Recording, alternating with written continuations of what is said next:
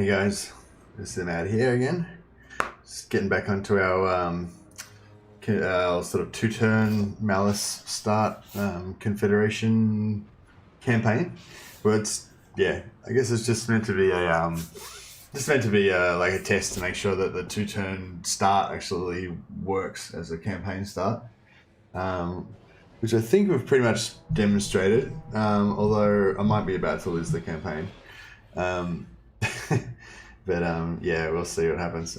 We've still got a very difficult little thing to overcome here. We've got a Confederate Morathi, and we've got to basically move our capital, well, not our capital, but migrate our forces to where Morathi is, so we can get in the game. They've taken over Ulthuan. So yeah, it's pretty awkward. It's gonna be hard to get Morathi to confederate because she's so powerful, and it's gonna be really hard to transfer our strength without becoming super weak and losing the game. And we're possibly gonna get attacked on Dragon Isle over here as well. So we want to. I mean, it doesn't necessarily matter if we lose this eventually, but we want to keep this, until we've got a secure stronghold, back over in Ulthuan or maybe in Morathi's home city of Quintex. So Morathi's got tier 4 here, so if we can confederate her, even if we lose Dragon out, if we can consolidate Quintex, that would be fine. But yeah, anyway, so that's the state of play. So yeah, we'll just have to see how it works out. Hey, Jay Jacka, Wonder Smock, how you going? Hey Flan, hey Nicholas, hey Tom. Nicholas says chance of success very slow. Yeah, that is probably pretty accurate. But no, so that's the other theme of this episode. Last episode was meant to be the one, but this is going to be this episode. Theme is going to be try to actually play the game at a reasonable, decent rate, while still not ignoring chat, but still still kind of paying attention to chat and kind of playing the game at a decent clip at the same time. So that's the mission. Lord of the Black Cord. What are we going here?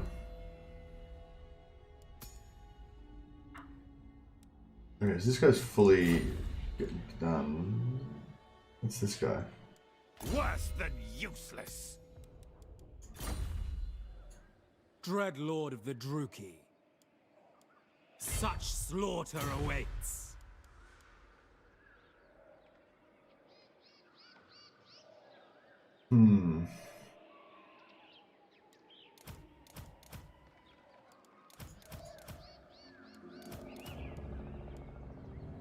Rest for the wicked.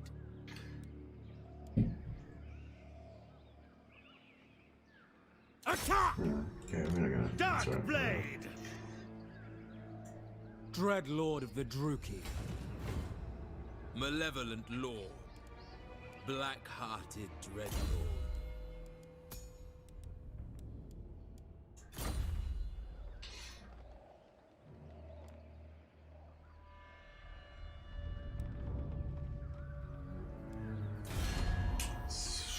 Yeah, we probably can't really afford to make our forces much stronger right now. We're trying to, so basically we need to make our forces stronger so that Morathi is more likely to want to confederate. But and she's already strength rank 2, so it doesn't really make too much difference. But we also don't want to lose our money because we might need to bribe her. The bribe's not as important as the strength rank though. But yeah, we don't want to lose all our money. We need to be able to maintain it.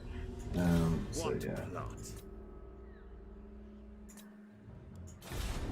Alright, we've done one turn. Boom. Already one turn. How quick was that? 4 minutes and 44 seconds. And I've already clicked end turn time. So, how's that? So keep going at that rate. What I need to get one of those like chess clocks. So I can like, every time I do a move, I click it. And I've got like a certain amount of time before I have to move again. You must start the stream by giving Khorn a sacrifice. Oh, I don't know. Who can I sacrifice to Khorn? Oh yeah, Cain sacrifices. Nicholas is saying that's good. That's true because I mean we are playing Dark Elves, so we worship Cain. Fabric says, "Blood for the blood god, skulls for the throne of skulls for the skull throne." Adds Tom. Good work, team. This game plays too fast for me. I can't keep up. Yeah, everyone's blown away. He's like, what's going on? It's getting disorientated. What's best for me? Yeah, a turn already in only 5 minutes. It's crazy. Oh, we're gonna get a free Black Arc out of Morathi as well. I know what you're talking about with what you're talking about with those chest clocks. I don't know the name. Yeah, I think they might just be called chest clocks. Yeah, or something like that. I'm not sure. How many Black Arcs do you have? I've got 3 Black Arcs at the moment. Once I Confederate Morathi, I'm going to get at least 1 more, so that's pretty good. But yeah, basically the plan is just to check every turn and see if we can get her until she screws up. Because eventually she's just going to hopefully, hopefully she's going to lose a battle, and then we'll get her. Yeah, I've tried to put her as a war target on your breast, so she'll hopefully try to overextend over here and get messed up. But it's like, it's sort of awkward because we wanted to get messed up, but we don't want to get messed up too much because her army's going to be our army once we take her over, you know? And we need to use that to, you know, to consolidate our foothold in Ulthuan. The ideal would be like if she just took out, basically if she just crushed, you know, Lokhir or something, and they were really weak, and she'd gotten really weakened as well, but she'd sort of neutralized them, and then we could just take over and kind of move in. But yeah, I don't know how that's going to work. My best Black Arc is this one. He's just transferred all his troops into another one, so he can start a new set of a new shade set. He's got the growth to go up to rank 8, but I just don't know if I should spend the money yet because I might need to save that for bribing Morathi. Dreadlord of Nagaro. Tyrant. A vile plan. Annihilate them! Draw your blades, we fight!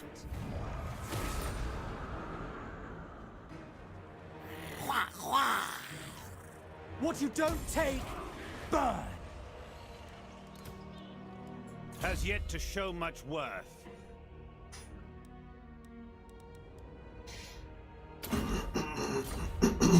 Excuse me. Oh, he's got another point. Adequate enough. There's still time for you.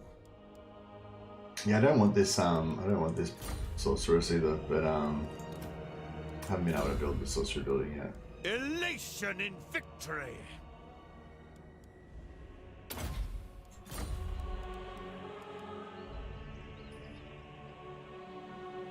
YouTube ads now. Message channel is flooded by Otoro.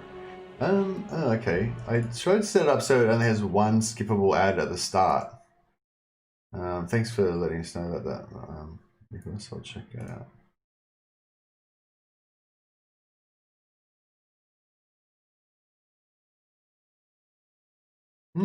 That's weird. It doesn't have any. Like on my defaults, I've got mid-roll ads turned off, but when I go into the monetization page for this particular video, it doesn't actually have a tick box for mid-roll ads. Maybe you can't remove mid-roll ads for streams. It says I've only got skippable ads ticked, and I don't have non-skippable ads ticked. So you should be able to skip them, shouldn't you? Like, can you just skip the ad?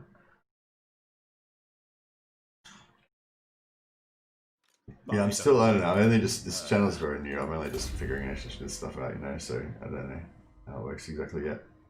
But I will work it out.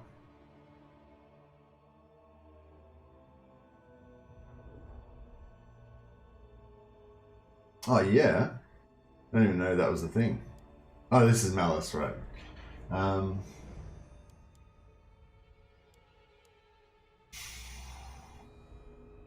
Sorry, I thought this was on a Black Arc. I was like, oh yeah, that's going to be so good. But no, it's not that good.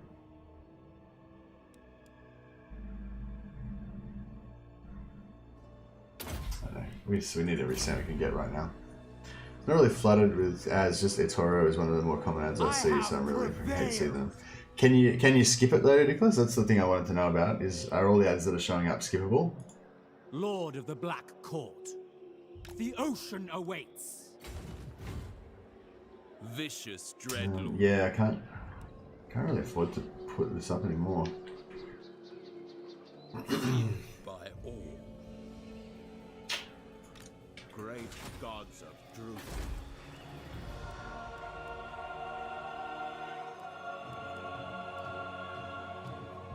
I always bring doom.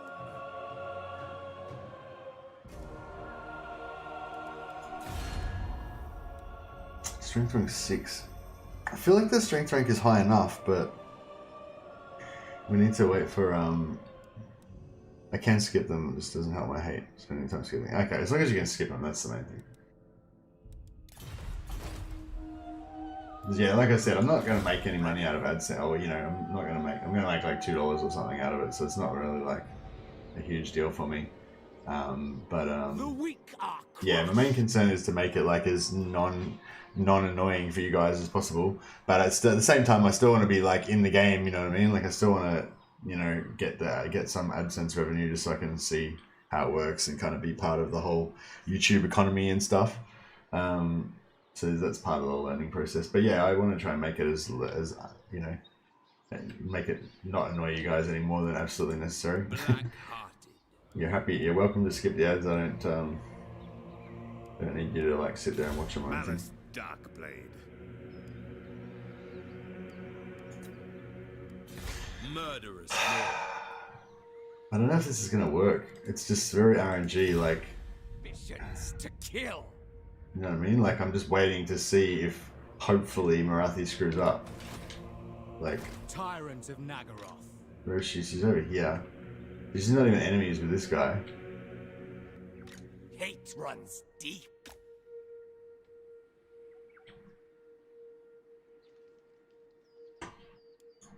Dreadlord Ascendant. Maybe I should get rid of that sorceress. I don't really need her. I mean, she's giving me more magic items. That's why I've got her. But Has yet to show much worth. it's only 145. I don't know. I guess every cent counts. Songs shall be written of us. My path.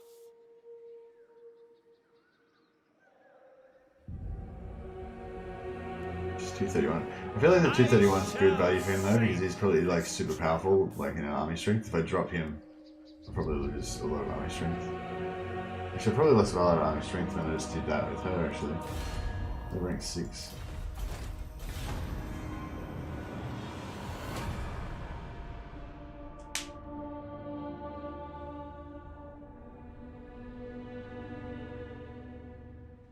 You don't have to sign up for it, Nicholas.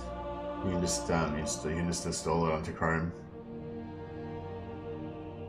Yeah, I use it on Chrome. Yeah, or Firefox.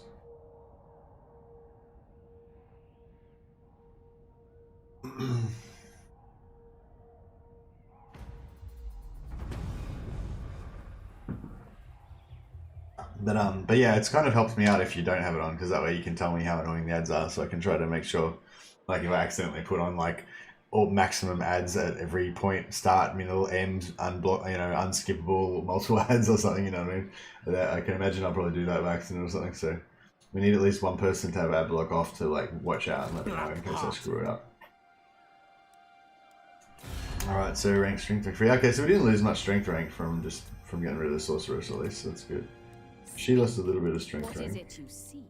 But not I enough. am most intrigued to hear.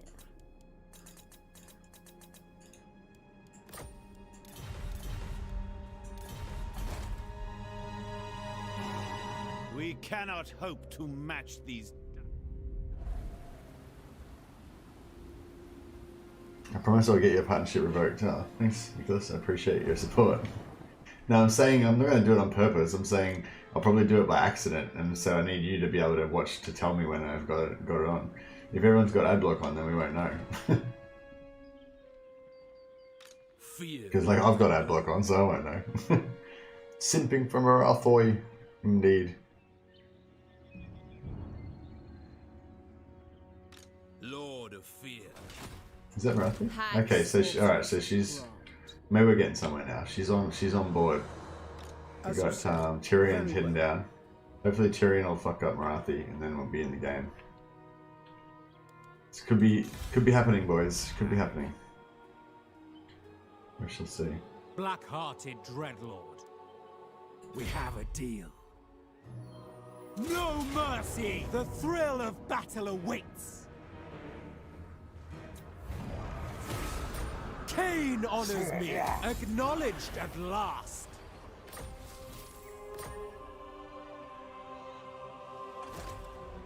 Anchors away. My glorious victory. Dirty, slithering worm. Merciless. Tyrant of Nagaru.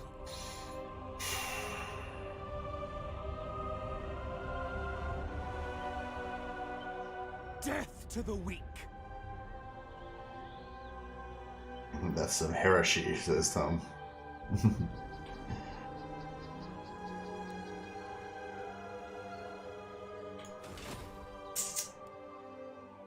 God fucking damn it. Alright, maybe we need to get a plan B. Alright, how about if... Because I guess we could confederate Khornate. I mean, they're sort of close by. Welcome. The Black Court will hear you now. We'll start sucking up to them, I guess. If we have to bail out of this Morathi mission, then we can always take over Khornate and then come south from there, maybe. Actually, if we could get a trade agreement with somebody down here. We're still at war with these dudes, Court of Libraris. I don't think they're going to go for a trade agreement, but... Hi, you dare engage with me? Yeah, she doesn't like us very much. No, can't get trade for some reason. Maybe she doesn't have a port.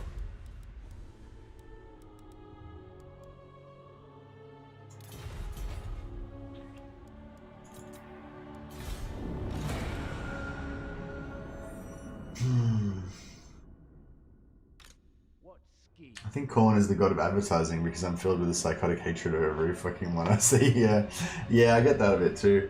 I hate like normal TV. I just can't stand it anymore. Like the ads, like, you know. And now if you try and watch YouTube on TV, you got to watch all the ads as well. It's like really crap. For intelligence, rat. And the ads seem to get more. And oh well, peace treaty. Interesting. We can get trade with them too. If we're going to get trade with them, that might offset our costs a little bit. We might be able to keep going from Morathi for a little bit longer. Actually, I can't remember when I went to war with them. I hope I didn't just take a penalty to my reliability.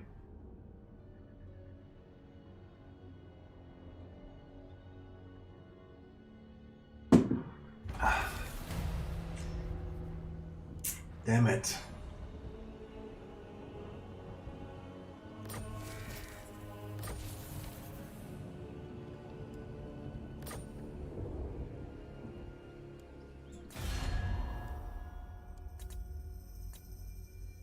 Yes. Yeah, Morathi just took another hit. Your ambition, Druki, as I make But plain. not enough.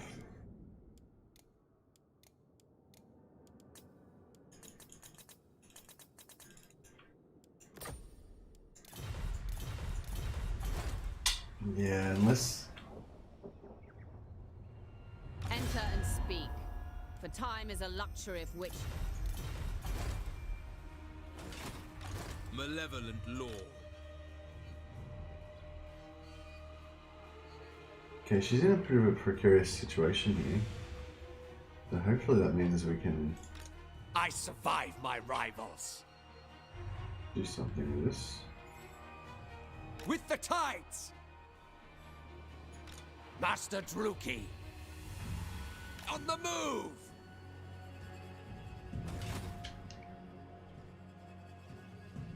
Where's her black icon? Did it get wiped out? I think, yeah, I think if she personally gets taken out, then we'll be good. But no, I think that's maybe not gonna happen. Stop simping, says Tom. We're not simping, Tom. We're gonna enslave her. We're gonna make her our underling. It's like Malekith and Morathi will think that they rule the world, but in fact, secretly Malus will be pulling their strings and manipulating them like he does everyone. What now? Adequate enough. Or maybe not so secretly. I need to get this guy to... Beware these vile, untrustworthy monsters. Dreadlord of Nagaroth. For the Witch King! Slaughter calls us! Death and carnage await! Their meager wealth is mine! We seem to be maintaining our money not too bad. Dreadlord of the Druki, set the sails! I admire your darkness. Fear my malice, Lord of the Black Court. Dreadlord.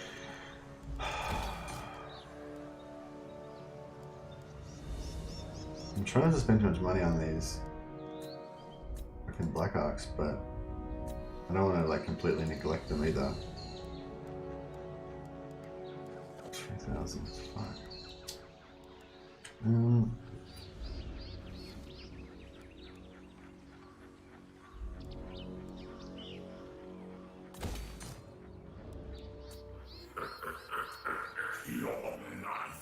No, I don't want to like waste the growth on them.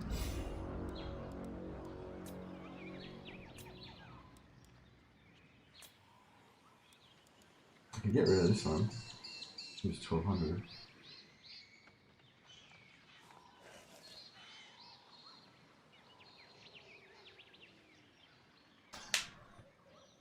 Hey Dal, no worries man, I'll catch you later.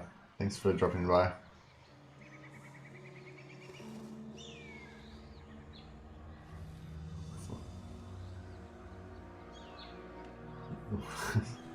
All Sims must die. Okay, I knew it. It was all about the sweet ad money from the very beginning. That's right, everyone. All about that sweet ad money. Nah, the ad money. I'm pretty sure the ad money is pretty much non-existent. You know, like I think I've got about 10,000 or 9,000 view hours, view minutes or whatever it is, view time or whatever, and you get paid about like $2 per, or maybe views, maybe it's views, and you get paid about like $2 per view or something.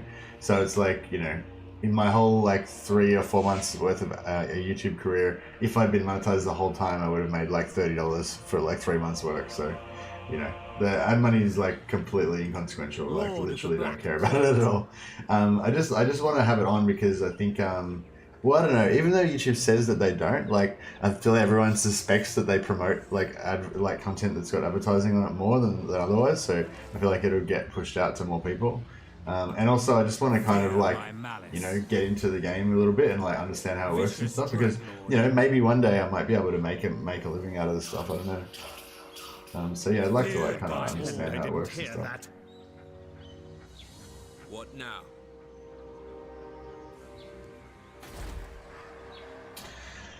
God damn it, this is nerve-wracking. I hate like not being able to control it, you know? It's like the RNG, I just gotta wait and like hope that Morathi screws up and then I get my chance. But like, she might not.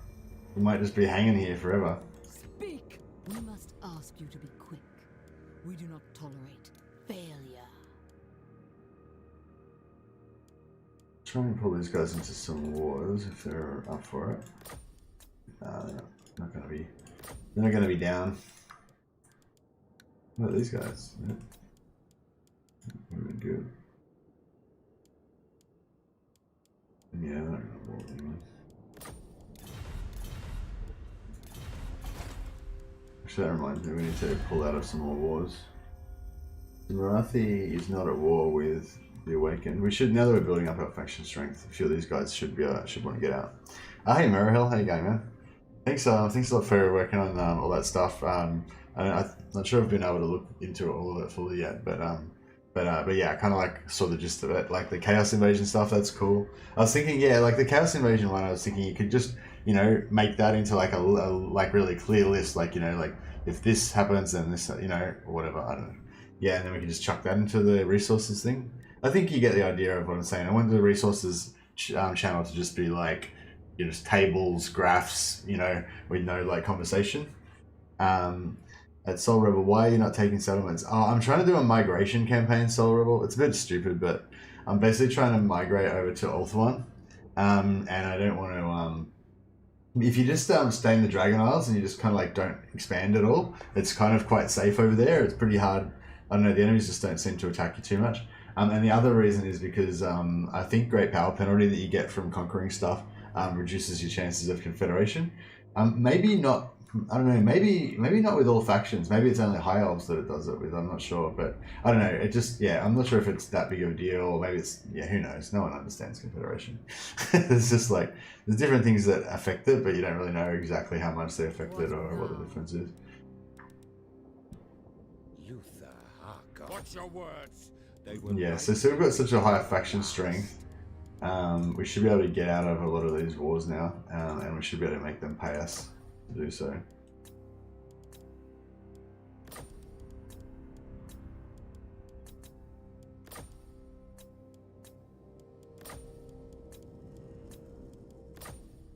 Yes. Actually, yeah, if we just go strength rank, it's easy to try. Well, no, they're not getting out of the war. Sorry, buddy. Our goal. All right, these guys might want to get out. No. Protects you.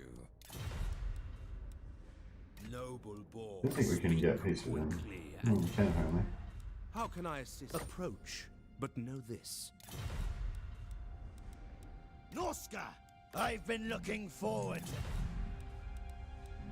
Bring me in a snake will strike. Who seeks me? Go on then. Say your... Where's my madness? Come and die. So this is the thing where a lot of people like were making comments like about the two-turn Malekith start, how you end up at war with everybody.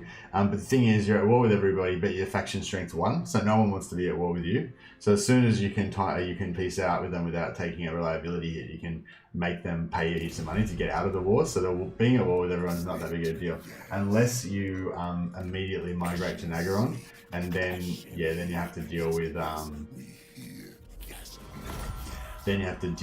all the wars. But if you're just going to turtle in Dragon Isle like I did, then you don't really care about the wars because they can't get to you anyway. And as soon as they can, they'll peace out with you. Beg me for mercy. We're a little bit further on in the campaign now, so it's a bit of a different situation. But, Alariel's champion. No glory. You dare. yeah, I don't really want to peace out with any of them. Anyway, that gave us a little bit of leeway. We're back in the game a bit with money. I am no puppet. Yes? Alright, we'll roll the dice, take another turn, see if Morathi's going to be more open to it this time.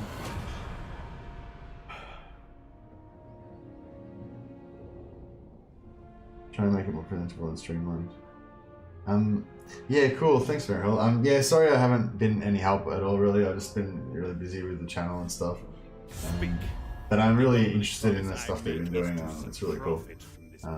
If anyone's not already, if you're interested, we've got a Discord, we've got a link down below, and we've got a channel on the Discord called Warhammer Resources, I think. And basically, there's just links in there to guides from people that people in the community have made and stuff that are really useful.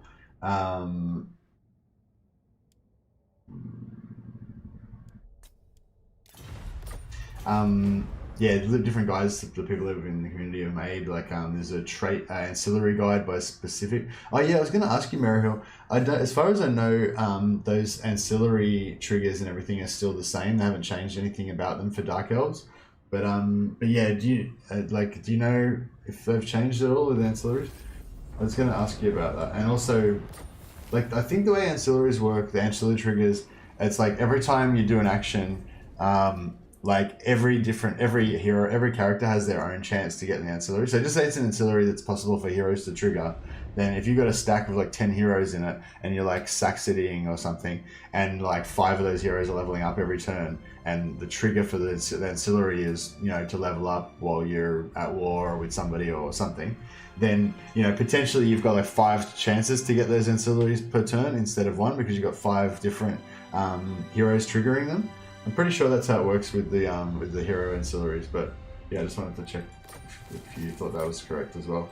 And like, and yeah, and also just if you think that anything's changed since checks each hero every possible. Yeah, I thought so.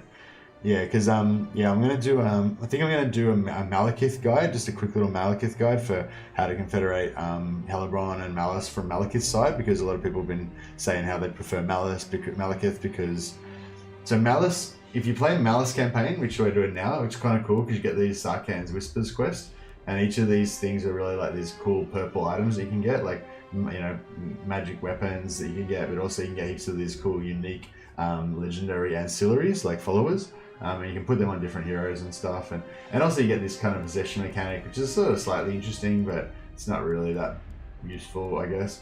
And also just Malus's starting.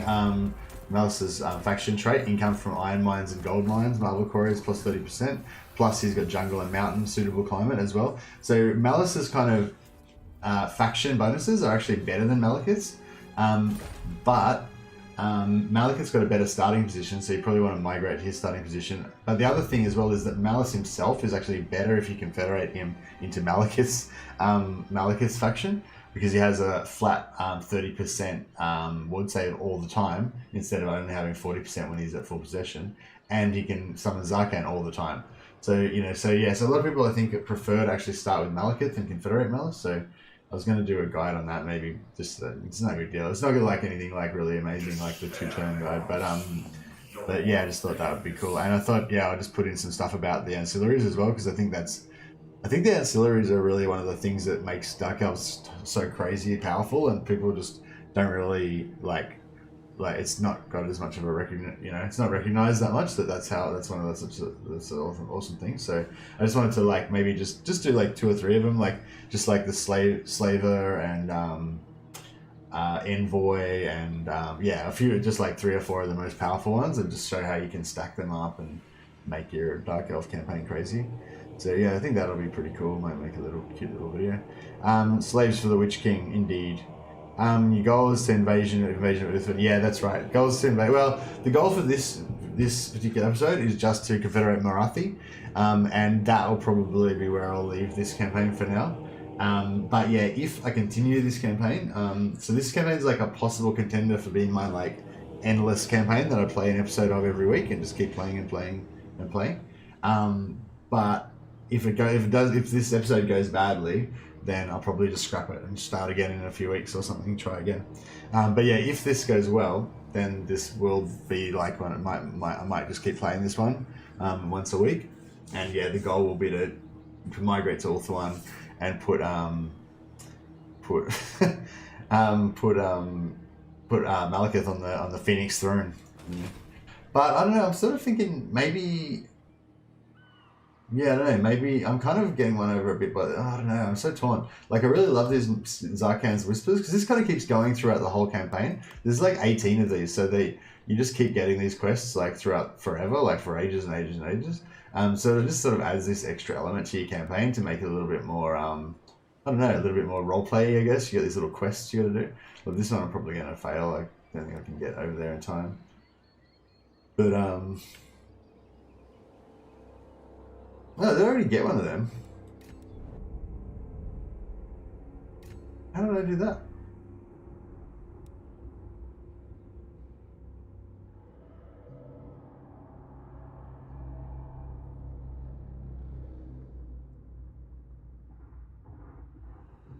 That's so weird. Maybe it's saying you can do any 2 settlements and one of them has to be one of those.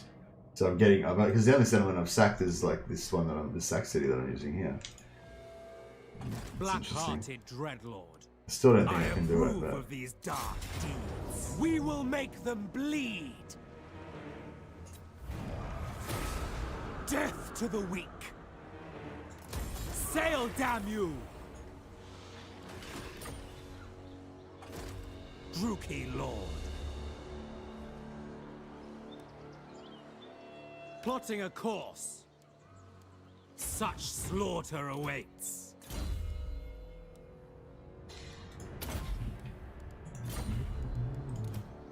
Only a fool would vouch for this one.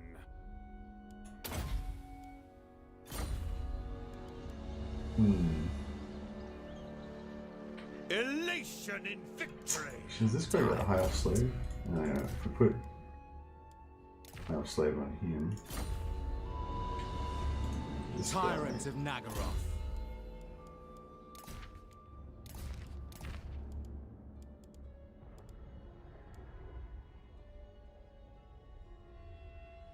Yeah, so this ancillary plus 5% income from slave pens and slave markets, all provinces. So you know what I mean? And that's like practically infinite. As many heroes as you've got, you can just keep putting this on everybody, all your lords, all your heroes. It's not that common to get it. But yeah, I'll cover that in the video when I get around to making that anyway. I might try and do some work on that today.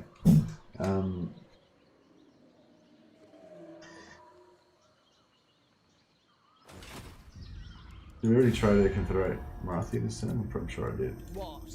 Your She's back time down with to me 6 is again now. precious, so make known your request.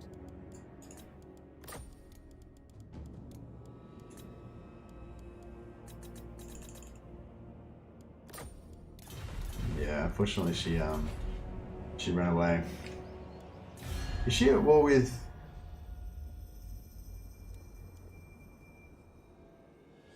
Yeah, she's at war with Nagaroth.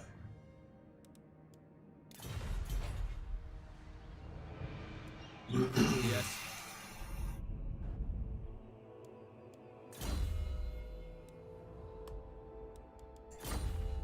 Voyaging.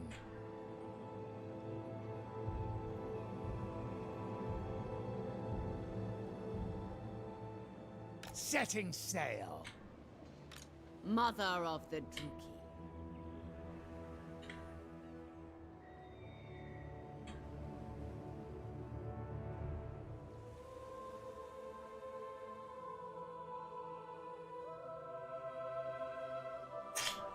I could. No, I control you. Try and pull her into more wars, but it could backfire. Just if she breaks the alliance with me. Wield the wild. I feel like if she just lost her main army, then we'd be sweet. And it's like a weak army. It's in the middle of heaps of enemies. Like, ah shit, she's about to take over Arnhem as well. Crap. What are you doing, bloody Ulthuan? Get your shit sorted out. Take her out.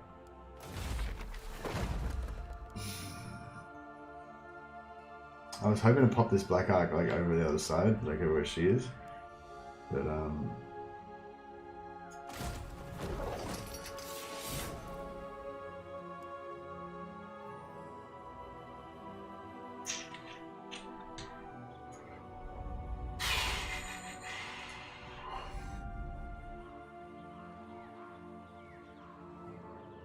Dreadlord of Nagaroth. There's still time for you. With the tides! Dreadlord of the Druki. yes, thing we can put him out Master of here. Nagaroth. Wait, what's the income for this place? 1,000, so it's 100.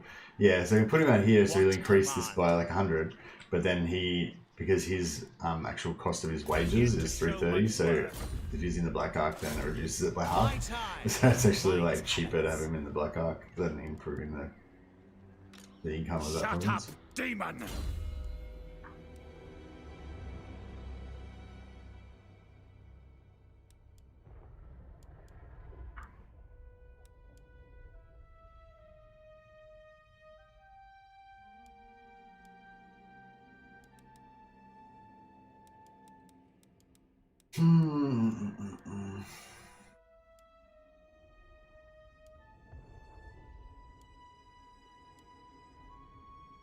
kind of give him spite, but we can't afford the money at the moment.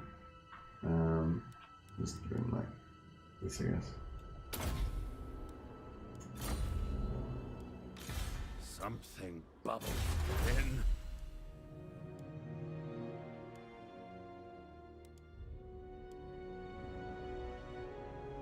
We don't want that.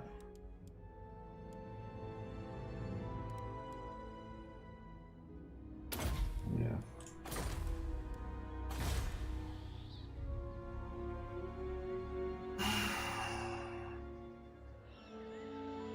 Yeah, I was thinking about that, but it would still cost me an extra 100 gold or something this turn. Fight a battle, yeah. Yeah, sorry, we haven't fought a battle yet, but I mean, as soon as we take over Morathi's position, we'll be in a fight for our lives, like, straight away, so... I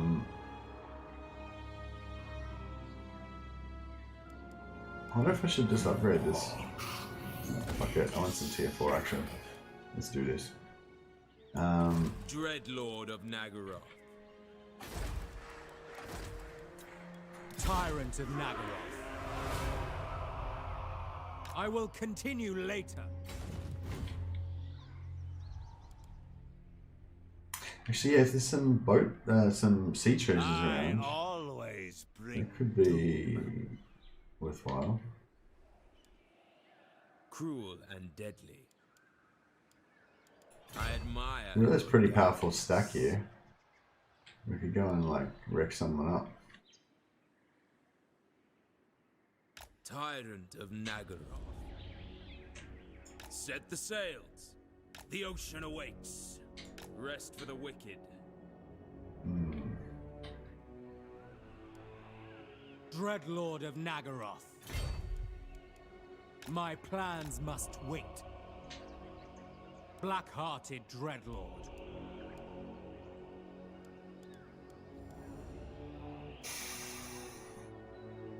I shall savor this triumph. Martyred. Morathi, I speak for the Druki. What is it you desire?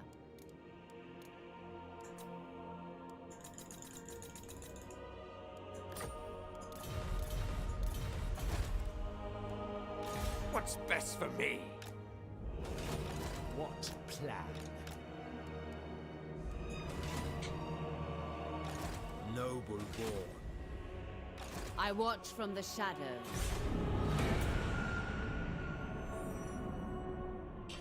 Malekith is longer lasting than Chaos in the Great Game, who'd have thunk? Okay, so Morathi's over here now. So she's not going to get taken out. Stop simping, says Tom. Who seeks my audience?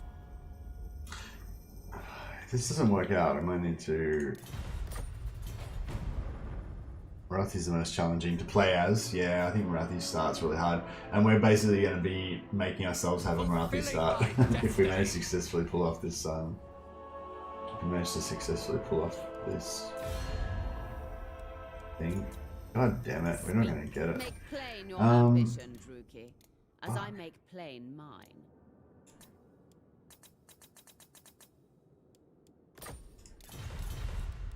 What? How can the Black Court aid you this day?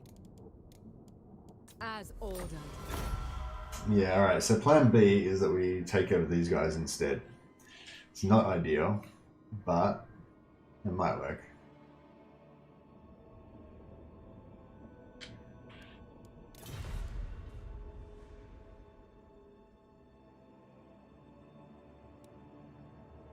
Tribal fury.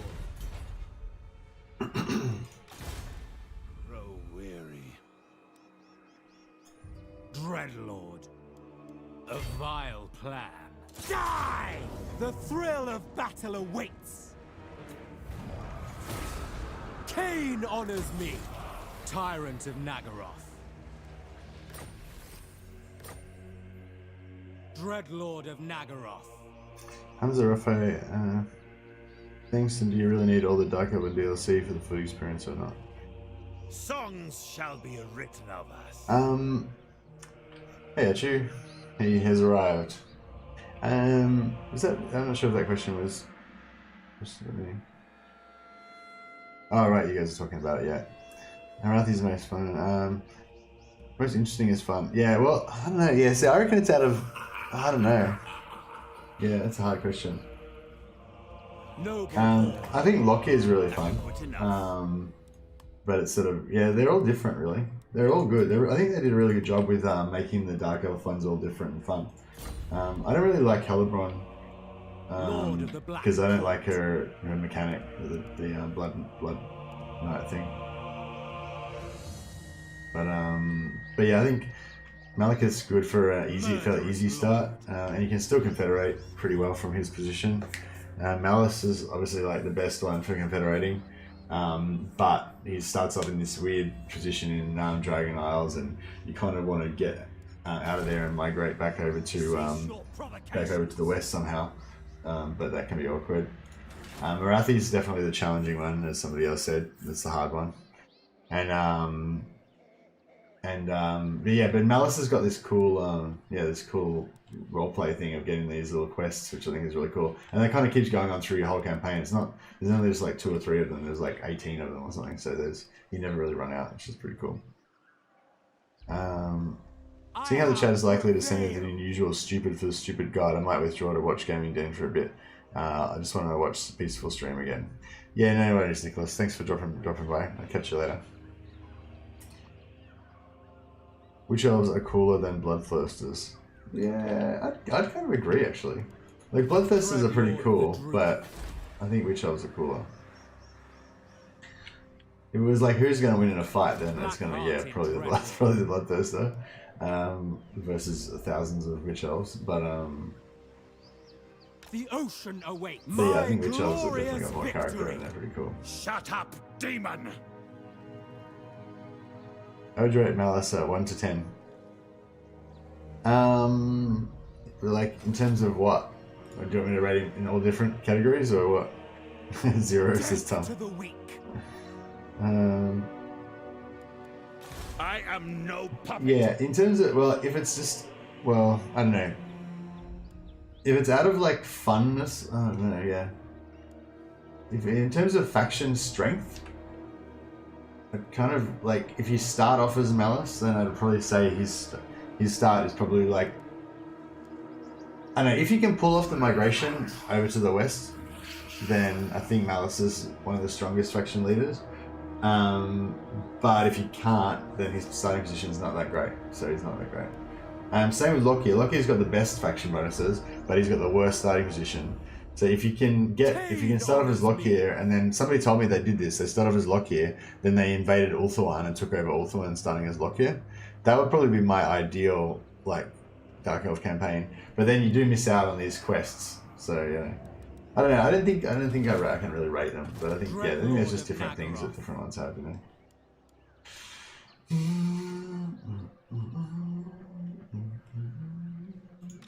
I grow weary.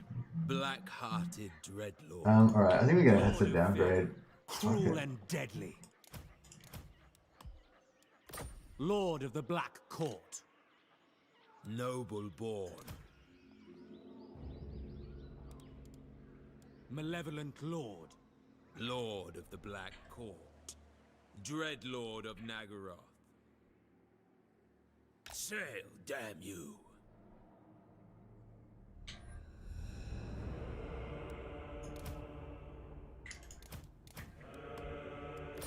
Tyrant. It's gonna drop us. It's gonna hurt us a bit in the faction strength, but hopefully we'll still be up there enough, and then we should be able to maintain this indefinitely, pretty much. So we can just wait it out, wait until Morathi's ready to confederate. But yeah, if it takes much longer, it's already turn 37. Like, I would have really liked to have gotten Morathi by like turn 25 or something, you know.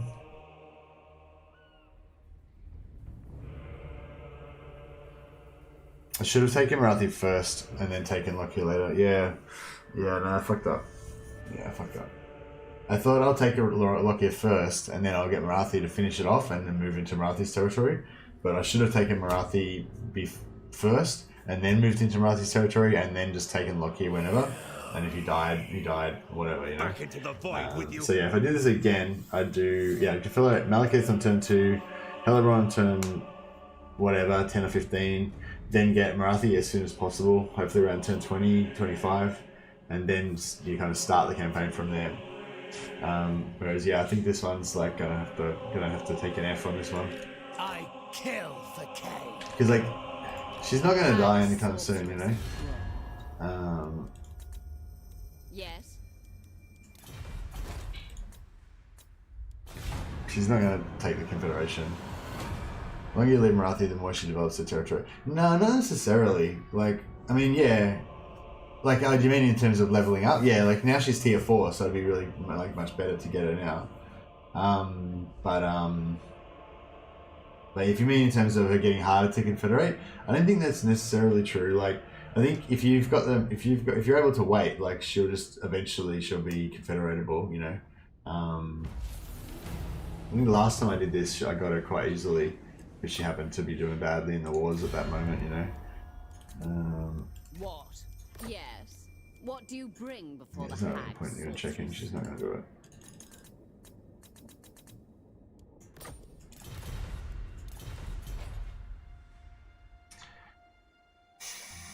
But yeah, I guess Shades are the coolest since they're the most efficient Dark Elf unit. Yeah, they're pretty good, especially if you can get all of the stuff. Did I miss? Which other Sisters of the Slaughter may be cool, but I'll never understand how to really use them in battle. Well, Sisters of Slaughter are really good at running down enemy units. They're really fast, and they kill reasonably quick, so they're really good at running down enemy units. They're actually pretty tough in melee, but they're not that great against missile troops, obviously. So I mean, they're pretty good at like holding the line and stuff, I guess. Witch Elves are a funny one. They're not really that useful for anything because they're so flimsy. Those die so easily, but they're really cool for pinning enemy units. So if you have like just one unit of them at the back or something, and you don't really ever use them, except for like, just say the enemy's got a dragon that's just like rampaging through your shit or whatever, then you just send in your Witch Elves and they make the dragon rampage, and then it just pins it in combat, and then you can shoot it to shit. So yeah, they're pretty cool like that. Or if you've got like, you know, Tyrion like riding through your units and stuff, you just send some Witch Elves onto him, they'll just pin him down, and you know, so they're cool, like a really cool like yeah, I can't imagine how you'd make a Witch Elf army work. Although they're pretty fast, maybe you could just bum rush them. I don't know, but anyway, it's not going to work that great in Legendary in the long term because you're going to take huge casualties and you won't be able to get them back up. Good for killing Lords and Heroes, yeah, that's right.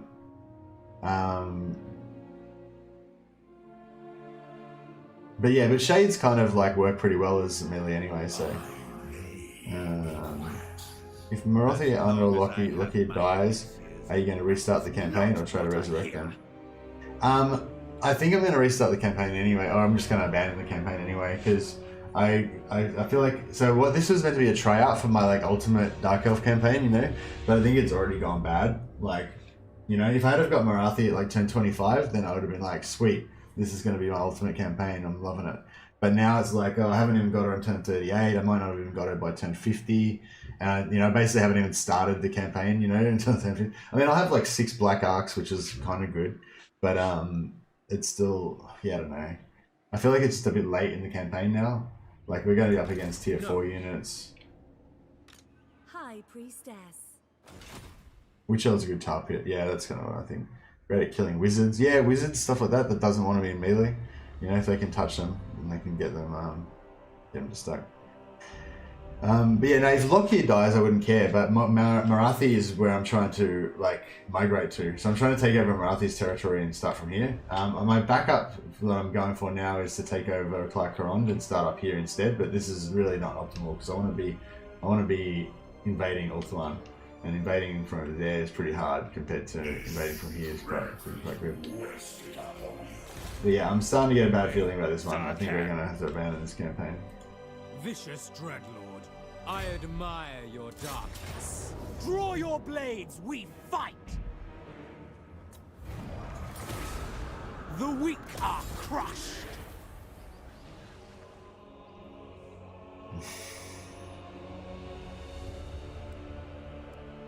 Oh, nice little item. That's one good thing about this Sack City thing. Yeah, that's the thing too. If you start off as Malekith, you can get so much more Sack City action in. Like you can have yeah, actually I might kick this campaign to the curb soon and switch to Malekith start instead, because it'll be good research for this video I want to make later today, and I just don't know. I love Malekith. I love Malekith. It's a bit more of an easy start. Oh man, I'm loving all the Dark Elves at the moment. I love Malekith. I love Lokhir. I still hate playing as Morathi though. Fuck Morathi. That start's just so painful.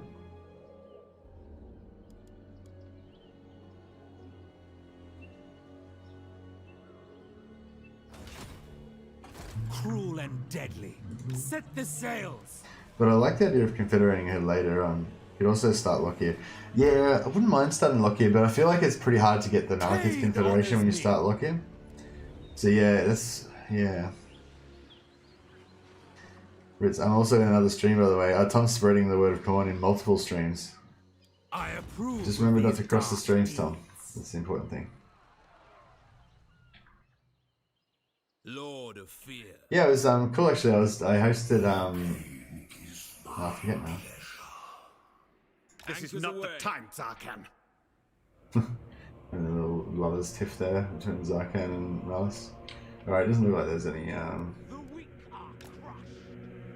doesn't look like there's any actually, I don't do that. I approve of these dark deeds. I don't think we're gonna get it, but I should try, I guess. Morathi, yes. What do you bring before the hag sorceress?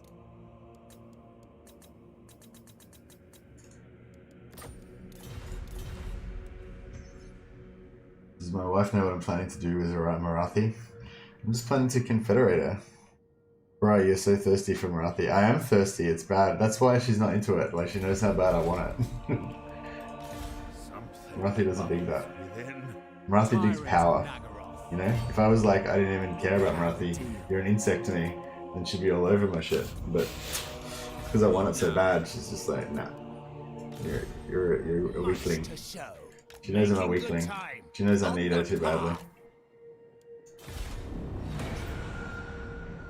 God damn it, Tyrion. What the fuck are you doing over there?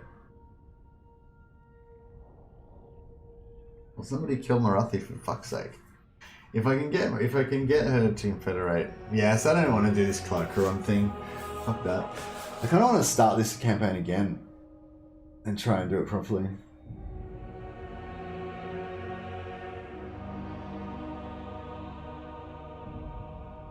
The cowardly are so bring yeah, this guy Penguin did this cool comment on he's been doing the same kind of stuff that I was doing with trying to figure out like confederating Lokhir Malekith, sorry, with Malus. I added Subway sandwiches to my diet. Subway sandwiches are pretty good. I don't know if they're the same in Canada as they are in Australia, but yeah, they're pretty good. I feel like when I was dieting last time, I was like thinking they were pretty good. baying for blood. I mean, the bread's a bit like, obviously the bread's a bit of a problem, but I am the first sometimes sorcerer. if I was having a bit of a cheaty day, I'd have like a half sub of that and the salad, and everything's pretty good. And they all like tell you how much calories are in it too, which is really good if you're trying to like watch your calories. There she is, riding on her horsey, on her flying horsey, flying death unicorn. Look how small the horses are as well. They're a bit cartoony, the Warhammer characters, are they? They always have their horses and stuff like a bit small and make their heads a bit bigger. I feel like their heads are a little bit larger than they should be. Oh, no, not too bad actually. But I think with this type of animation, you kind of want the heads to be a little bit bigger. I'm gonna go eat some fast food, Subway. I'll be my go-to. Well, if I'm gonna eat some somewhat fast food, yeah. I think if you're gonna have some fast food, then Subway is definitely a good option. Like it's pretty healthy compared to like McDonald's or Kentucky Fried Chicken or something like that. You know. What's my daily caloric intake? My Commonwealth flasks. Too much, I guess. It would be the simple answer. Yeah. Whatever you need to maintain 105 kilograms if you're 5'11", that's what my daily caloric income is. Daily caloric intake. Actually, it's probably slightly more than that. I'm probably getting heavier. Yeah, I've been talking about this diet I'm gonna do. I am gonna do it. I'm kind of like, I can tell myself, I can feel myself shifting a little bit towards it. I haven't really started yet. I've stopped going crazy and just eating heaps of shit that I know I shouldn't. But yeah, I haven't started like restricting like calories yet. I will not succumb. I'm gonna get onto it though. What now? It's sort of tied into jiu-jitsu. Like I want to go back to jiu-jitsu, Slaughter awaits. but then I feel a bit like bad because I'm super fat now, and I haven't trained for ages, and yeah. Death and carnage await. Search the place. Anchors away. Dread Lord of the Druki, I admire your darkness. I mean, part of me is like, oh, maybe I should lose the weight first and then go back to jiu-jitsu, and then it'll be better. But I don't know, that's really just a cop-out. It's just me. It's in my brain trying to figure out some way of getting out, going back to training. Probably what's actually going to happen is I'll start going to training, and then once I start training, it'll really bring into focus how much I need to lose the weight, and then I'll start to actually properly, seriously dieting. But when I do get back into the diet, white belt. Only white belt. I've only been training for like a year and a half, 2 years. I got a couple of stripes though, so you know I'm getting there. Maybe I'm halfway to blue belt, maybe. Although maybe I've fallen away now because I haven't been able to train for the last 6 months.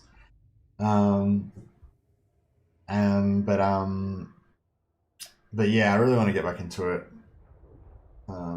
But then it's sort of like, because I haven't trained for so long, it's sort of almost easy to just keep not training for the moment, you know? Yeah, I don't know. But it's the sort of thing that once you start training again, you just want to do it all the time.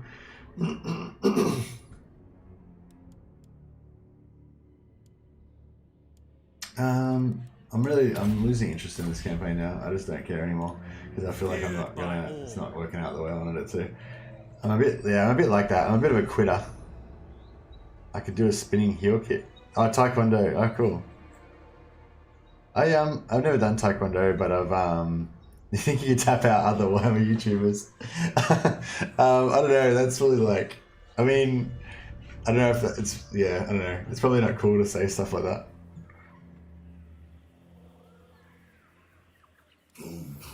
I did karate for 10 years. I wouldn't recommend it to anyone who wants to learn martial art law. My brother-in-law does karate. He started doing, he's a blue belt in jiu-jitsu now. He might be nearly a purple belt actually. Nah, he's probably, he might be a little bit off blue purple belt still. He's been doing it like a couple of years longer than me though. But yeah, he's been karate for like 10 years as well. And he said that he reckons it's really good. Like for, I don't, excuse me, maybe you mean like in terms of like a full combat, like I think if you do jiu-jitsu and karate, then you'd be doing really well. But yeah, if you're doing just karate and you don't do any jiu-jitsu, then yeah, it's maybe not so good. I like boxing. Yeah, I was like that too, Igor. Yeah, I'm like I used to do Thai boxing, not Thai Bo, Muay Thai, and but like, because I'd started doing boxing before that, like I never really liked kicking that much. Like yeah, I do Thai boxing, but I wouldn't really kick. I just box, and I just check their legs and just punch, you know. But yeah, I feel the same way. I kind of like don't really like using legs, except for, but then I don't know. It's sort of cool though because you can kind of box and then you can just like kick them, do like low kicks to their legs, just to kind of not really as an attack, but just to piss them off, you know, like. Because if you're just boxing and they've just got their like shell going on, and then you can't really, as long as they keep defending, you can't really do anything, you know. But you can just like kick their legs to piss them off, and then like they eventually will like open up or something. So that's pretty cool. And also like if they put their head down, like if you're like doing like a flurry or something, and then their head goes down, then you just kick them in the head. It's pretty funny. I mean, not funny, but you know. Anyway, sorry, it's probably getting a bit violent. Black-hearted Dreadlord. I'm not really a violent person. I mean, I don't know, maybe I am, I don't know. I'm not a mean person. I don't like hurting people and stuff. I just like having play fights basically. That's the cool thing about martial arts. You just get to have like play fights all the time. It's basically like you're in primary school, like wrestling in the playground, but you just get to do it with like other grown men that are also like into that kind of thing. Yeah, simple man, I like boxing. Yeah. Stinking presence is unwanted. Depends on your group, but mine didn't do a whole lot of sparring. Oh yeah. I've gone to a few different gyms. It just depends on different. Different gyms are different. You know, like probably I've been doing martial arts like on and off. You know, different places, different martial arts for probably like 20 years or something. But a lot of that time there was not hard sparring going on most of the time. There's just but it just depends on the place and the attitude. There was one time when one of my mates was doing he was getting ready for an amateur fight. Well, it's an amateur fight, but it was like on a paid promote. Like I don't know, it's hard to explain. It's like the promotion was making money out of it, but like he wasn't making money off it, So it's sort of like a professional fight, but he didn't get paid. It's sort of, I don't know. Yeah. Anyway, it doesn't matter. But the point is, like, it was a serious fight, and he was training for it, and like, so the sparring got a lot harder while he was especially when it led up to that fight. So we were like getting bashed a lot more than we normally would be in sparring, and then even after that fight, because the sort of, I don't know, that just became the level, like even after he finished his fight and he went back to New Zealand, I think, for a while, or actually I think he went over to like Africa to do some kind of like aid worker shit or something. I don't know, whatever. Anyway, but yeah, even after that fight had finished and there was no need for the hard sparring to keep going, that had just become the level, and so we kept like sparring hard, and yeah, I was getting a few concussions and stuff around that time, I think, and like I never went to the doctor or anything, but like I was starting to get a bit like slurry and stuff, and like got knocked out a few times and stuff. Not like out, but like got dropped, But anyway, I don't recommend it. And then I found HEMA, and HEMA's like kind of like even more crazy than boxing, but you don't get concussed all the time, so it's like pretty good. I feel like it's a lot more, it's something you can do when you get old, Yes. Even though you won't say it, I think you can tap out all total too. Yeah, well, I was gonna, I don't want to get into like a fucking, thing about it or anything, but all I'll say is like, if you've done any jiu-jitsu and then you fight anyone who hasn't done any jiu-jitsu, then you're definitely gonna have a bit of an advantage there, Like even if you're a white belt, like if you're a white belt and you train for a year, then somebody new starts at the gym who's like like no strike white belt who's never done it before, like you just see immediately how helpless they are, and knowing, at least having a basic, like if you want to be a bit better at fighting, I definitely recommend you do at least a little bit of jiu-jitsu if you haven't done it before, because it's just so useful. It's so good. Yeah. Hey, darling. I'll let you one piece of pizza as well. Oh, lovely. I'll have that later. Thanks. My Mrs. Mercy's just off to work, just saying goodbye. Oh shit, you've got me into the martial arts fucking thing. Used to Wing Chun. Yeah, a mate of mine did Wing Chun as well, and he reckons it was bullshit. But yeah, I don't know. But he's a sick fighter though. Like he's better fighter than me. So I don't know. Like I think he's just annoyed because he would have been an even better fighter if he had done a bit of different martial art. But yeah. Karate teaches you zero grappling or groundwork. Yeah, it's all striking, but it makes you a really good striker though. So that's what's good with my my brother-in-law. Like he's pretty good at jiu-jitsu now. He's like a blue belt, so he's like decent. He knows what he's doing roughly. Like I think when you're a blue belt, you're kind of like proficient. You know what I mean? Once you get into like purple, brown, and black, that's like you're getting sort of levels of mastery. But if you're a blue belt, like you can pretty much wreck most people.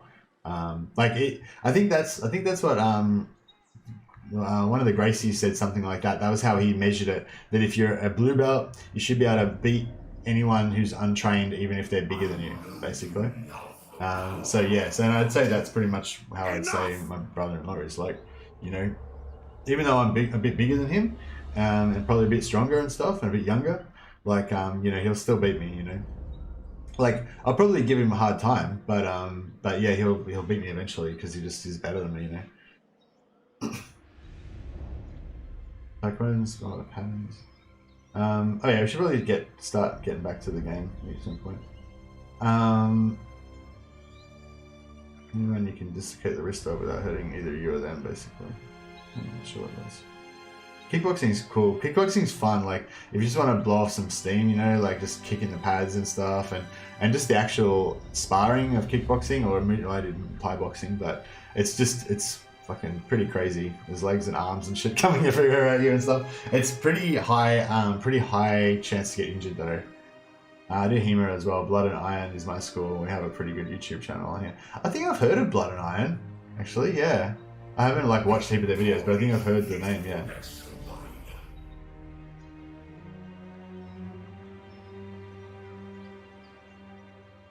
I feel like my instructor wanted to do more, but it was under a school of instruction. It was confined by that. Yeah, that's the thing with a lot of those old, like traditional martial arts. You know, you're kind of stuck in what you got to do. Mrs. Mercy chat says hi. Oh yeah, sorry, I missed that. Alright, yeah, alright. Everyone stop chatting because I can't keep up. Roic is fun. Hey Roic, you're back. A lot of knees in that as well. In that, what are we talking about? Oh yeah, that's what I was gonna say about kickbox and Muay Thai as well. Because like in Muay Thai you can grapple, so you're like you can kind of grapple in boxing as well, but in Muay Thai you're kind of allowed to. And that's another thing too. Like knees like are pretty sweet too. You just like grab them and knee them. Stop chatting, says Flan. Yep. Oh yeah, so no, I was just going to quickly say that yeah, I told Mrs. Mercy about our little thing we did yesterday with the super chats, and I think we raised $55 Australian or something like that. Maybe it was $58. Around $55, something like that, Australian for the buy a present for Mrs. Mercy fund. And so we got so we were I think the initial goal was to get $20, and then we would buy pizza for dinner. But we surpassed that. So then I think Achu suggested we'll get her a scarf. But then we sort of surpassed that. So in the end it was like pizza and a scarf. So I was just going to show you the pizza that we had last night. Boom, there we go. There's Mrs. Mercy's pizza. She had barbecue chicken, and that's Mercy's pizza. I had like a seafood marinara type thing. So yeah, so just wanted to show you guys that's where the money went. So well, I'm not going to take my pizza out of the YouTube money. I'm just going to pay for that myself. But yeah, you guys paid for that barbecue chicken pizza for Mrs. Mercy, and she's still got I think she's still got like $38 left over or something. So I'm going to get her to like do some online shopping and get herself a nice scarf. And yeah, why are we looking at pizza? Don't question it. That's right. Don't question it, because this is Mrs. Mercy's pizza. That's my pizza. All right, sorry. I'll take it away now. It's probably pretty gross to watch like partially eaten pizza. Is not the nicest thing. What seafood was in it? It was scallops, I think, and prawns. Here we go, showing off his YouTube money. Yeah, I should have showed you all my gold chains and shit that I bought. All right. Hey, Crucial. Did you know there's a group in Germany that does HEMA with no armor? They go to hospital and go get drunk afterwards. Lol. That's awesome. Yeah, I wanted to do HEMA when I was in Germany. That was one of the big things I was planning on doing when I went over there, but I'd just gotten into jiu-jitsu like about 3 months or 6 months before that. So I ended up not taking any of my HEMA stuff, and I just went and did jiu-jitsu everywhere I went in Germany. I went to like 4 different jiu-jitsu schools while I was over there. It's pretty cool. Some of the ones in the country were actually really cool. I went to a really big one in the city, and it wasn't that cool, like, because there was heaps of visiting people there, and like they didn't really care about you very much, you know, or anything. Whereas like, yeah, the smaller jiu-jitsu schools, in a way, like, I don't know, yeah, it's a bit like big ones are good because you know they must be good if they're so big, you know. But then the smaller ones kind of care about you more as well, and like that's what you want. Like, yeah, I think I definitely recommend that, like with martial arts, like. You want to make sure that your teacher is like legit and stuff, and you're not learning just bullshit. But then, like, you want it to actually care about you as a person as well. Some of those gyms, like, You know, they just want your money and they don't give a shit about whether you live or die, basically. You know, they don't care if you ever learn how to do it properly or whatever, as long as you keep paying your membership, you know. So, yeah, I think that's, you get a sense of that, whether you think that your trainer actually cares about your development, you know. But yeah, anyway. Must be so fun to have your channel growing like this, mate. Oh, it's really great, Caracilla. Yeah, thanks, man. Yeah, I'm really getting excited, and yeah, really happy. Although I feel like you know, like I put out this YouTube video the other day about this two-turn Malekith Confederation, and that kind of like blew up and got like 20,000 views or something. But now I think everyone's gonna think that I'm gonna put out a video like that every day or something. But it's like they're like, I can't just like, you know, like I didn't make it up, like that was just in the game already. I just like made a video about it, you know. I can't like make up like more crazy shit to make videos about. Like I can only make videos about the stuff that actually is there. So yeah, so I feel like YouTube's like gotten all excited about me. It's like, oh, you made this awesome video, and then now it's going to come back to earth, and they're like, oh, actually these other videos are all pretty average. So yeah, I don't know how long this wave is going to last, Caracalla, but yeah. But I want to make another little video tomorrow, so the next one won't be as good, but hopefully it's okay. Pizza or tacos? Taco pizza. Pizza is better than all other foods. Genius, indeed. I don't know. I feel like pizza. It's a bit like the Malus versus Malekith thing, you know. Like pizza is always good. Like, you know, there's that classic line. It's like pizza, even when it's bad, it's still pretty good. You know, that's kind of like the thing with pizza. Is this? There's no cities on the coast that I can beat up with this Black Ark, is there? Plotting a course. Double time. The ocean awaits. My plans must wait. Rank 4, rank 5. Yeah, she's not gonna go for it. But know this. Speak. Your time with me is precious, so make known your request. The only thing I'm really thinking now is if we can find a No. if we can find a sea treasure.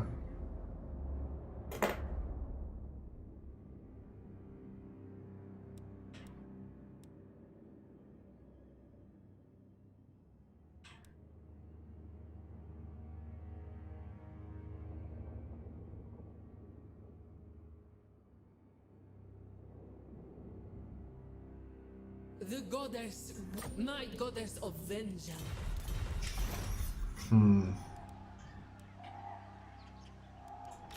Fire in my soul. Oh yeah, I looked into the membership thing. You know, there was a couple of people that were saying they wanted to get memberships with the once I got monetized. Yeah, I can't. It's not actually available for everyone. It's only if you're a big YouTuber, like if you're only I've got over 30,000 subscribers. So yeah, so sorry, no memberships, guys. Yeah, that's kind of a bummer. I thought, yeah, I feel like that would have been, yeah, that was one of the things I was really looking forward to. I thought it'd be really cool to have people be able to get membership. For the people that want to get it, like obviously it costs you money and stuff, so most people probably wouldn't want to do it. But yeah, I thought that was pretty cool, like to be able to get memberships, but no, not allowed to do it. I think I just forgot to sack the city as well.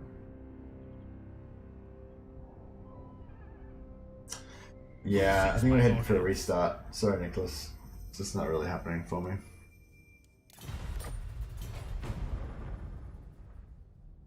I mean, even if we get the Confederation at this point, I think I'll still probably...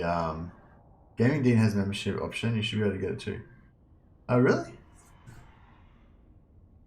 Oh. Mate, because the video I watched about it said it was from last year, so maybe they changed it or something. Should do an Empire campaign against Legendary Chaos next time. That sounds awesome. I want to do that right now.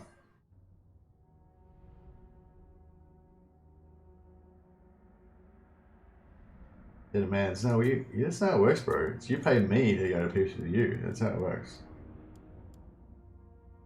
But not right now because I'm still trying to get friends with Morathi.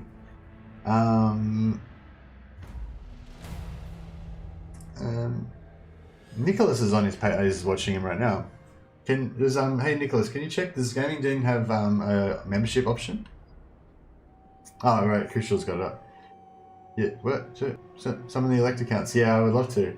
I really want to get back into oh, not so much chaos. I want to get back to my new Volkmar campaign and start smashing up the vampires. I feel like last time I don't know, I didn't do it right. Like, I think the problem with my Empire strategy is that I lose too many elect accounts, and then I get those -2s to your Imperial Authority. Whereas the way that I start, which is that I use I don't conquer anything, I just have Altdorf, and then I use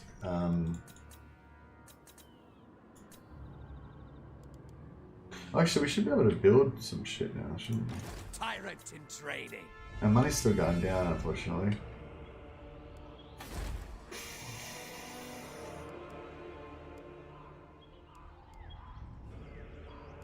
So we really want to build that, but that's gonna like really tank our finances. Malevolent Lord. Sail, damn you. Oh, here we go. Set the sails. Damn it. I wanted money. I wanted cash monies. Of Nagaroth.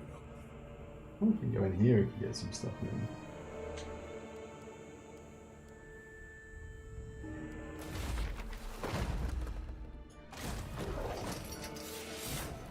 The undead. Rush Vamps, then take Marienburg, then just restore the rest of the territories to your elect accounts for prestige. Yeah. Yeah, that's kind of what I don't know if I'd take Marienburg, because I kind of like...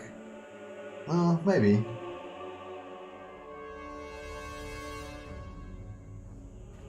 Oh, it seems like Gaming Dean has a membership for 0.99 per month. That's weird. Normally it costs... Membership costs $5 normally. Oh yeah, I don't know. What do you want to? What are we thinking? And so, oh yeah, I don't know if it's head-to-head or co-op. I feel like head-to-head would be fun.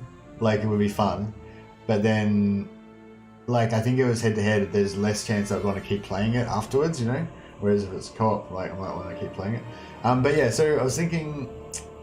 What was I thinking? So yeah, I was thinking chaos, and if you want to play Clan Mulder, I'd play Chaos. We could do that. That could be one option. Another option that I'd be interested in doing would be like me play Volkmar, you play Gelt. But I don't know if you want to play Gelt. And a vampire one could be cool as well, but that's the problem is that yeah, somebody has to get fucked over by that.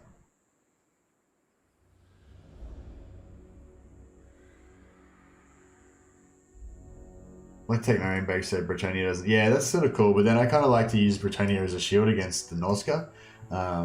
So yeah. I was thinking of some other ones as well though. I was kind of thinking about dwarves as well. Like, go like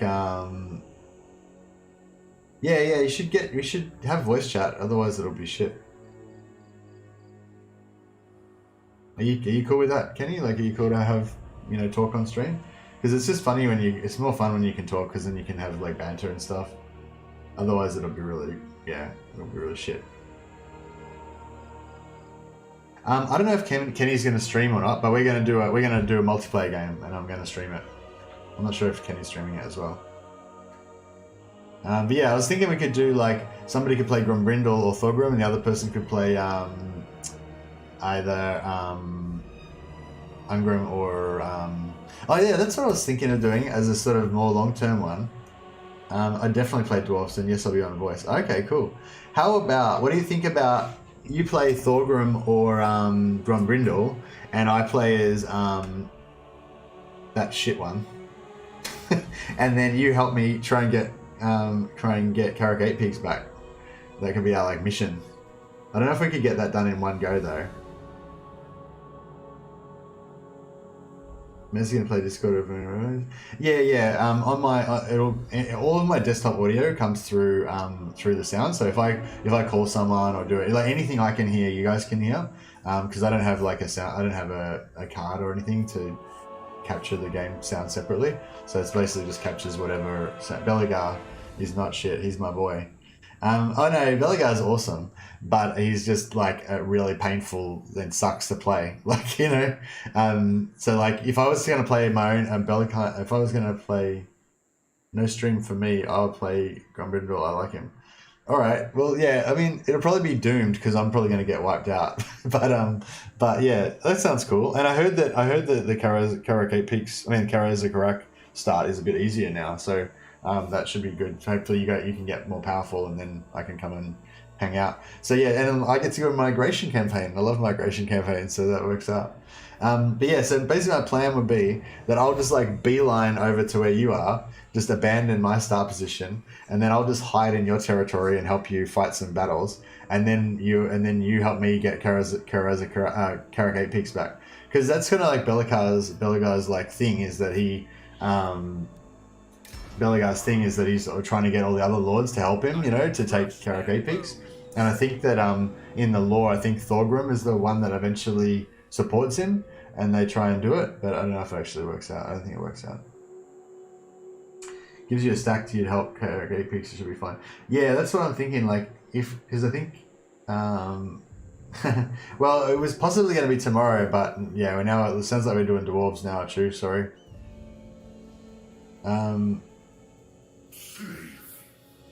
But yeah, we should do chaos sometime, maybe. Maybe I'll do chaos just by myself sometime. But I'm worried I'll lose though. I need Mulder to like back me up. Do Durthu plus Dryco co-op with trees only and that. Yeah, that actually I wouldn't mind doing that. That'd be cool.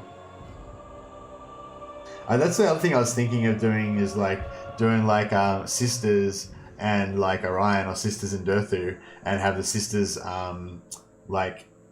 migrate over to the tree and just take out one of the other Wood Elf factions. That could be pretty cool. Just get to me and then we'll expand. Yeah, that's what I'm thinking. I think that'd be cool. Yeah, that could be fun. Because I kind of want to play I kind of wanted to play some dwarves, but I didn't know if I wanted to like commit myself to a long campaign or anything. So this could be cool because it's kind of like gonna be a one-off, but maybe we'll do another one sometime, sort of thing. So it'll be pretty cool. Get out of my head! Where'd my sorceress go? Did I get a sorceress somewhere? Does she go into? Where is she? Didn't I just get a sorceress? The people grow restless. Like, yeah, does anyone know where that sorceress went? Gift to the Rich King. So I click sorceress. And then... Cruel and deadly.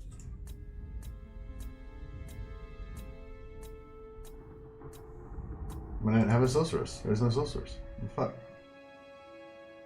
Does anyone know what's going on with that? What happened to my sorceress? Fire Drakes only, full stack. Yeah, nice. I really want to play another Grumbrindle start as well sometime. I was like, actually when I was trying to sleep last night, it was keeping me awake. I was thinking about like, I don't know, like flying units and stuff, and like, stacking like engineers with those what's that one that Grumbrindle starts off with? The I can't remember what it's called now.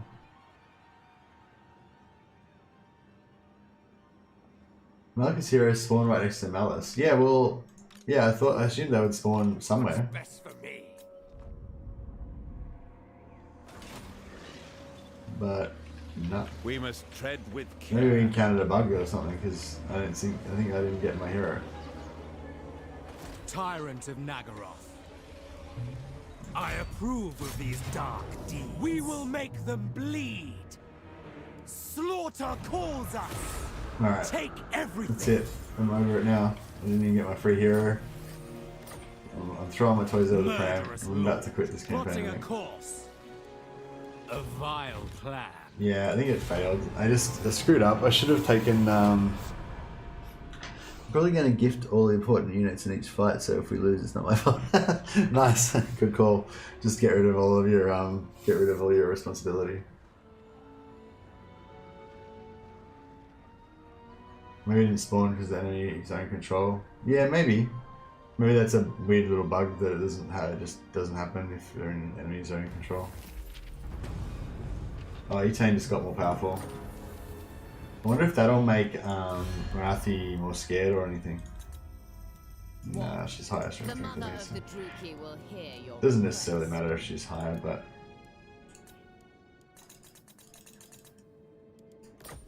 yeah, this is fucked.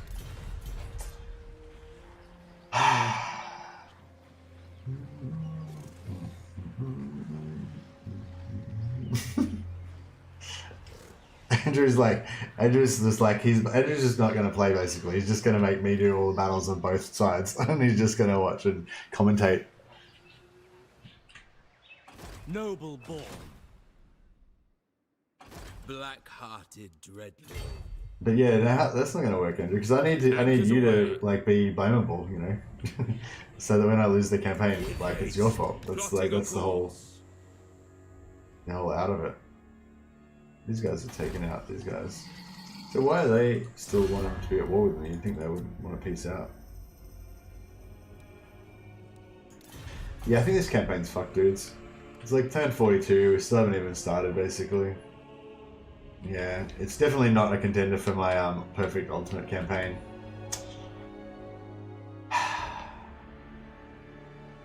Could have been so beautiful. It could have been beautiful. Yeah, alright. I think we're opting out. Should I suppose just so that the stream isn't fucked up. Like I kind of want to start Malekith, but just so that the stream isn't fucked up, I guess I'll just restart as I'll play Malus again, do the same thing again, but I'll try and do it better this time. How much time we got left? Oh, we still got heaps of time. I've only been streaming for 2 hours. I can potentially stream for like another 4 or 6 hours. So yeah, sorry everyone. I don't know. I hope you guys understand what I was trying. I was trying to get like an early confederation with everybody, and then kind of be able to have this like cool like ultimate campaign where I take over Ulthuan and stuff, but it just didn't work out. And so yeah, I mean I could just keep playing. I mean I wasn't in danger of losing or anything, but it's just it wasn't what I was going for. Yeah. You just play Malekith and add it to the title. So what would I do with the thumbnail though? Just put another face in there? I really like that thumbnail actually, just cool like 2 faces.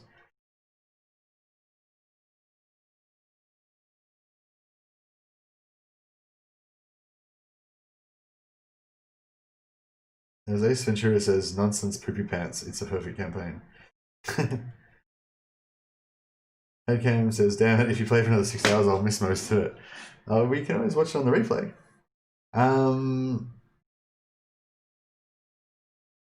You buggered it, F. Yeah, F. I screwed it up. And I think I could have like done it, like, if I just made a bad decision. If I had so after I got Hellebron, I already had really good relations with Morathi, and I was like, sweet, Morathi's sorted, I can get her whenever I want. I'll just wait and I'll go get Lokhir. When what I should have done was gotten Morathi straight away. I could have probably gotten Morathi at like turn 20, 25 or something, and then I would have been able to easily get Lokhir after that, no problem. So yeah. Nah, fuck it. I want to do it again. I want to do it properly. Alright.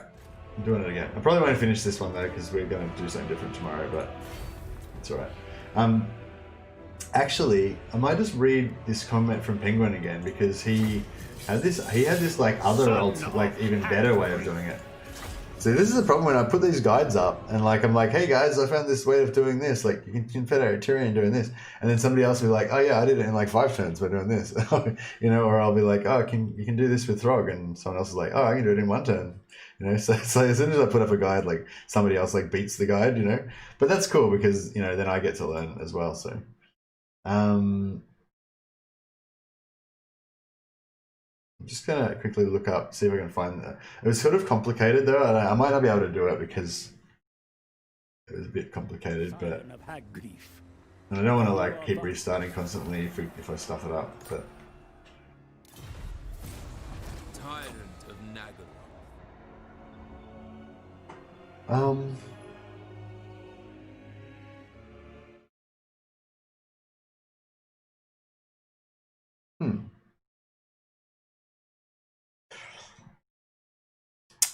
Okay, so it's like, just want to let you know that I pretty much perfected your strategy to the point where you sell Hagrief, confederate Malekith, keep Hagrief, sell Hagrief, confederate Malekith, and keep Hagrief as the capital for trading, all on turn 2, while not needing to be at war with many factions either.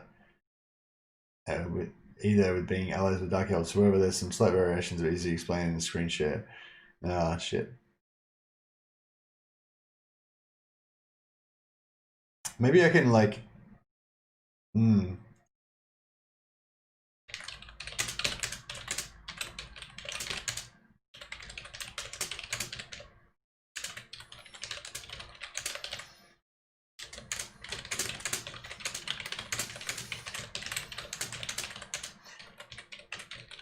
yeah. What do you? I think the keystrokes are a little bit quieter now, guys. I mean, it probably sounds pretty loud and annoying because you know I wasn't typing before, and so compared to nothing, it sounds bad. But if you heard it how it was before, I think it's actually better now. I was just messaging Penguin to see if he wants to like explain it to me right now. Achu, I can teach you first future guide for Morathi. Yeah, I'm interested in learning that first. I'm interested in learning your method for Morathi, Achu, but I just want to do it right now. What a time to rejoin right on restart. You're up to your old strats. Yeah, I'm probably gonna do my my 2-turn method again, except for somebody else has come up with like an even better 2-turn method, but he hasn't explained it to me how to do it yet.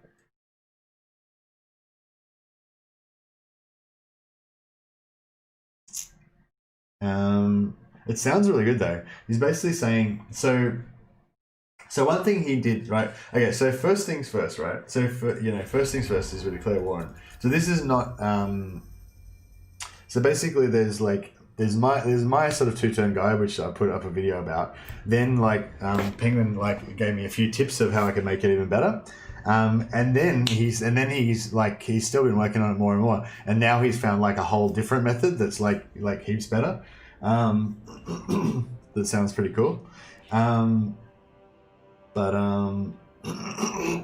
Excuse me, I don't know how to do that one, but I think I can do this sort of slightly improved version of my one, which should be fine. So first of all we declare war on everybody. So in his new advanced version he doesn't declare war on everybody. Actually, yeah, that's a good call. Can we get Malekith to... Malekith seeks the counsel of the Witch King. I don't think this will work, but no.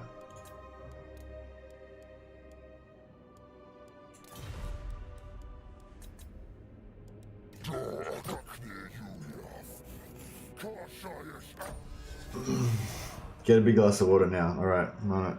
I got my tea anyway.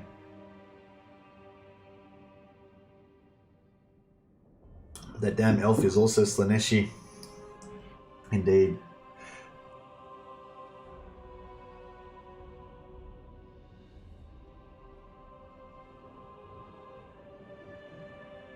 Telemakara's like cannot resist the allure of the Dark Prince. Are you talking about Slanesh? Are you giving shit to Tom? Nikki is an elf. Elf.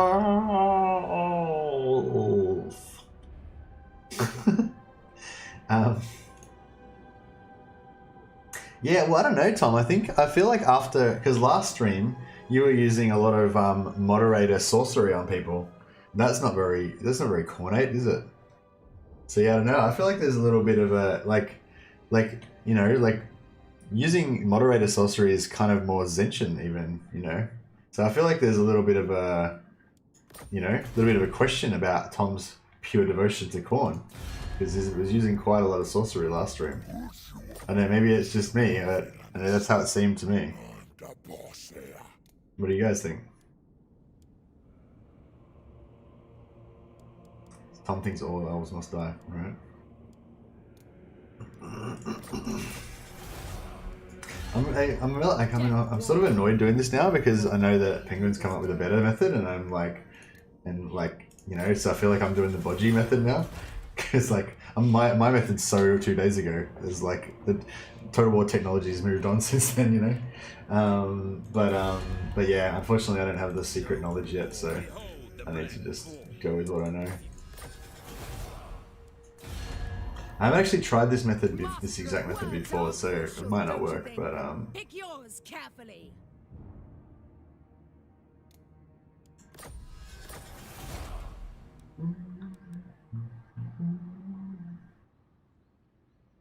Dreadlord of Nagaroth.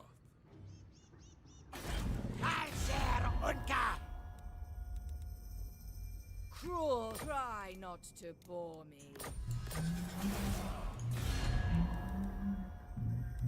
Yes.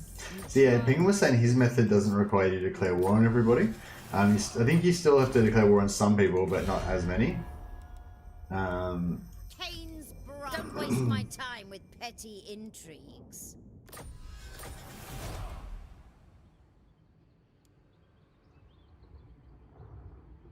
I was using the magic to destroy the Slaneshis. I have stopped. Yeah, I mean, I know you've stopped now, but I mean, you were using it yesterday, so does that mean that you briefly strayed from the side of Khorne? And you like went and dabbled in a little bit of Slanesh for a while? Maybe you were just like being a bit of friends with both sides for a little bit then? Valta's Spare says, hello, playing Crone campaign on very hard, not having it easy. Any tips? Oh no, you feel I never play Hellebron like ever.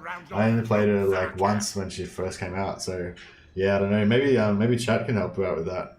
Yeah, what a yeah, I don't know what. Yeah, I don't know what. Yeah, that's a hard one. Is Malus any good now? Also first stream. Hey, yeah, Malus is really good now. I think you know, that's not like his what do you call it? His sanity mechanic is not like great. You know, it doesn't like make me want to play him, but it doesn't make me not want to play him. Like before, I didn't ever play Malus because this sanity mechanic was really annoying, and it had all these negatives on every no matter which category you're on, it was always had negatives, so it was just always annoying. But now I find it's quite fine. Like it's only when you're at maxed possession you get the replenishment problems, but otherwise, you know, you're fine. So I reckon it's pretty good. Alright, so we've got all our wars declared. Yeah, I mean, I don't know. Yeah, sorry, Valters. I don't need to like blow you off or anything. Like, I mean, if you've got like specific questions about things, I could probably give you some feedback. But I don't have a strategy for you playing Hellebron, and I haven't played her. Like, literally haven't played Hellebron in like, you know, a year or 2 years or whatever. However long it's been since the DLC came out. So yeah.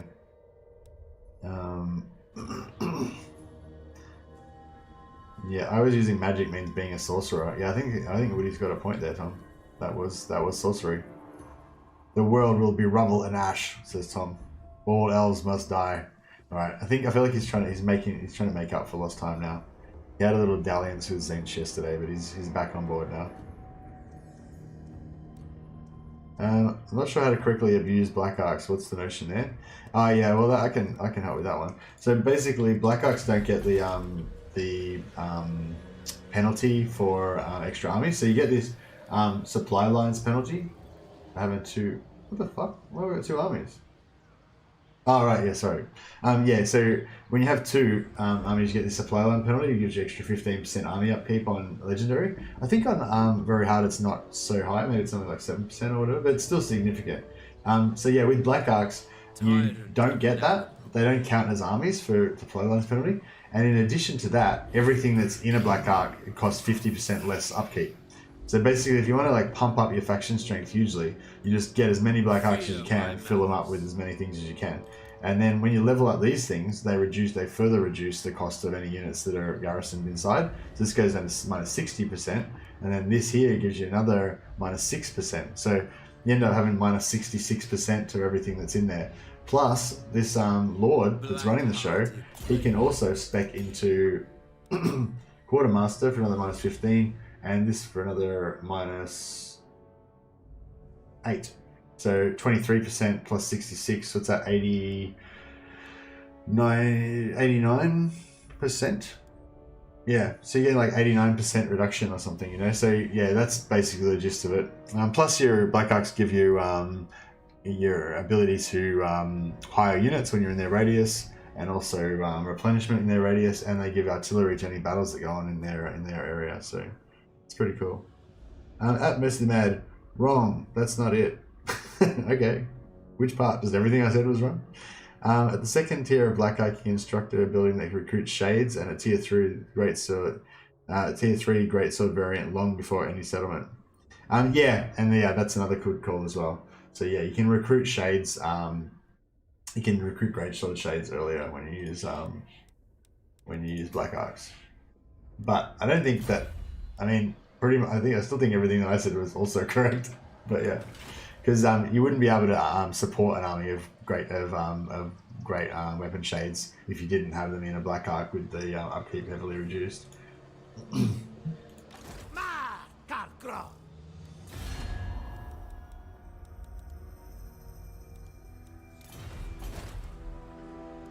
But yeah, I don't usually rush shades, but maybe I should. Anyway, so we've got an LR Wars, and then we do the same thing as before. We get these guys in here. Rookie, this is real military might. Bring an inferno! Show your mettle. It shall be mayhem. Yeah, it's really the upkeep thing's really good. And you can even just switch your units back and forth between your Black Arcs and your what do you call it? And your Black Arcs to save money here and there and stuff like that. You know, so if you're not going to use your army for a while, you park it in the Black Arc, and then when you want to take it inland, you can give it back to your Lord or whatever. You know. So yeah, so this battle, even though it's a pretty bad auto resolve, like we're going to take some hits, I find it's like even harder if you try and fight it. So I don't know, maybe you guys are like super good generals or whatever, but just like, you know, like this Feral Bastiladon and the Croxigors, and you know, it's just like, yeah, it's just a bad matchup. I feel like I don't know, I can't do very well when I've been in this battle, so I always auto resolve it, and you don't lose any units, so it's pretty good. Honors me. Excuse me. Race guards, most of the one you want. Use Black Arcs for recruiting new settlements only for incoming slaves, although in Nagaron, build 3 infantry barracks to get masters at rank 6. Yeah. Well, I don't know, I disagree with that, Nicholas. I wouldn't build, because I feel like Nagaron, like, oh, you mean just somewhere, no, because in Nagaron you want to be, Iron Mountains you want to be your primary money making and slave building, so what I usually do is I try to have as few other buildings. I like to have every single economy building I can possibly have in Iron Mountains, and so that usually requires me to get rid of my barracks out of there. I use one of the other provinces nearby to be my master recruitment center. But yeah, otherwise, yeah, I agree with the idea of using your Black Arcs for recruiting primarily. Like I don't build any shade buildings in any of my resettlements. I get all my shades from my Black Arcs. But yeah, but that's kind of like a little bit later, I guess. I don't know. I don't tend to try to pump out shades early on. But yeah, but maybe I should. Yeah, especially when you're playing with non-Malekith. When you play with Malekith, you really got to go with Dark Shards, I think. But yeah, if you're playing with anyone other than Malekith, then yeah, maybe the shade thing's good.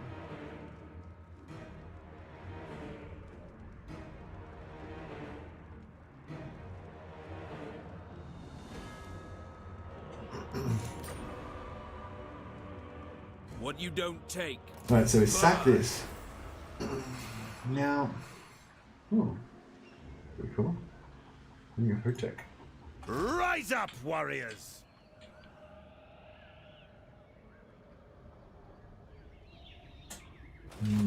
Yeah, so he's... Spare none. He was saying like to take Dragon Mount on turn 2 and then do this. But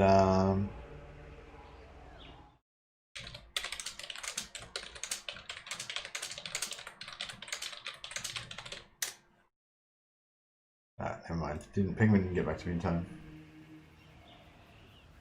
Message man, infantry barracks to tier 3 will add +6 recruit rank, slowing to get still 6 labor climbs. Yeah, no, I'm not saying don't build infantry barracks, I'm just saying don't do it in Iron Mountains. I'm saying Nagaron you want to keep for income and stuff. I usually build the assassin building there just because you need it at tier 4 and there's limited opportunities to get them. But yeah, usually I do my high level master thing in like Hellebron's territory. So you can put like 4 of them in there. And pop them out pretty high level, but also I don't even worry about it really because you can level them up pretty fast anyway, and and when they level up they get it triggers them to get more ancillaries. So I kind of prefer to recruit them at lower levels sometimes. But yeah, just I don't know. There's a lot of different ways to go with it, I suppose. I think Nicholas is talking about more of a like conquering kind of way. But yeah, I tend to go for more of a hero-centric way. But yeah. Nicholas is like, don't listen to Mercy. Yeah, well, actually, there's probably some truth in that because I don't do very well. All right, so we want to transfer all of our troops into the Black Ark. What is this place? I tire of this. Sack this, right? Yeah. Vicious Dreadlord. Dark Blade. Dreadlord of Nagaroth. Must stay in control. Do you know who I am? Oh, right, we have to do this. I am lost. There we go. Okay, so yeah, so we want to put all of these units into here, so we get 50% reduction. We could have kept the stay in control. Yes. Yes. Lord of the Black Court. Such slaughter awaits.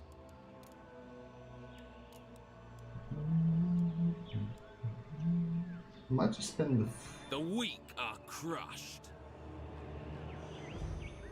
I think we can get away with spending the 500, so we might just do that.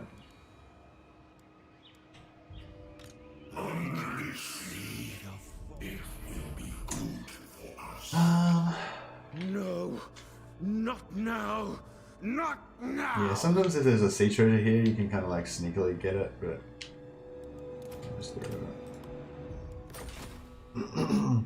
Nagaron is one of the wealthiest cities. I would choose to exploit it, unlike you. What? I just thought you just said you were going to build heaps of barracks in Nagaron. How's that exploiting its wealth? That fucks it up.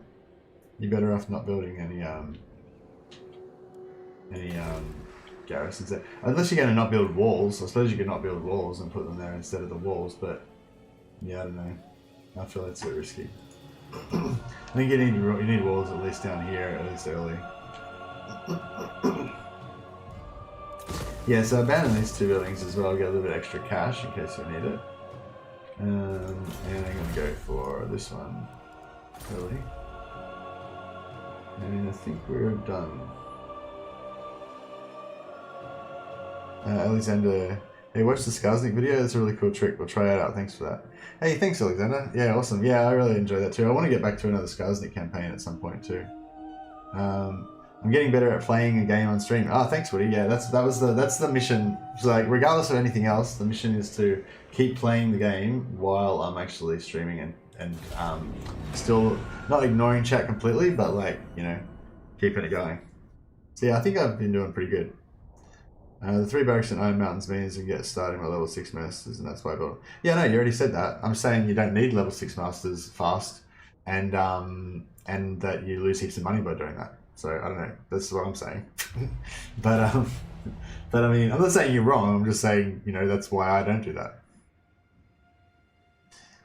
Message them ad when you're doing Chaos Horde. When you're doing Chaos Horde, all caps. Not for a while, Archer. Why do you keep asking me that? Chu always tells me to do stuff, and then I just usually just listen to him and do it. But he didn't tell me to do it. He just asked me if I'm doing it, so I'm not doing it. Not yet, anyway. Chaos Horde sucks though. I don't want to do Chaos Horde. It's not going to be fun. I'm going to lose the campaign. Like, no one wants to see that. And I'm saying you're an idiot who can't play Dark Elves. That's why I say you shouldn't play them. All right. Thanks, Nicholas. and that's Nicholas. Yokes, says a little Telemac. Indeed. Tyrant of Nagaroth. Alright, so we want to pull Nagaron into a war with looking forward to this. Prepare to be these bad boys as well, just to get a little bit extra icing on the cake. Their cold hearts are mine. And then we agree. I admire your darkness. Draw your blades. We fight. need to do a Chaos Horde to bring new people in. Yeah, I would any new mod is bad spelling is punished by time limits. Now don't time people out, man, because it deletes all their previous chats and it's really fucked. Like, you know, if it's just, I don't know, if it's like a joke and the other person's into it as well, then that's cool. But like, yeah, you know what I mean. Don't time people out. We will make them bleed. You can threaten to time people out. That's fine, but don't actually time them out unless they're actually, you know, they actually should be timed out. My glorious victory. Besides which, Tom's the worst speller and you can't time him out, so no one does Chaos Campaign. No one does Chaos Campaign because it sucks. Like there won't be any good gameplay, it'll be just not very good. Search the place. Anchors away. losing my grip.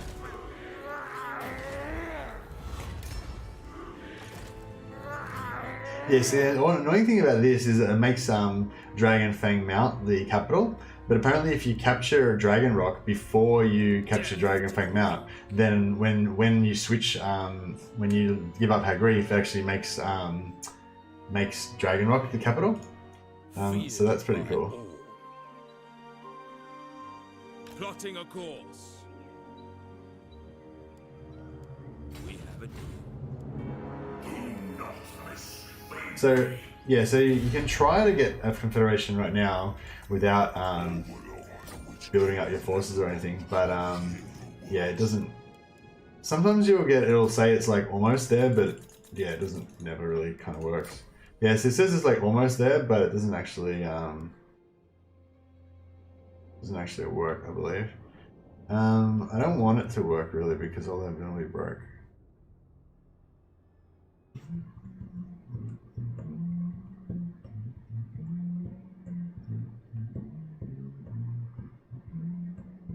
Yeah, I'm pretty sure, I'm almost sure that if I click this now, then this would not work. But I don't want to do it, I don't want to risk it because I actually don't want to do that. I want to do the, I think the method in the guide, which is to do it this way. I have prevailed.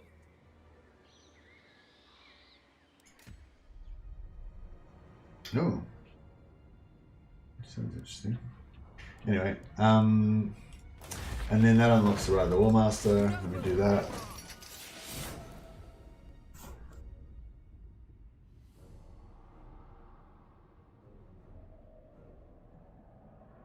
Actually, I just realized I completely screwed up. Oh well. So it goes. It's going to cost us lots of money. Black-hearted Dreadlord. By Cain.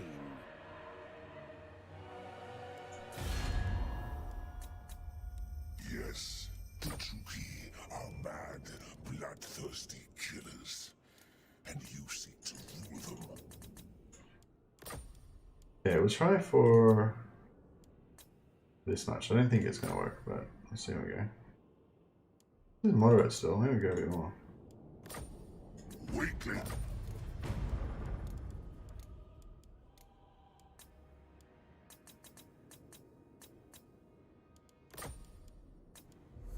Oh, that's good. We're a little bit more.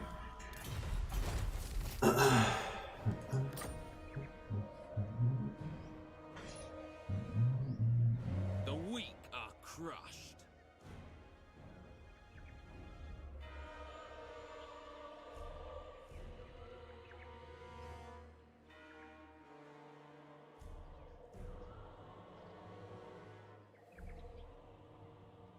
So Tom times out people for saying Slanesh and I can't for bad spelling. No, Tom's not timing people out either. Because moderation is sorcery, and Tom doesn't do sorcery. Tom's gonna, from now on, if Tom finds a Slaneshi, he's gonna duel them in personal combat, and that's how he's gonna prove the superiority of Khorn. He's not gonna use filthy Cinchin magic to time them out.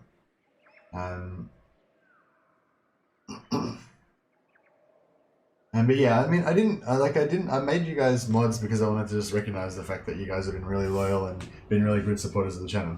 I didn't make you mods so that you could just randomly fucking ban people and time them out for no reason. You know, hope that makes sense. Where am I up to with chat? Sorry, I got to get too crazy. When am I doing Chaos Never? Alright, maybe I'll just go down, fast forward a bit. When are you going to play Khornate Norska? Oh, that's probably a long way off, Tom. I'll probably play a Chaos Horde before I played Norska. I played Slaneshi Norska. That's what Tom's referring to there. I need to make up for that by playing Khornate Norska. Yeah, I don't know if I'll do that though, because I really like Slaneshi Norska. I kind of want to play Slaneshi Norska again.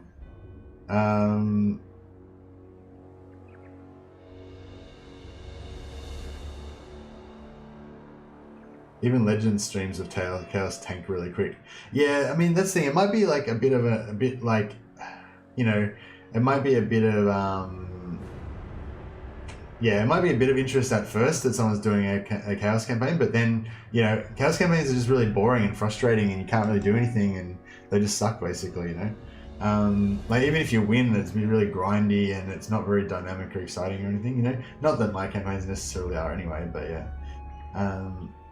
Anyway, yeah, so yeah, I don't think I'll be doing any Chaos just yet. I might. The only reason I'd do it if it was like combined with a co-op or something like that to make it a bit more interesting maybe, and also a bit easier. I've reached masochistic level through Warhammer that shouldn't exist. The only way for me to enjoy it is through the hardest and most stupidly painful campaign challenges. Yeah, I'm a bit like that as well. To like, I'm not quite to that level. But yeah, I was chatting online.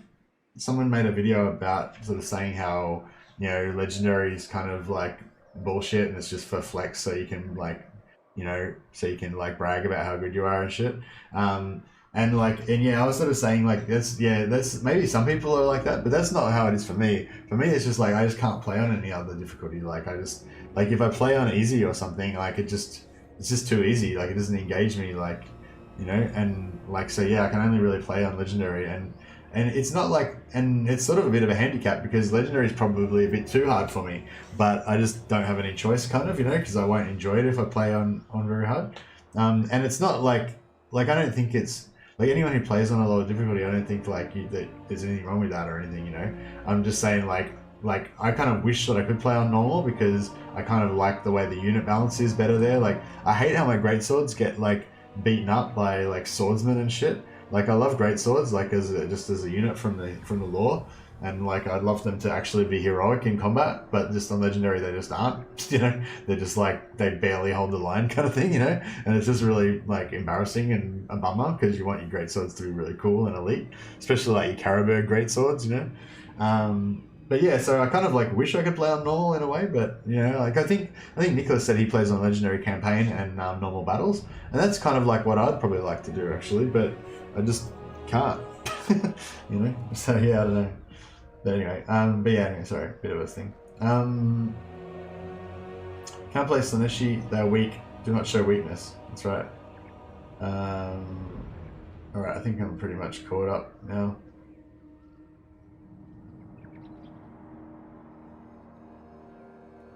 nearly stopped playing the game out of boredom until I moved from normal straight to legendary. The difference is what brought me back. Yeah, the difficulty. Yeah, the difficulty is really good. Like, you want to feel threatened. Like, there's like, I feel like they do a really good job of that with this game as well because of the way that the confederations work and stuff.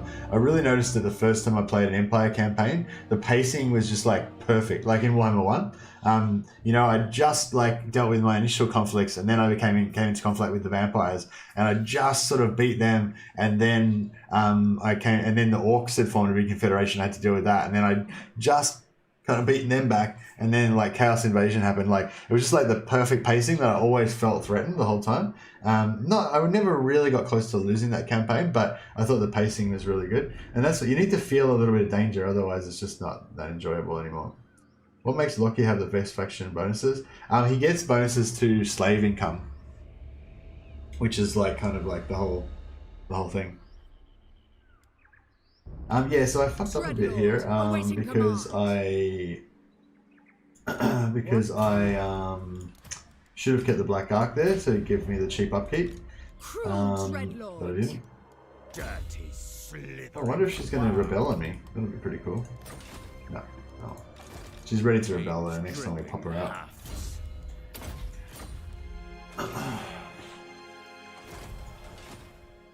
Tyrant of the Hag.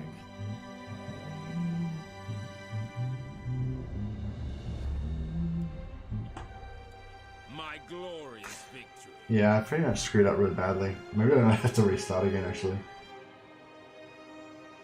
I was trying to do this other method that Penguin was saying, sort of, but I didn't think it through properly. Alright, fuck it, we're restarting. Alright, this time it's serious. Why not play on Legendary Normal? I just tried it, you might like it. Yeah, no, that's what I'm saying, like, Crucial, like, that probably is what I would like to play, but, it would just be too easy. You know what I mean? Like, yeah.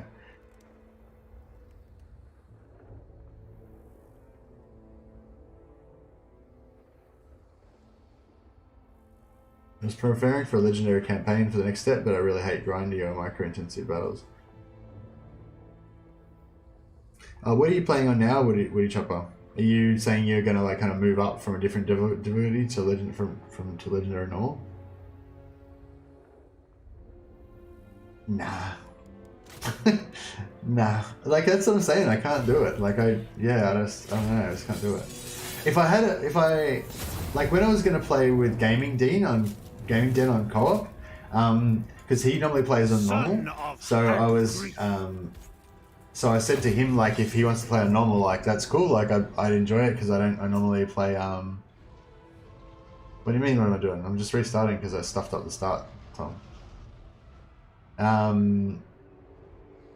Well, yeah, no, he didn't actually give me a guide, he just kind of explained roughly how his method works, he's better, and I was trying to do it, but I don't actually know how to do it, because he didn't tell me how to do it. But yeah.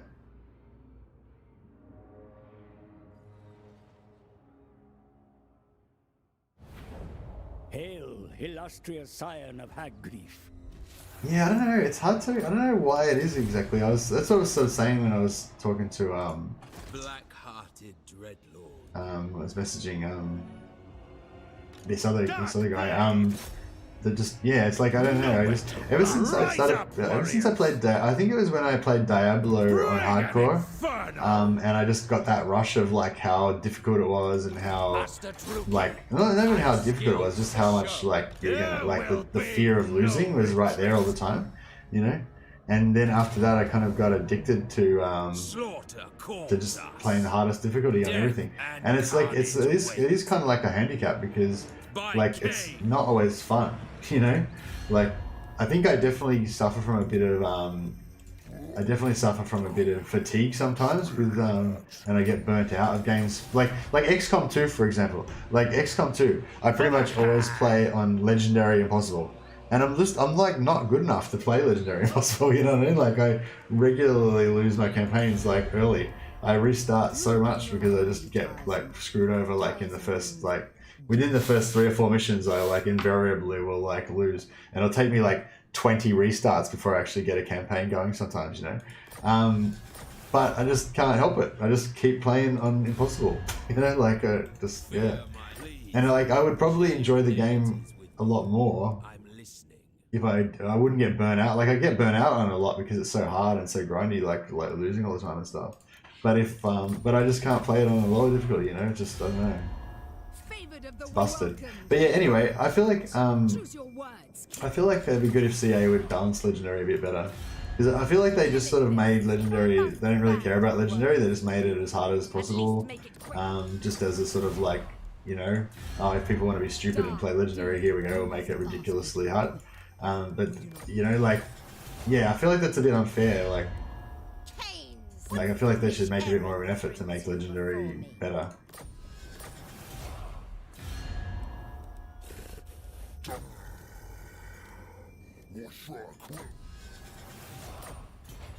Like it's cool that they have they split the battle difficulty and everything so that you can tailor it exactly how you want it, but they still left the Legendary battle difficulty being like the way it is. It's not very like unbalanced and stuff. Yeah. I'm playing normal mostly and sometimes very hard, but I'm looking for a challenge. Also don't really have time to play enough to improve on the easier difficulty. Yeah, I mean, I don't know. I feel like I just I don't know. It's like if you, I feel like if you intend to eventually play on Legendary, then you may as well just get onto it straight away, you know. Malevolent Lord. But we will make them bleed. But on the other hand, if you're like me and once you've played Legendary, you'll never be able to go back. Then maybe you should enjoy Legendary Normal for a while, because I think Legendary Normal would be kind of like the way that I would like to play, that I would enjoy more. But oh, we got a Legend raid already. Shit, lucky I'd already done my restart before, so now I can pretend I was playing the whole time. I'm like, hey guys, just starting a new campaign, doing my 2-turn guide. Don't start in hard if you never played the game. Don't start it easy. Yeah, I'd say hard or normal, like for sure. If you never played it before, you can probably get straight to that. You don't need to do it easy. Because it's a strategic game, you know. You want it to be a little bit difficult, you know. Hear the din of war. Silence, abomination! Death upon them, beneath me. You dare rush me? I can see the void. Beep boop. Says plan. Beep boop, question mark. What now? The weak are crushed. Alright, we'll put everything in the Black Ark to save a little bit of money. That's one thing that Penguin told me that I hadn't thought about, which is a good idea. I will not succumb. Catch the gales. Do not order me around. We have a deal. Oh yeah, we're gonna sell all this crap. Did we get a? No. Sometimes you get a little C thing here that you can get, which is pretty good. Just a little bit of bonus cash.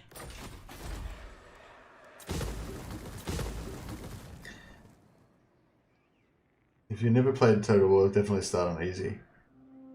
No, hosted gaming team.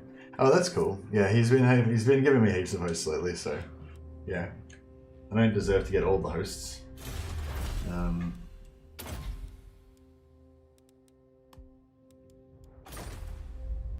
Oh yeah, I was actually wanting to know. Games deep and requires some learning. Yeah, there's definitely some learning to be done, and depending on which faction you play as well, it's a lot easier and stuff too. I actually want to know was anyone watching Legend stream at the same time or anything?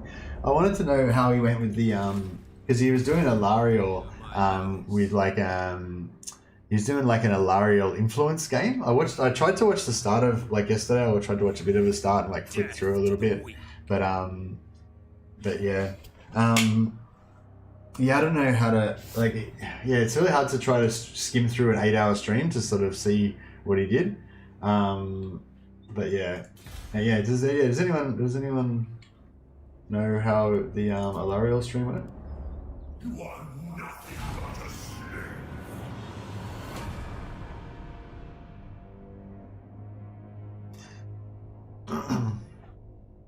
Sebastian says yes, he's doing that, and it's going really, really well. Yeah, I mean, I assumed that he would be doing really, really well. but I mean, yeah, what's he been doing with it? Has he been like using the influence to get confederations, and like is he like getting other factions to go to war with each other, or what was like I know like all I knew was that he was playing Alariel because Alariel had the 25% reduction in influence cost, so he was planning on doing lots of like bullshit with influence, you know. But yeah, I didn't get to see like what he actually did. I tried to skip through and like check every now and then, but it's really hard to find the bits where he's actually talking about what he's doing. Slaughter. I've been looking forward to this. Prepared. He's going bad. He didn't pick up the sword of Cain, but he confederated Imric. Oh, he got Imric. Oh, okay, cool. So he confederated Calador first, and then he used that to get vision on Imric, and then he confederated Imric. Yes, he uses a lot of influence to make a lot of deals, alliances, and confederations with the elves. He's farming influence at Gate.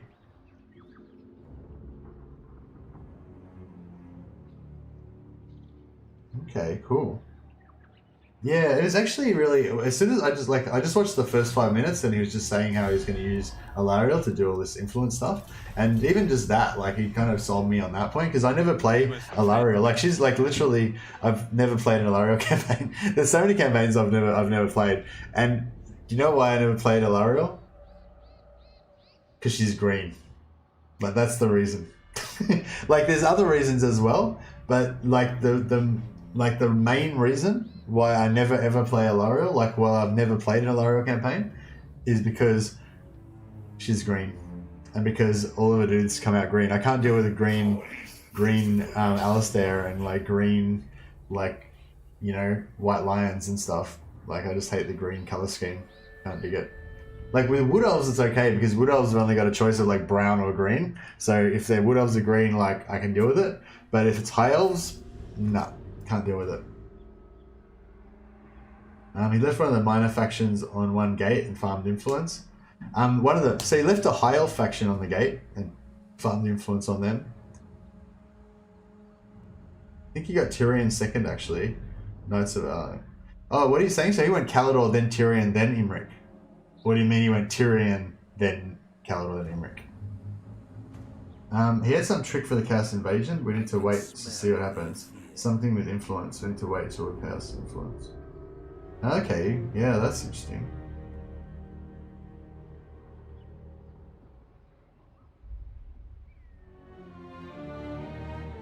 Yeah, Woody Chopper. Yeah, and I'm aware of like the idea of leaving a faction on the gate and farming them.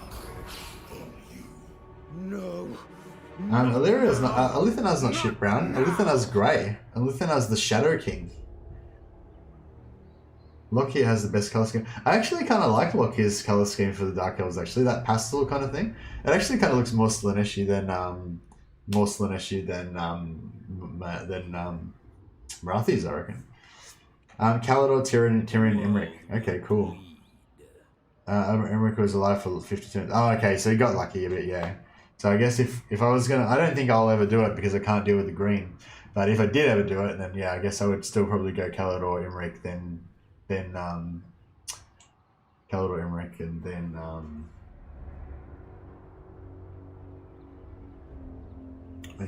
Tyrion.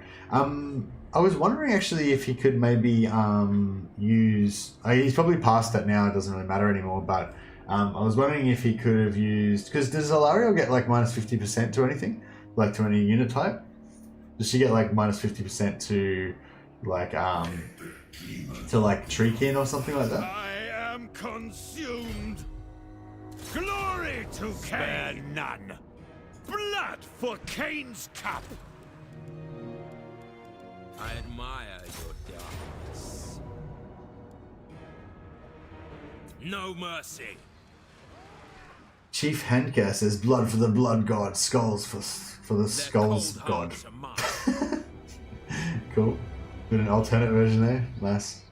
If you say so, but I reckon Alith learned Stork stance so nobody would notice the skid marks on his brown uniforms. Nice. Mostly man, he'll simply wait for Chaos Invasion to spawn above the Dark Elves so he doesn't have to wipe them out themselves. Yeah, that's another reason why I want to confederate Morathi and take her position instead of taking Malekith. But we shall see.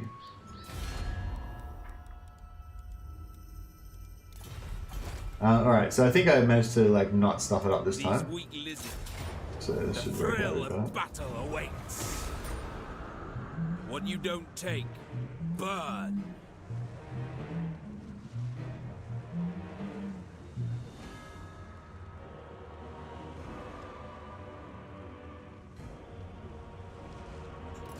Set the sails.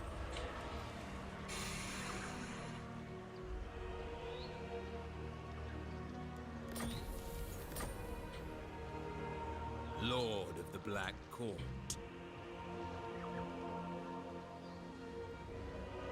For the Witch King. Black-hearted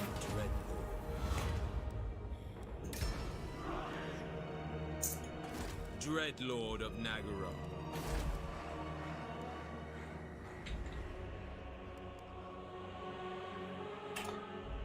Elation in victory. All elves must die.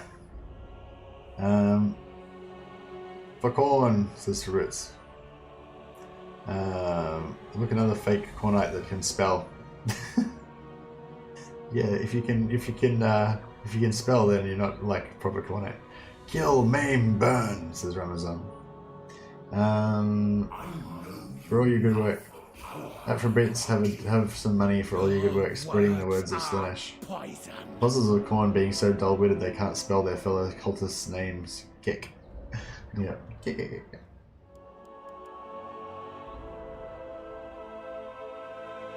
Yeah, like, this is a much better chat today too, I think, by the way, guys. Like, hopefully I've been doing better at keeping up with the chat, but I think that chat's also been doing better at, like, just being better at chat as well. Everyone's playing nice today. It's good.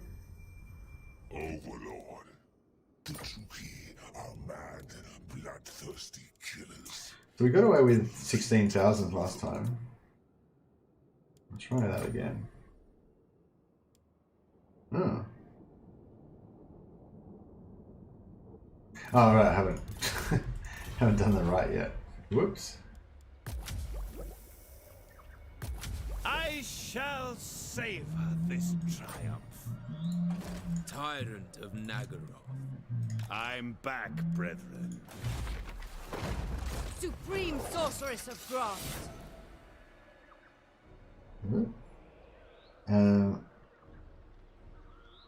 You really Cain honors don't me. think chat's any better. Oh, I'm doing better, but chat's not doing any better. Yeah, I think I'm doing a bit better. I'm trying to keep it moving a little bit. Ready. Supreme Sorceress of Frost. Yeah, because I mean, I'm into this campaign. I like the idea of this campaign. And I'd like to actually play it, but it just didn't work out last time. And it's partially my fault. Yeah, I made a few errors. Sorceress. In my stead. Unrestrained. Demon bound. War bound.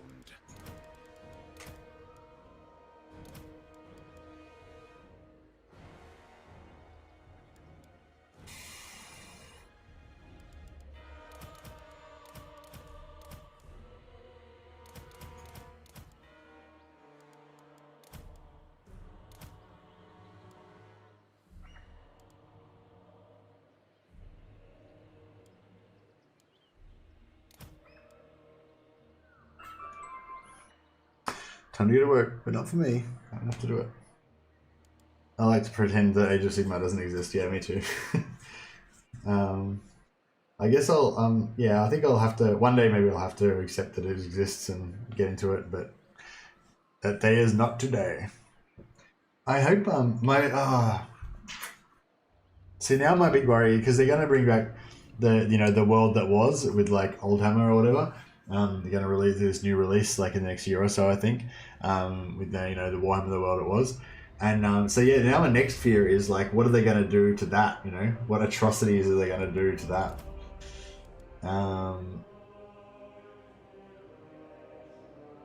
So yeah, we don't want these, like those things.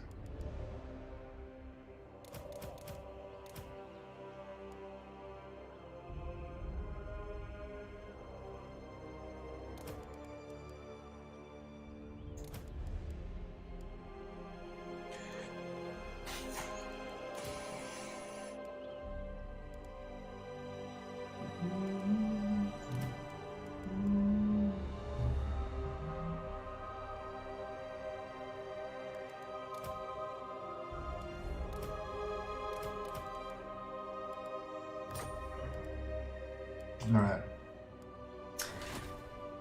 I have prevailed. Yeah, so just got to do a bit of housekeeping here, guys. Get rid of a few units and things. So yeah, I don't want to take this. I want to keep this.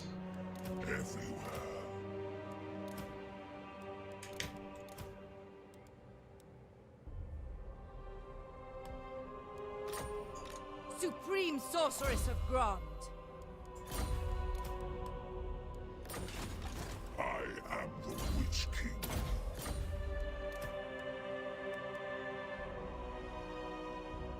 I am fear itself. Old World is just bringing back the factions that got squatted. They're not going to risk further fan base hate by fucking it up. Do you know? I don't think they've released any information about what they're doing with it at all yet, Nicholas. Is that just your kind of guess at what they might be doing?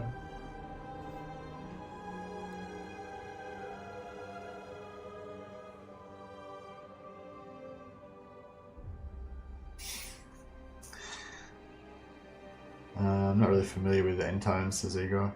Yeah, I don't really. I'm not either. I don't really pay attention to that. As far as I am concerned, we're still living in pre-end times Warhammer. This Warhammer world that's portrayed here is that's the real Warhammer as far as I'm concerned. Oh, we actually got to pay to get rid of him. Bit annoying. See if there's any of these guys we actually want. Spiteful Dark, Perceptive Fire, yeah. Supreme Sorceress of Grant. Well, she might actually stay with us too. It's pretty good. I wonder if I should actually... Ooh, sorry, just whacked the microphone there. Sorry, I hope that wasn't too loud. I wonder if I should actually switch out Malus right now. Like, not right now, but in 5 turns. And put Malekith... Start Malekith leveling up, because Malekith is the one we need to be leveled up. Malus doesn't really provide any advantage to the faction at all. How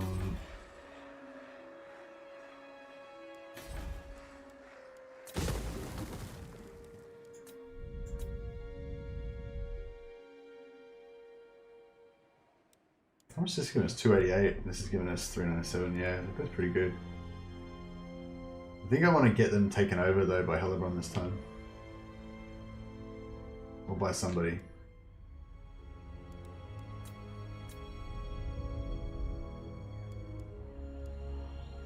Yeah, we're not paying that. Tyrant. Alright. By the Lord of Now. Murder. Yeah, fuck this. The weak are crushed. Actioned.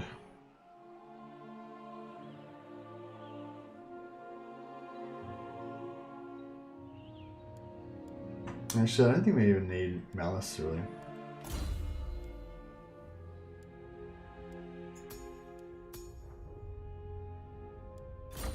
Obviously, it goes in 330. Malus done. My glorious victory. Ah, no, he's pretty cheap. Tyrant of the Hag. Oops.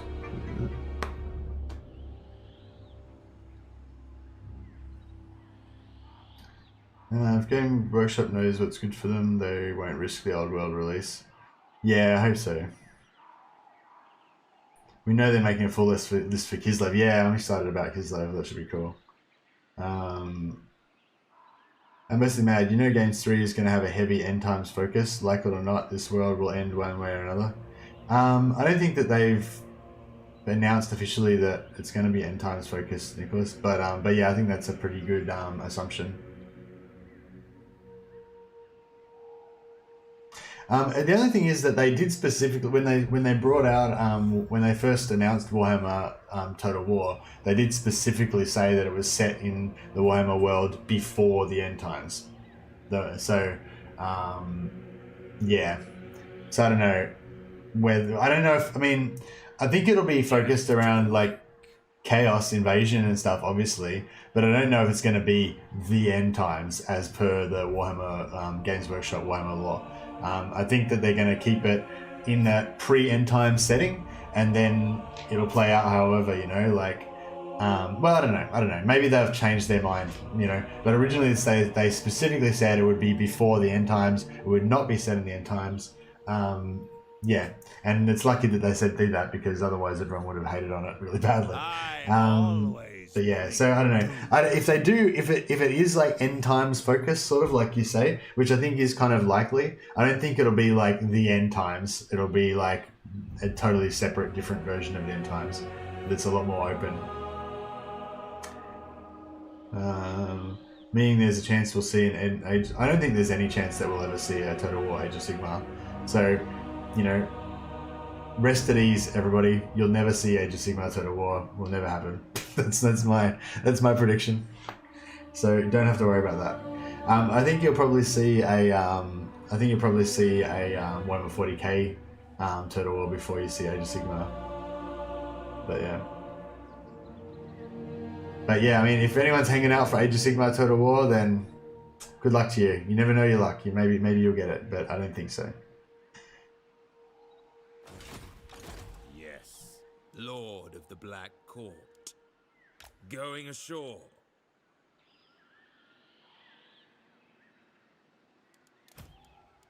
Worse than useless songs shall be written of us.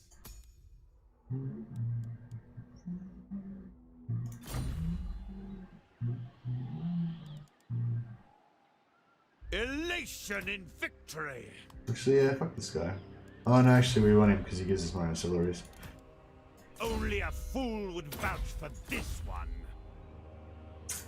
Alright, so what are we rocking now? Minus 1582.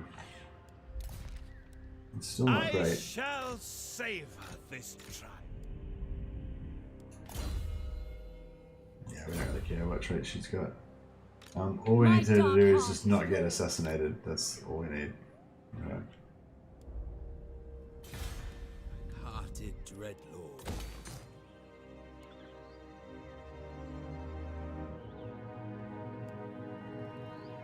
I always bring doom.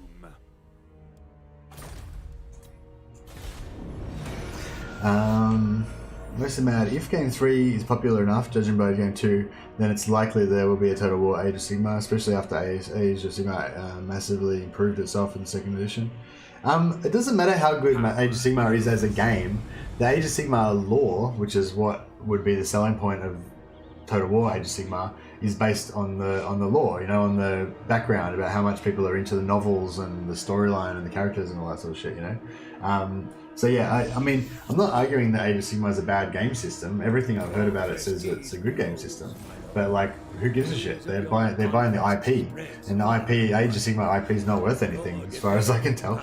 It's certainly worth a lot less than the Warhammer IP, and it's certainly worth a lot less than the 40k IP. So, you know, I mean, sure, they could make a Total War Age of Sigmar, but I mean, I don't know why they would bother. Like, it's not a very valuable IP.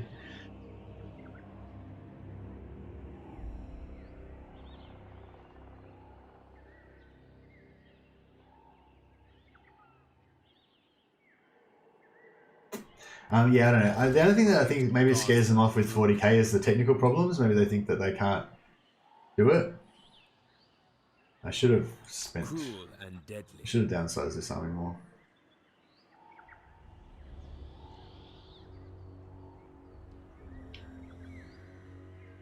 Yeah, it's too expensive.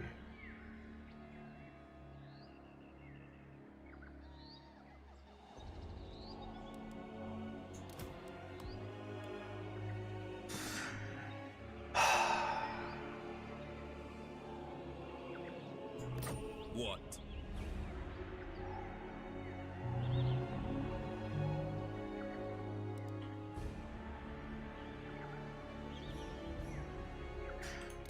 I really want these Cold One Dreadknights. I wish that Malus had a thing that made these Cold One Dreadknights not have, not get Frenzy, not get, Rampage. But, I can smell their fear. Zero points greater than 20%. This is, really? So it's only 20%. Yeah, but they get killed so easily, yeah.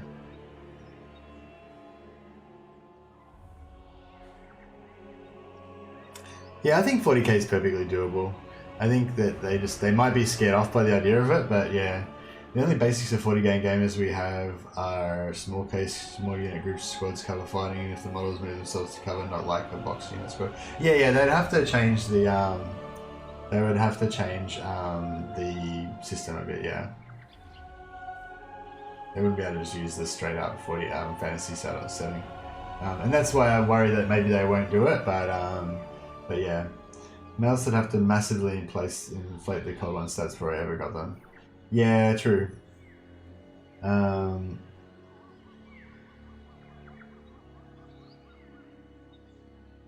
they're not great. The strong shall prevail.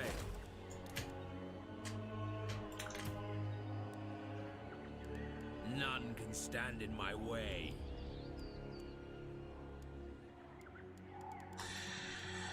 They're pretty good in auto resolve though.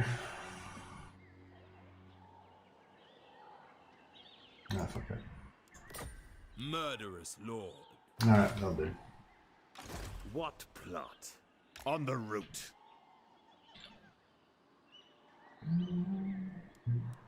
No lagging. Venture forth. Get moving.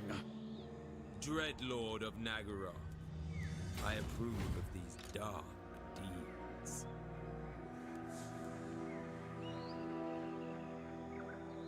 They'll feel little of our blows. With haste. Anchors away. Worse than useless.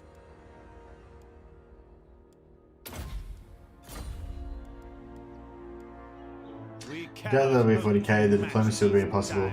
Actually, yeah, that's really interesting what they could do with diplomacy. Depends how many factions there are. If there's heaps of different Imperial factions, it'd be kind of cool, like having, you know, the Blood Angels, like trying to get local Imperial commander to help them out, but they don't really want to, and stuff like that. Yeah, the diplomacy would be pretty hard.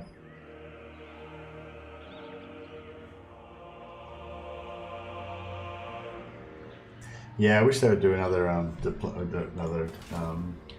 I wish they would have another try at Dawn of War. Like, and just like Relic could just do it the same way that they did the other one with the planets and stuff. That was pretty good. That's probably the closest thing to Total War in terms of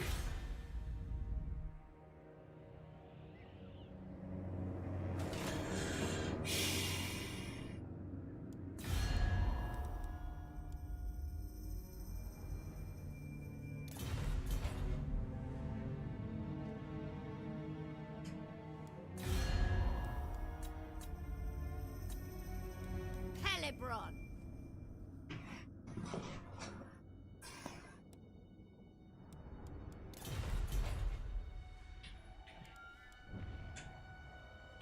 All powerful. A brief pause.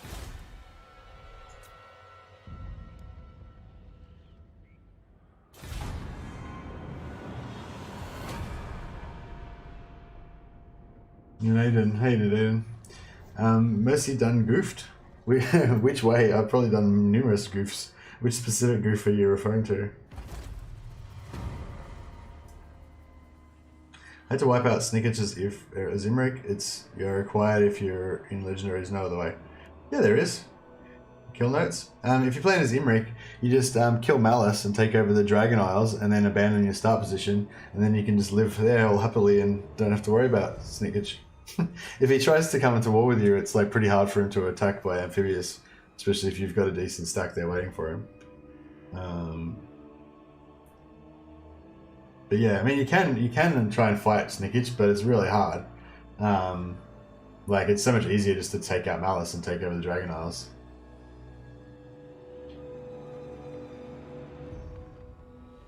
You like his start position? Yeah, I mean, Malus' province is unpleasant for. Yeah, it's okay though. It's still easier though. I'd say it's still easier to take Malus' start position instead of keeping him rings.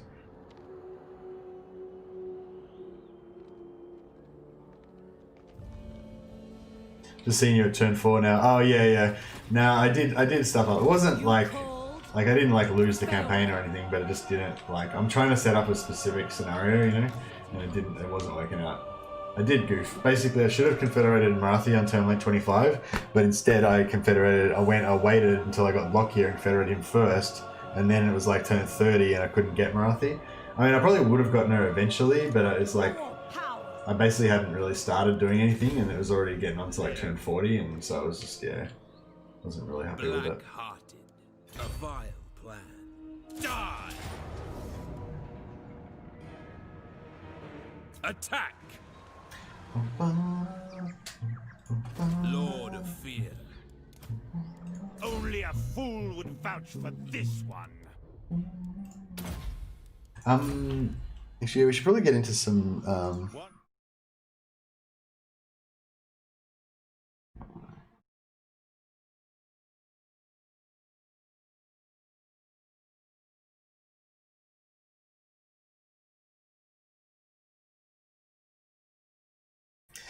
yeah, I mean, it's obviously, yeah, obviously it's better to like,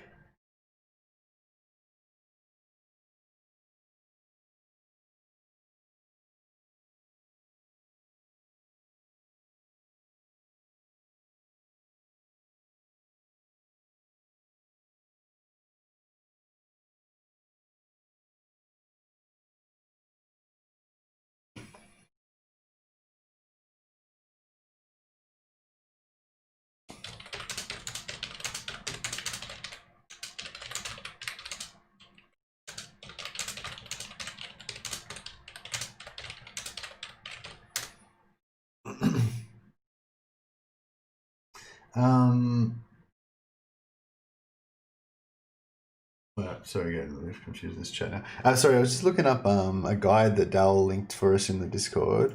Thanks, Dal. Oh wow. Oh, cool. Hey, Merrill, are you still in chat? I really like the I really like those new tables that you did there.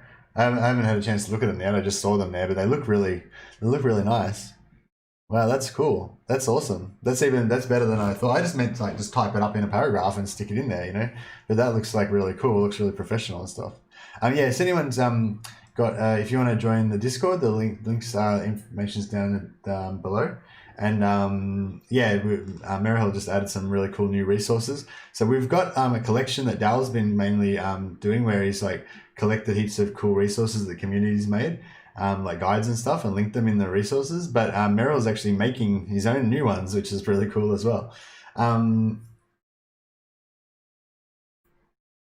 Okay, so I'm just going to have a quick look at the Dark Elf ancillary guide to see if we can sort of try and get any of the ones that we want. I'll put it up for a second for you so you guys can see what I'm looking at.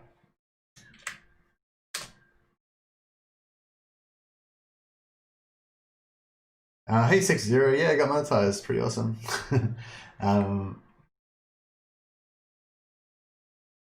Where are we?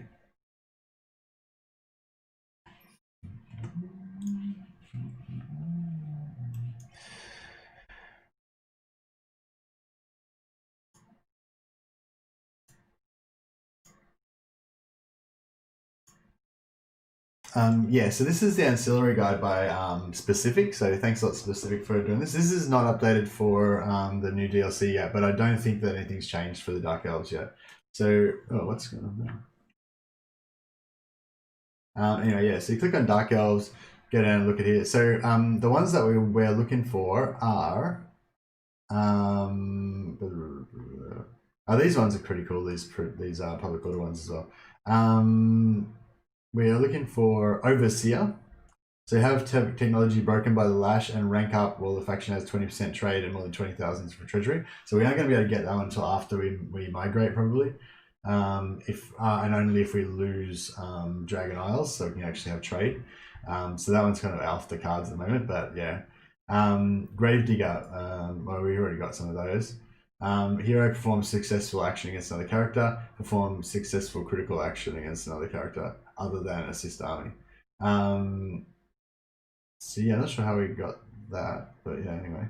Yeah, so Slaver, this is one of the big ones. So only Lords can get it, and only from post-battle kill captives. So we have to fight some field battles and do kill captives to get that. So yeah, whenever we get a field battle, remember to always kill captives, because this just gives you exponential money, basically. You just keep putting them on, they're getting more and more of these and putting on different heroes. So we want to get that. Every time we have a battle, open field battle, kill captives. And the other one that we really want is this one, Envoy, plus 10 relations with all factions. If we can get this early, so we're going to declare war on this turn, and then also rank up with a character that has already won 4 offensive battles. So I think we've won 2 offensive battles now. So we need to sack the Sack City a couple more times, and then we need to start declaring war on people again to hopefully get this. But if we can get this, it gives you plus 10 diplomacy with all factions, including Dark Elves, which is really useful to us. And High Elf Slaves, we're going to just get millions of those anyway, because you got a 30% chance every time you sack a settlement. So we put that on like every character that we've got. But yeah, so Envoy is the one we're trying to get. So after we've sacked the city a few more times, we need to declare war at the start of a turn on some weak enemy that doesn't matter, and then try and rank up our heroes.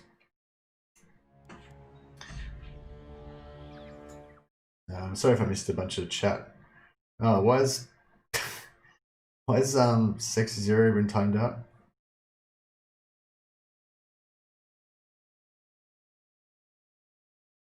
What would I have to do to even get Discord? Who do I have to sell my remaining soul fragments to this time? Discord is free. Yeah, just Google download Discord, Nicholas. You have it in 2 seconds.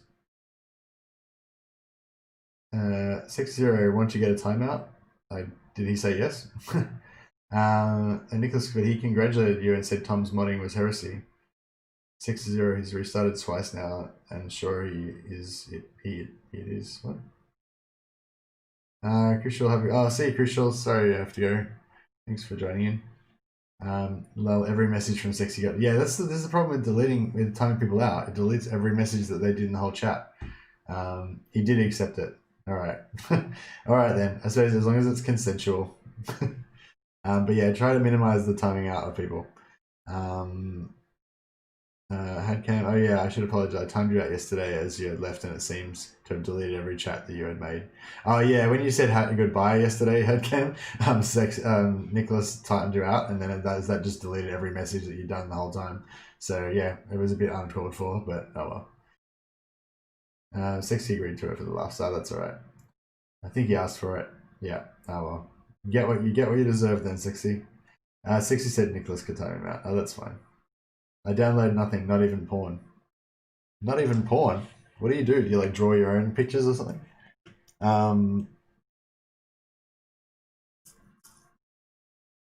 Bad Slanishi I am if I have to consent for my acts. I don't know, I don't think that there's anything wrong with getting consent as Slanishi. Cane's dripping hafts. Cane's Malus dripping hafts. So I always think you. that sounds really sexual. End their existence.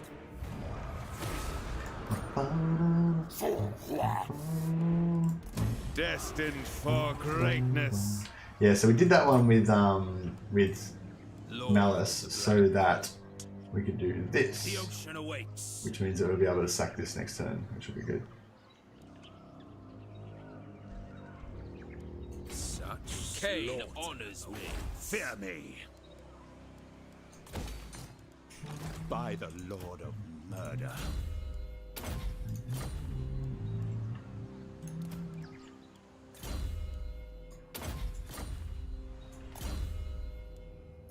Yeah, I really want to get rid of Malus and get Malekith instead. I think I much prefer Malekith. He's my boy.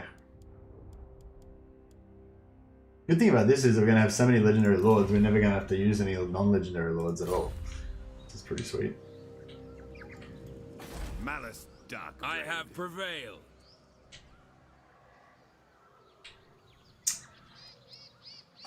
Dreadlord.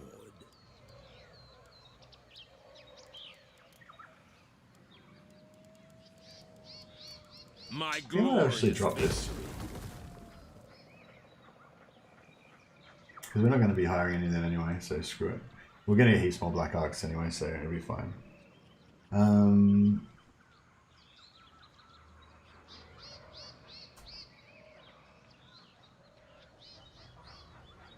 At Headcam, I'm sorry. At Headcam, yeah, the chat wouldn't shut up until I apologised, so there, I've apologised.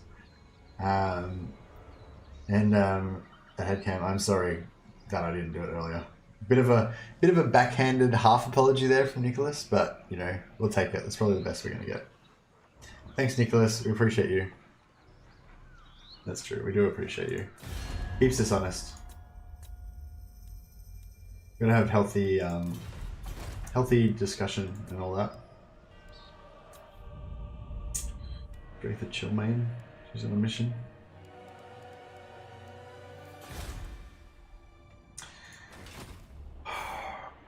I'm gonna lose a lot of money, but I really want to get rid of Megarons. Actually, I'm gonna get some money from doing it, and that's not much though.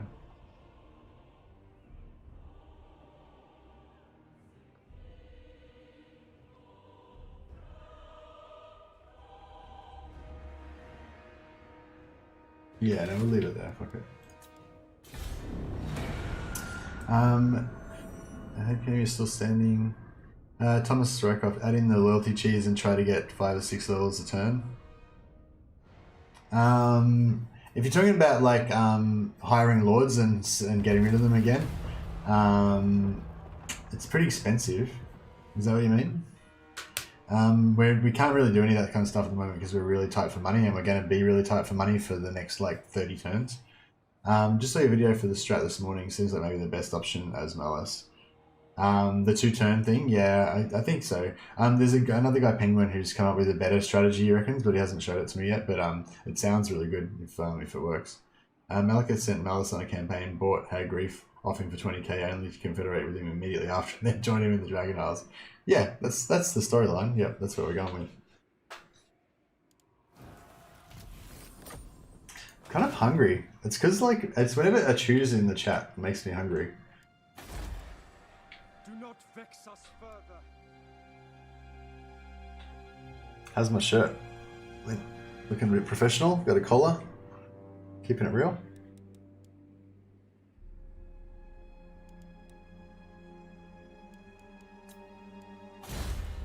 Slithering worm.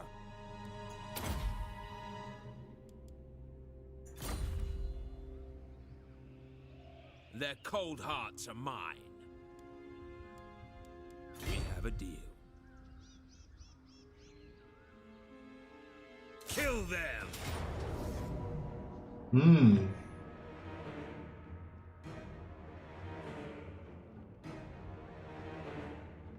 It's a pretty rough battle. But I feel like I'd probably lose it if I would have resolved it, so maybe I should just take it. Nagaron! Just take it on the chin. Cursed. Tyrant of the Hag.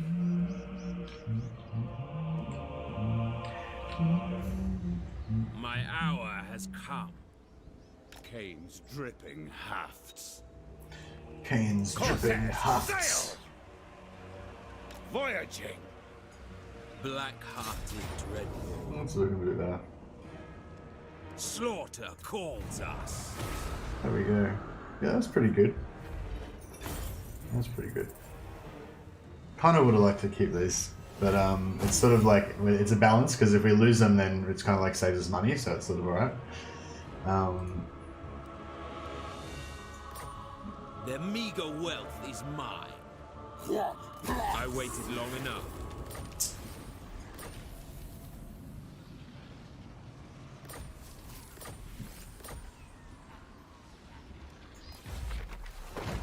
Yeah, we got this. Sacrifice to Cain. Gift to the Witch King. Rank 5. Oh yeah, rank 5 would be good to get. So yeah, I missed heaps of stuff there. Crushed. Helps Hadcam by kicking him to the ground. Burn everything to ashes except not with magic, because magic is gay. Okay. Looks like a shirt to me. Exactly. It doesn't have any sleeves, but it's got a collar, so it's basically a shirt.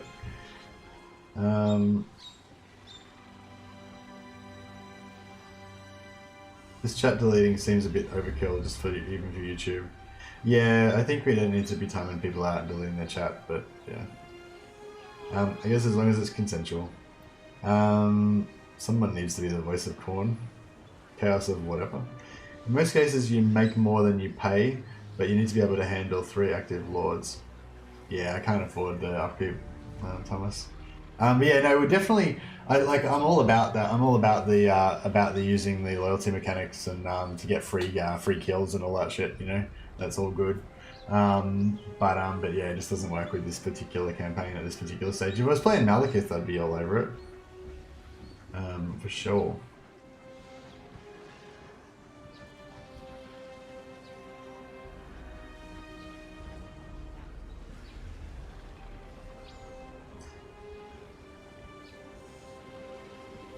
They say, take those fools on, they can't stand the mighty black dragons. Yeah, I'm pretty happy to get the black dragons so early. They can start leveling up and stuff. That HP drag on the dragons. Yeah, but it's fine though. It was just that first battle that's going to be a bit rough, and then after that we're going to be all sweet. Plotting a course. We can just start recovering our HP again now. Might have to fight the next battle manually just to make sure that they don't lose. I don't lose any dragons, but after that we should be sweet. Yeah, now our money's looking a bit healthier as well. We're kind of positive now. Yes. We'll get the growth going here.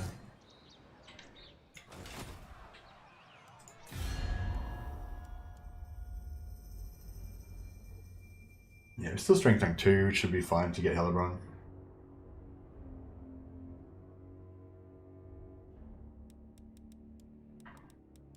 Yeah, we can't really peace out with anyone right now because we're going to take too much of a reliability hit.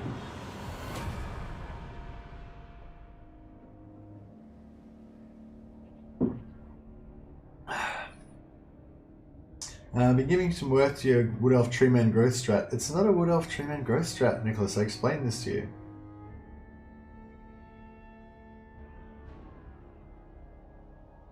It's not about getting growth, it's about getting XP on the Lords. It's about getting your power level up really fast by having heaps of Lords and Heroes.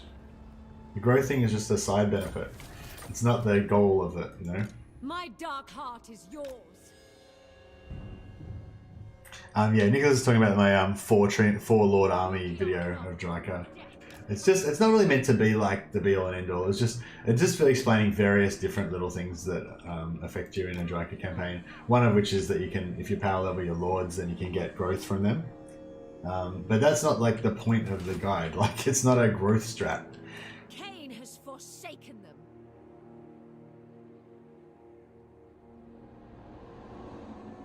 Ooga booga scowls for the Skulltron blowed killmaim. I don't know. I don't think you pulled it off, Igor. If you're attempting to like imitate Tom's like misspelling, you're trying too hard. You're not getting it down. It's not authentic Tom spelling.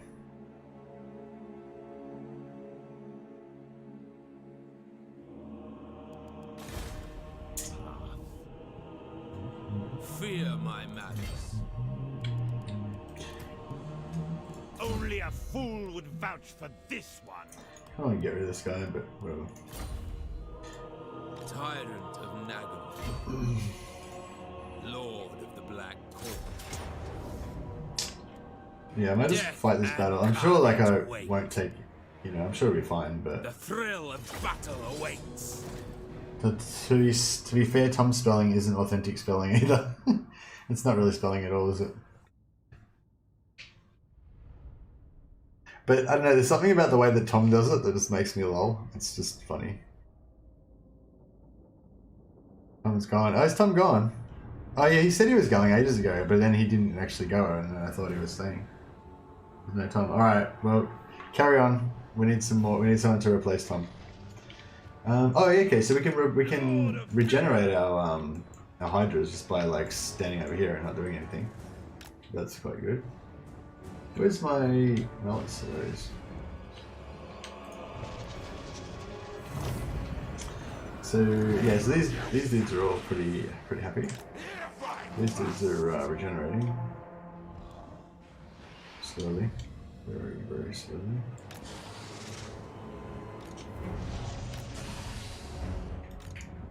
Do they have any ranged? Nope. All right, let's get some fireballs. Get some flames happening. say?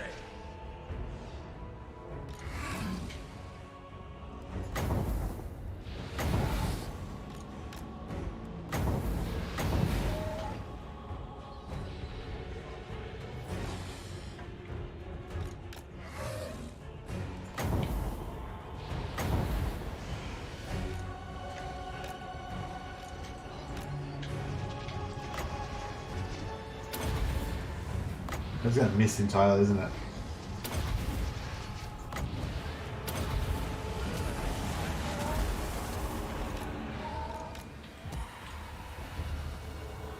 Tyrant of Nagaroth!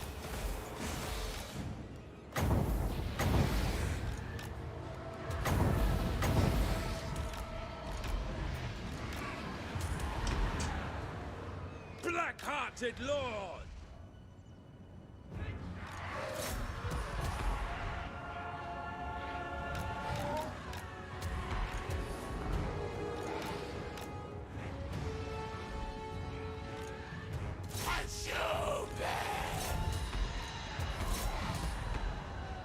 Those missile weapons of the Medusas are pretty cool.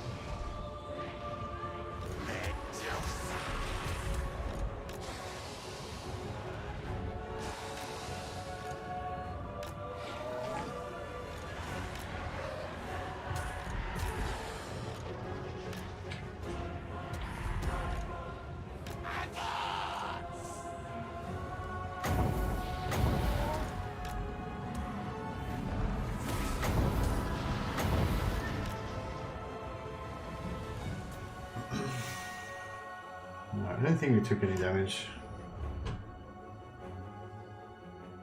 And yeah, Hydras didn't really regenerate very much, but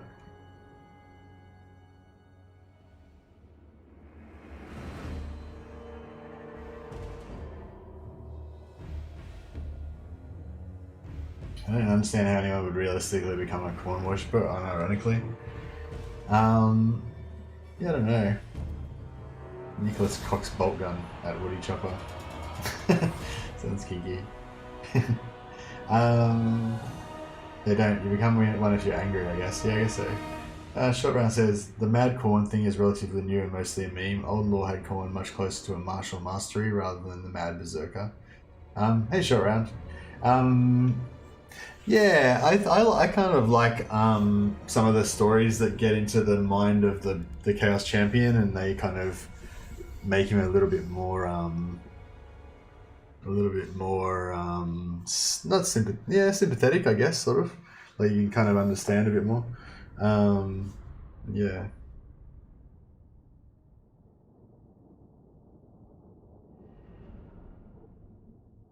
I don't think the serial killer is really that much is not really what... Like, a serial killer is more like a Slaneshi thing, you know? They do it for the thrill or whatever. That's not really what Khorn's about. Khorn's just about, like... Yeah, it's kind of like it's like worshipping Ares, but on steroids, you know? But, I mean, there is the god of blood and murder as well. I guess. So, yeah.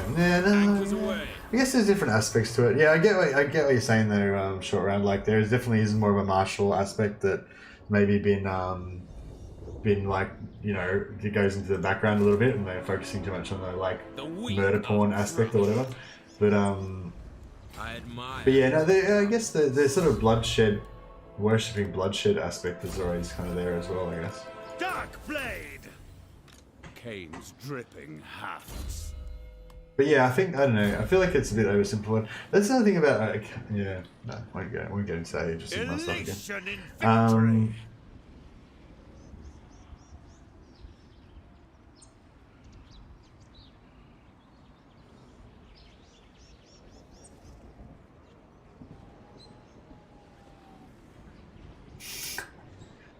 Nicholas and Woody Chopper's antagonizing Nicholas. Seems like Khorn's not very nuanced compared to others. I mean, no, I think that's what the point that Short Round was saying. Like, I think Khorn is just as nuanced as the others, you know? I think all of them can be really, like, you know, you can simplify all of them. Like, you can say Tzinch is just, like, sneaky and he's all about the great plans. Woo, you know? And, like, make him into a comical character, you know? You can make Slanesh into this, like, oh, it's just like a sex pervert. ooh, and make them all simplified, you know. But like writers, like some of the writers that have done pretty cool, like you know, stuff from the perspective of the Chaos Champions or the Chaos Cultists or whatever, and kind of portrayed it as a bit more of a complex thing. And like it, yeah, I think all of them.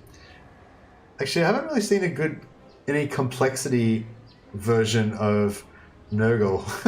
But I mean, I've sort of read some kind of cool explanations of it, I guess.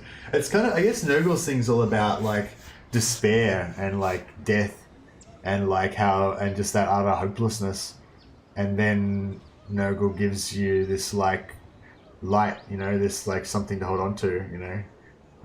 That's kind of Nurgle's thing. But yeah, I think Nurgle is probably like the most simplistic out of all of them. But it's still a pretty moving concept, like that idea of, you know, just like disease, like dying of a disease is pretty bad, you know. Pretty bad thing to happen to you. And I think most people can kind of identify with how fucking shit that is. You know? And yeah, Nurgle offers you a solution. Like, that's the sad thing about like a lot of those stories, you know, have these like noble characters that are on the side of the Imperium or the Empire or whatever, you know, and then something happens to them that breaks them, you know, and you can understand it because, you know, if you're in that situation, you'd probably break too, you know.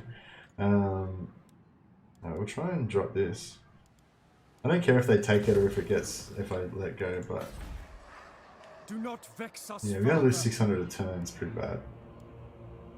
Actually, no, there's no reason to drop this one. We'll leave that one. Actually, fuck it, we'll leave them both. Like, fuck it. Yeah, I'm not bad. We'll just keep making the money as long as we can. As long as Hargreave stays weak, we don't really give a shit what happens to anyone else around this area. Yeah, Nurgle makes a lot of sense, but I'd say Nurgle's the most simplistic of them. I don't think Khorne's really simplistic at all. I think, yeah, I've read a couple of novels about like Khorne champions and stuff, and yeah. Listen, that Khorne once was also a god of martial prowess and physical strength who'd send his minions to kill you if you killed the weak and defenseless. Yeah, I think that's an aspect of it too. Like, you know, like winning battles by deceit and like sneakiness and like, you know, like if you, I don't know, like if you got challenged to a duel and you like poisoned the dude or whatever, you know, like it's not like just about killing, it's about like martial prowess and strength of arms and honor and stuff like that, you know. So I think Khorne's definitely got some sort of honor aspect to him, but he's definitely a lot more murderous, you know, than, you know, a normal person, you know, is not willing to be. As a normal person, you will most likely not be in a situation where you want to murder somebody in honorable combat. I think if you're trying to like make Warhammer make sense in terms of the real world, you're probably going to run into trouble, Igor. I think it's probably healthier just to keep them as totally separate concepts that kind of vaguely relate to each other, but you know, yeah. If you survive a deadly plague, oh, okay, I see what you're saying. Yeah. If you survive a deadly plague, if you're going to die of a deadly plague, and you know it's really terrible, and they offers you salvation and stuff like that. Simple stuff's easy to explain. Yeah, but if you read a novel, generally the novels, if you read a novel where the protagonist is a Chaos character, or where they do first person stuff from the Chaos character's perspective, quite often they give you a bit more you know, a bit more insight into it. Sebastian says, less talk, more play. Yeah, good call. Sorry, I've fallen off the wagon. I was doing alright. Please stop talking about Warhammer lore. You have no knowledge about it, says Nicholas. I have some knowledge about it. I mean, the novels that I've read are part of the lore. They may not be canon, you know, but they're still like, you know, they're still part of the lore. And the stuff that you say about Khorne is like way off base, by the way, Nicholas. Sorry, but like, I don't know. I mean, obviously you think that you're right, but like no one else thinks that you're right. So I don't know. I feel like you need to like maybe, you know. And I think that's the other thing too. You need to stop thinking about like Warhammer lore as like a rule book that you can look up. Like just because in one book it says something doesn't mean it doesn't say something different in like 3 other books, you know? And like also it's developed over years and stuff. And some people ascribe to a version of the lore that was around 5 years ago or 10 years ago or 20 years ago, you know? And like, just because, you know, your version of the law is the latest version that came out with Age of Sigmar or some shit, doesn't necessarily mean that anyone else follows that version, you know? Anyway, let's get back to the game. But yeah, no, Nicholas is right. I'm not an expert in the law. But I think that I should still be allowed to talk about it, you know? I don't think I should be not allowed to talk about it just because I'm not an expert. But yes, yeah. In terms of the law, I'm just giving my opinions about things. I'm not any sort of authority. I don't know, you know. Lawmaster Sotek's probably the guy if you want to know what the current law is. The people grow restless. Certainly, out of all of the Warhammer YouTubers, I'd say Lawmaster Sotek is the one that's the most informed.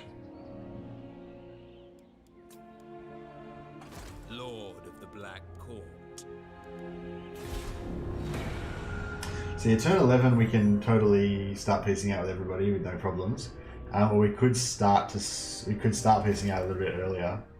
Don't you dare say I'm wrong simply because I read more lore. You fucking hypocrite. All right, fine. You win, Nicholas. I'm sorry. You were right. I was wrong. Dreadlord of But yeah, as I said, I still think I have a right to an opinion. As I said, I might not be an authority, maybe I'm not right, but I still have the right to express what I think, you know, even if it's wrong.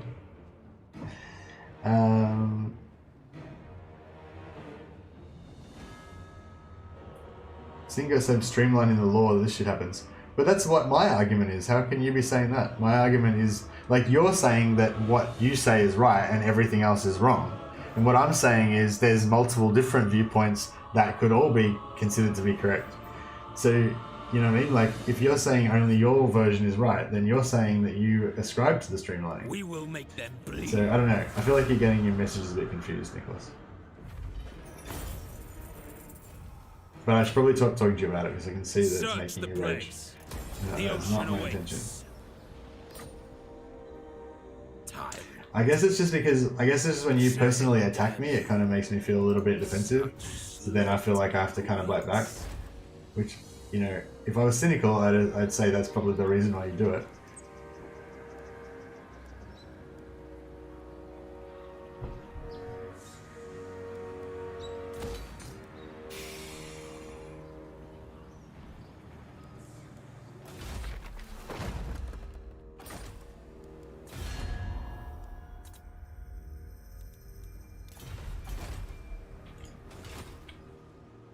Lord of the Black Court. Dirty, slithering worm.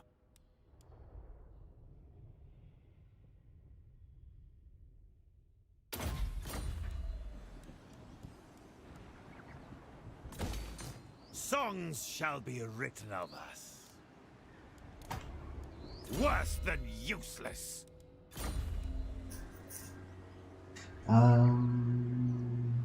I have prevailed. Oh, let's listen. And then, if I follow your reasoning, debating and changing people's mind is more Zuchin. I don't think you need to ascribe every single action to one of the Chaos Gods. Don't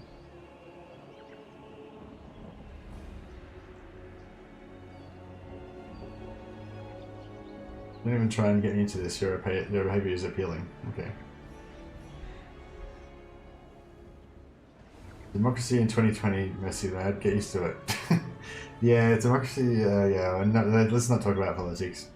How do we get here from talking about a simple thing known as corn? Yeah, no, it's got pretty out of control. I gave a viewpoint.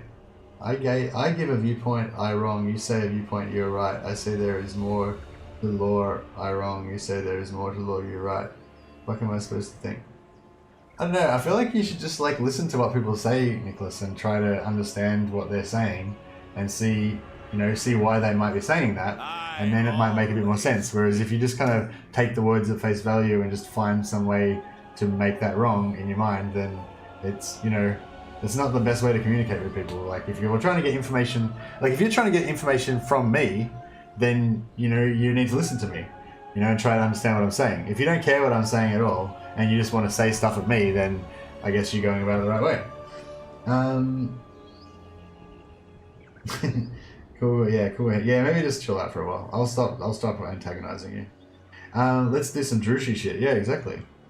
Let's get it on. Although this is a pretty low action campaign, guys. Sorry. Basically, the idea is that we just do fuck all until about turn 20, 25, and hopefully by that stage we've confederated everyone. I was gonna switch out Malekith, but I gotta wait till he gets to rank 4 or 5 now, so we can unlock the right. By Cain. Oh yeah, this guy's already done his thing, hasn't he?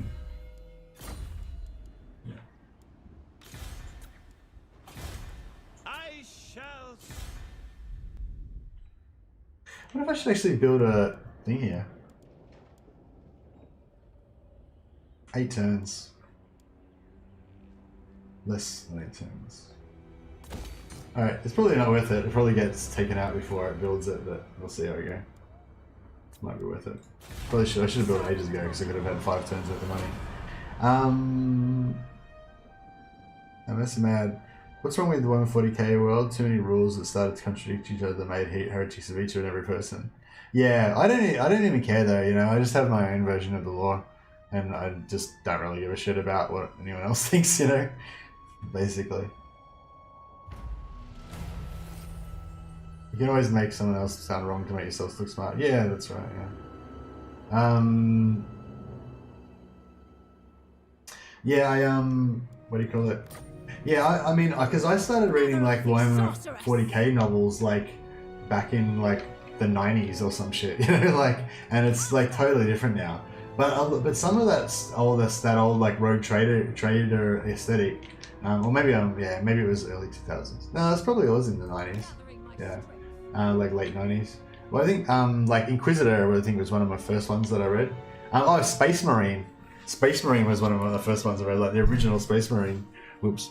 Which I really liked, and I still like part of that aesthetic. Andrew Jones is starting Grimbrindle campaign right now. Oh, you're getting a little bit of practice in, Andrew. He's cheating. He's cheating, chat. He's practicing. I won't be the reason we lose tomorrow. No, you probably won't be. I probably will be the reason that we lose because I'm going to try and play. Maybe oh shit, yeah, maybe I should do some practice as well. I'm probably not going to though. I'm probably going to work on that other Dark Elf video. Demon! Black-hearted dreadlord. A vile plan.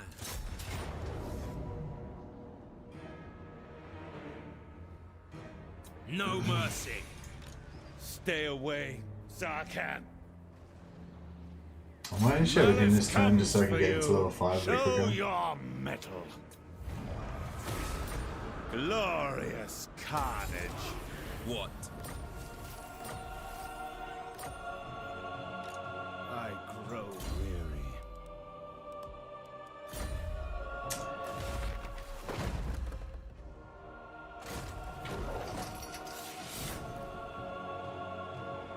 Elation in victory. Sorceress of Grond. Only a fool would vouch for this one. All shall be mine. That's right, then. At least we can get more items and stuff, and get more chance of ancillaries. Something within.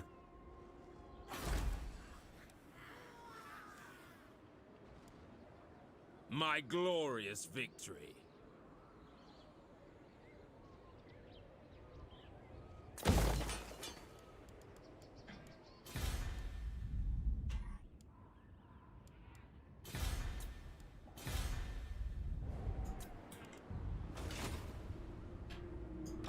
I am no puppet.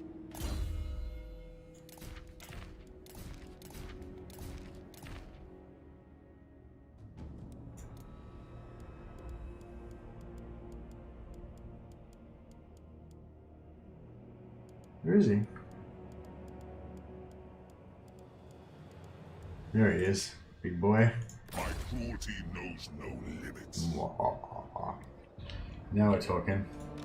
I am the Witch King. You are the Witch King. Yes, you are.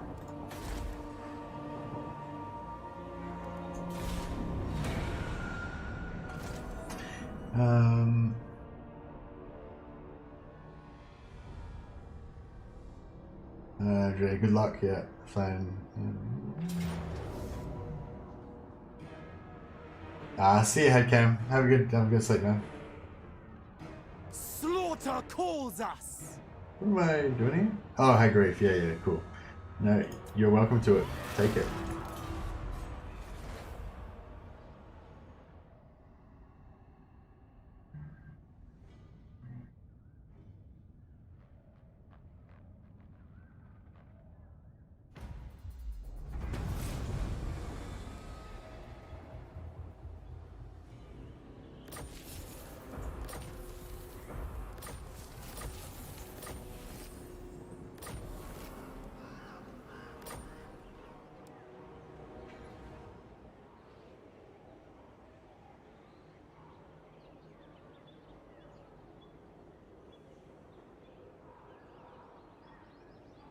What's going on here?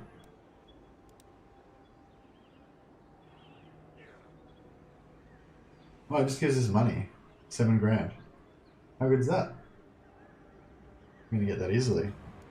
I can smell their fear.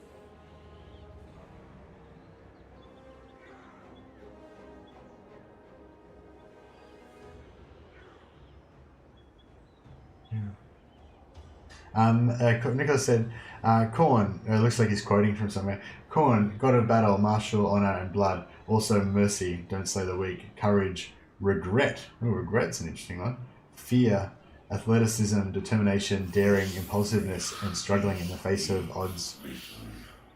Back into the void with you. If Khorn is the god of mercy, then surely mercy knows what he's talking about. I don't know if those things necessarily follow.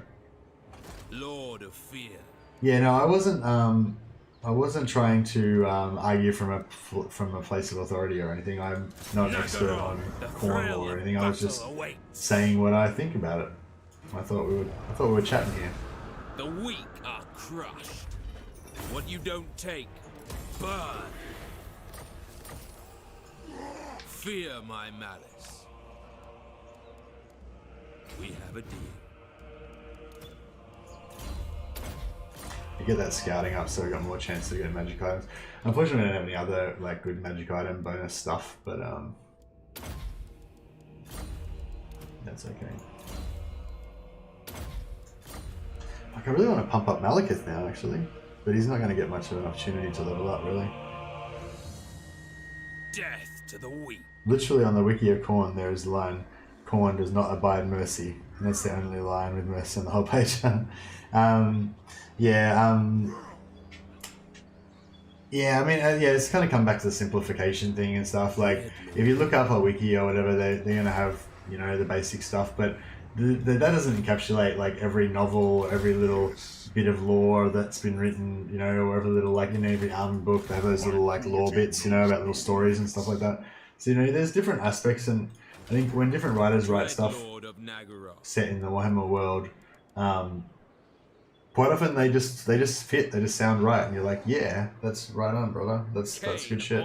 And it might not have been in the lore before, but once somebody writes it and it's good, then it kind of is in my mind,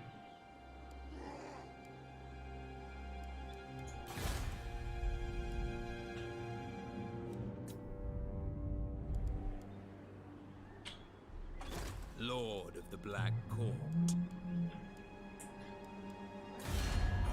We could probably... How many wars are we in? Oh, we're in shitloads of wars. So yeah, if we peace out with Harganeth now, we're probably going to take a bit of a hit. But...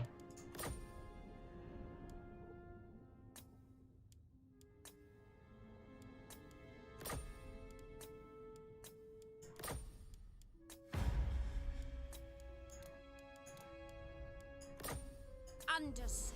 Yeah, we took a little bit of hit, but that should pop up instantly, because the more agreements that you've got, the more diplomatic agreements that you've got, the faster that your reliability goes up. And I'm pretty sure that wars count. So if we're at war with all these people, it should pump our reliability out really fast. Even if it doesn't, we're still high, so it should go back up in a few turns. But because yeah, I think it should go up in one turn because we've got so many wars. It just pumps your reliability up really fast. My glorious victory. Oh, is she at war with anyone else? Yeah, we're at war then. So that's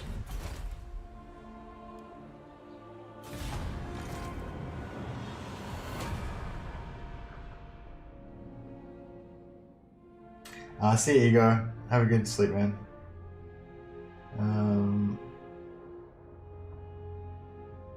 Rival power comes to parley, demanding a change in your Burris Day? It's funny how much Total War Warhammer got me back into Warhammer. I really fell out of it when Games Workshop destroyed my Death Skulls and changed everything about looters in 40k. Yeah, I have that problem as well. Like, I get bummed out when new stuff comes in that kind of wrecks the old lore. I still haven't got my head around Primaris and all that shit. But yeah, my 40k is sort of like existing in pre-Gilliman days at the moment as well. Still haven't quite got my head around the new stuff.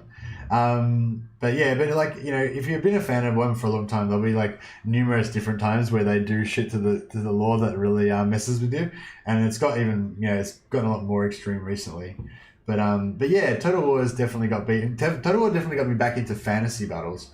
I was really the lore, like a fantasy battle. Sorry. I've read a bunch of fantasy battles setting novels that I really enjoy. I really enjoy the setting. But yeah, the Warhammer definitely has got me more into it.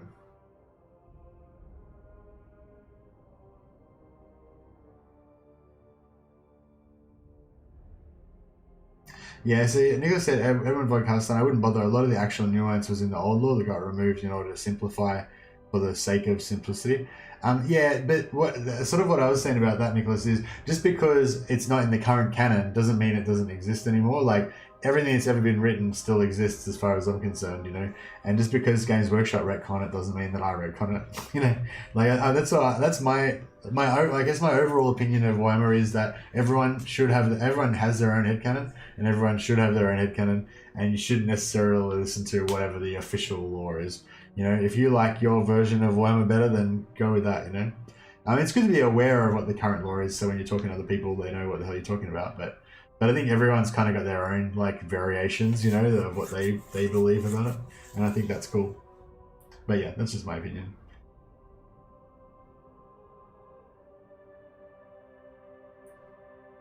Who said goodbye? Are you saying goodbye, Romain? I'll see you. See you later. Yeah, thanks for joining the stream. Lance says, I'll stick to my boomer lore and keep it at that. Yeah, that's kind of my thing as well. Peace treaty. No, too early. Next turn you can have peace treaty. No, next turn. Yeah, it's this thing, keeping your faction strength high is expensive, but it does make you money because everyone wants to peace out with you.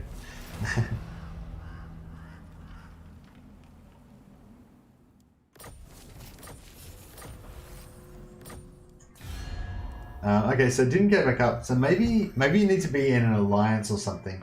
So before, when I noticed it, I think I was in an alliance with like Malekith, and I'd like peace out with some of the factions, and then I would go straight back up again. So maybe it's like you have to be in an alliance with somebody and at war with somebody else, and that's what pumps you up really fast. Because yeah, I would have thought this number of wars would have done it. But yeah, when I noticed it before, I was actually in an alliance with Malekith, so yeah, maybe that's another part of it. Cain's bandying words with you will not please my lord. You overreach!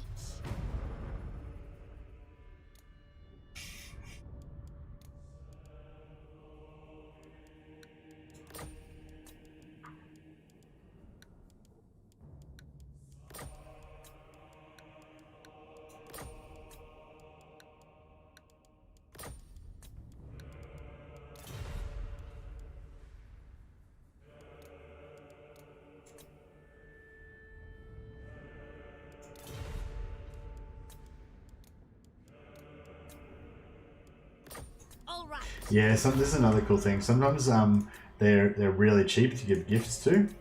So whenever you see that, just jump on it and like give them heaps of gifts because it costs you fuck all. Agreed. Alright, we're broke now, so we can't afford any more gifts. But still, that was pretty good. If I could get this, if I could time this perfectly, I could get this confederation with Hellebron like now, before we get contact with Morathi, so Morathi won't take the -40, and then we can get Morathi a little bit quicker as well.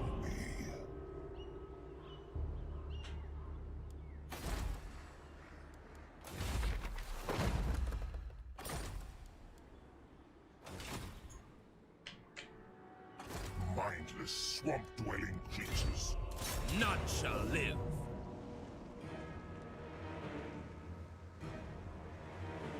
Draw your blades. We fight.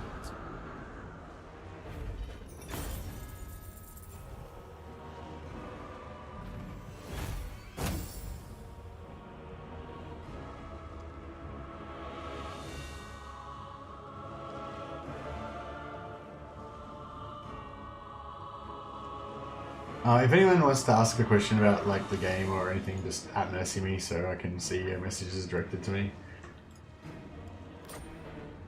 Take everything. Tired Trying to get some gameplay going while you guys are debating lore. by all. Plotting a course. I approve of these dark deeds.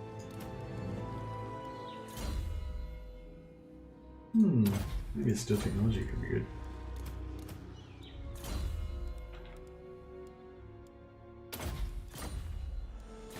So we can't get them to join.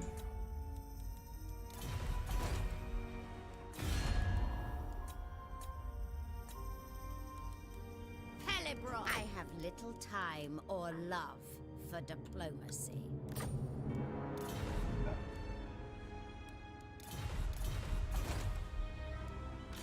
Merciless.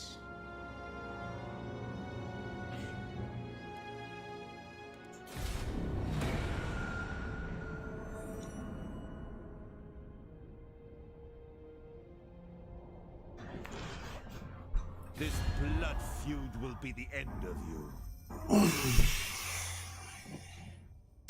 Peace treaty. All right. No, I'll wait till my turn and do it.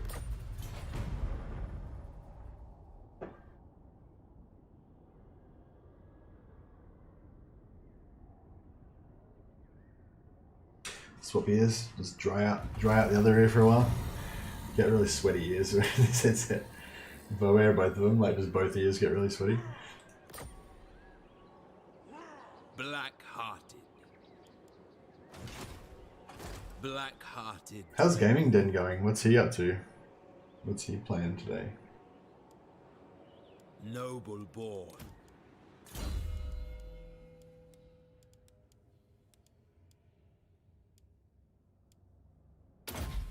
I suppose this guy we could keep this guy and use him as a settlement buffer. Their cold hearts are mine. Such slaughter. Death and carnage await. Set the sails.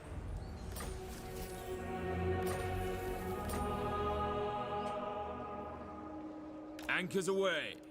I have prevailed.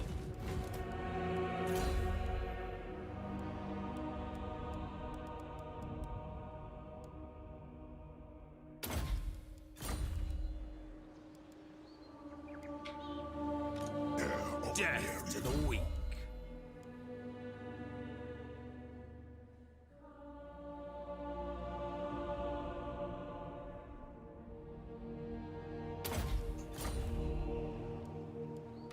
King of the Druki. Dreadlord of Nagaroth. Ever vengeful.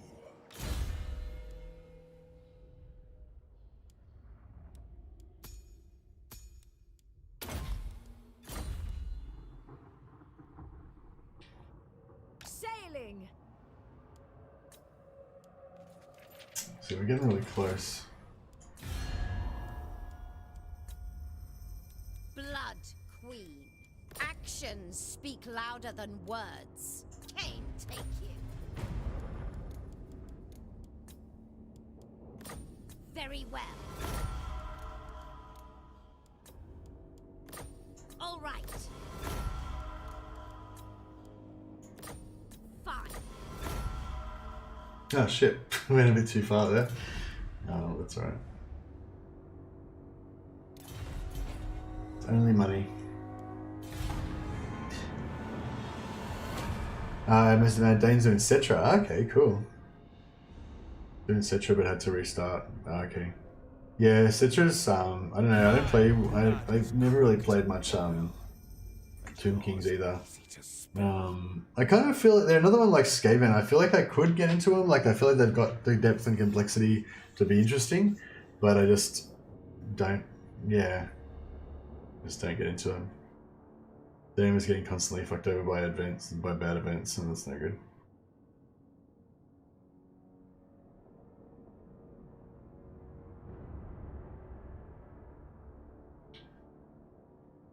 Oh well, I had to restart as well, so.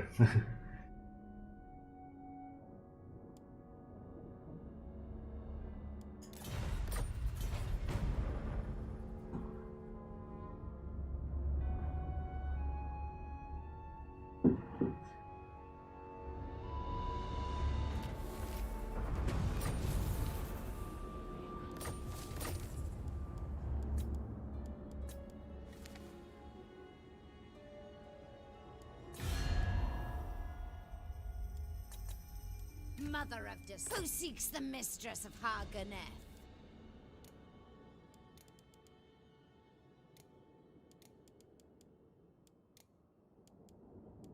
Understood.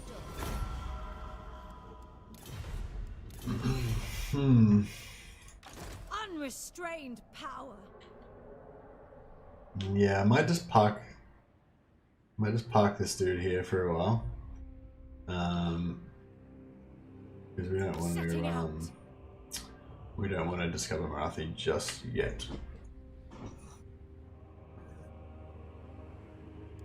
Yeah, we should be able to confederate Hellebron in like 1 or 2 turns.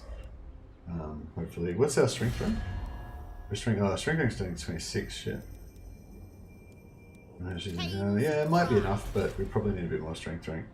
Yeah, I shouldn't have spent so much money. I could have hired some more dudes. And deadly.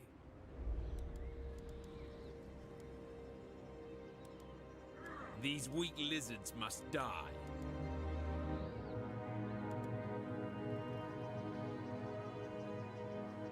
Harpies, Warhydra, and Carvidus.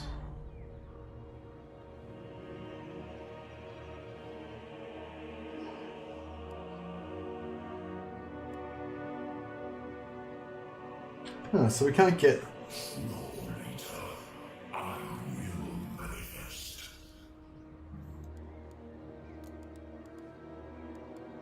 It's pretty shit.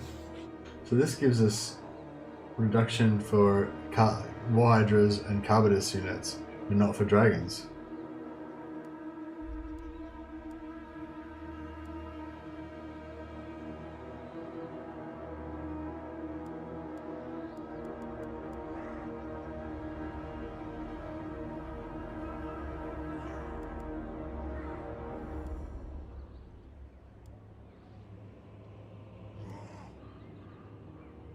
That doesn't give us any reductions in Medusas.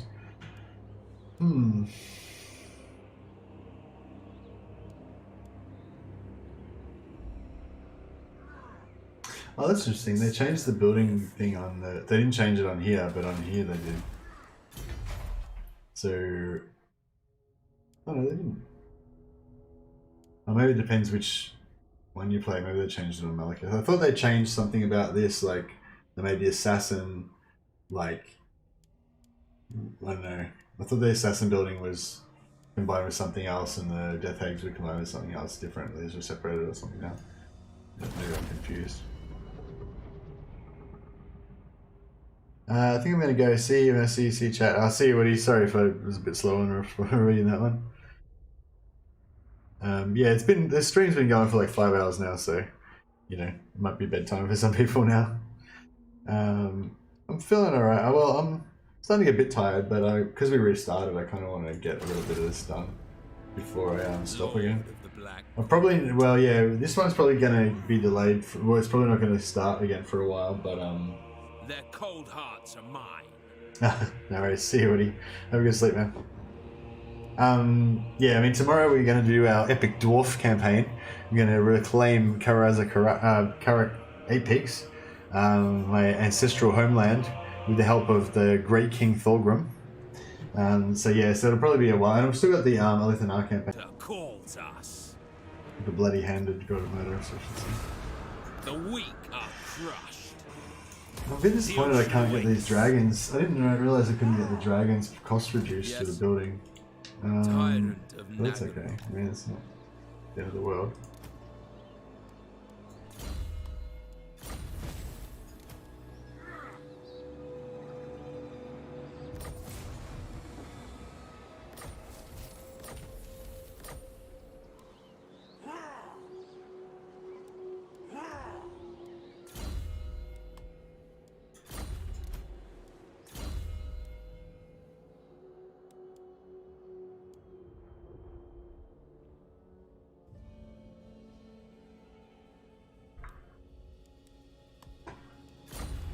So yeah, basically we're just trying to reduce the upkeep so much on this that our units are like, you know, super cheap, and then we can pump up our faction strength more by hiring more units, which will make it easier for us to confederate some of these factions.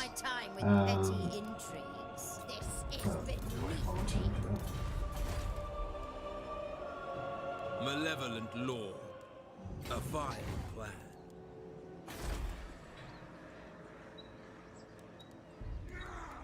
My glorious victory. Should have done that a while ago.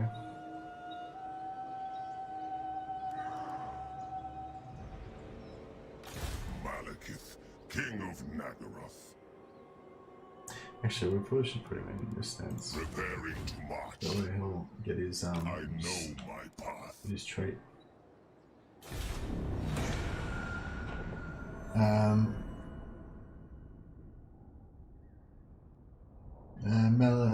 Who do you suggest starting for starting dwarves?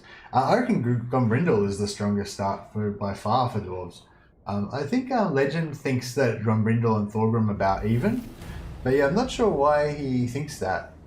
I mean, the reduction in cost you get for some of the units that Thorgrim gets is pretty good, and also if you want to do a bit of hero hammer, Thorgrim's got the he gets extra unit cap for a bunch of heroes, which is pretty awesome. That would be pretty compelling for me. I'd almost go Thorgrim to get those extra heroes, but I feel like the upkeep reduction, the increased research, and all that with Gombrindal, as well as Gombrindal's starting units, are really cool as well. So yeah, I always go Gombrindal. I never play Thorgrim. Just had to reload my page and got an ad for Idiles. Kill them with softness. So obviously Khorn isn't the way to go. Tomorrow, Kazaket, ha! Indeed for bits, you know it. Check out Legends Total War D-Live archive if you want more tips. What was that about? Oh, you're talking about a different conversation.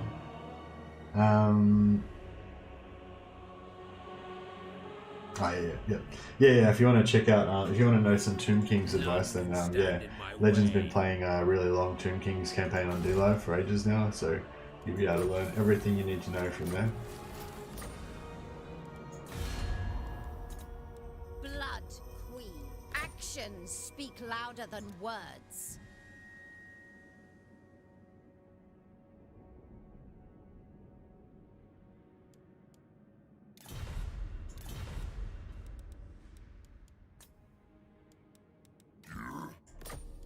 Chopper is in mine.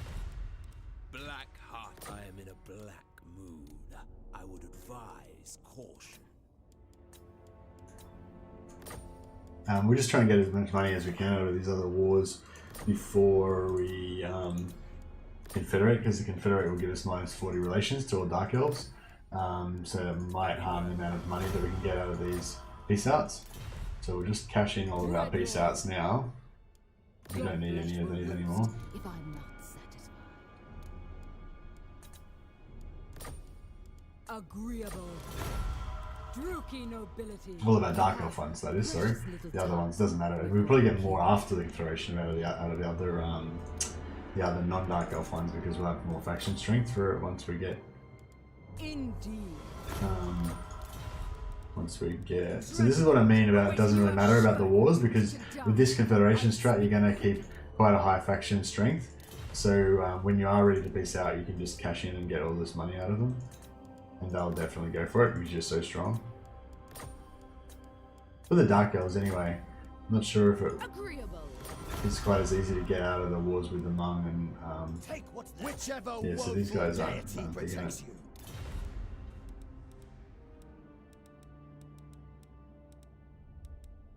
Supreme, I will sear the meat from your bones.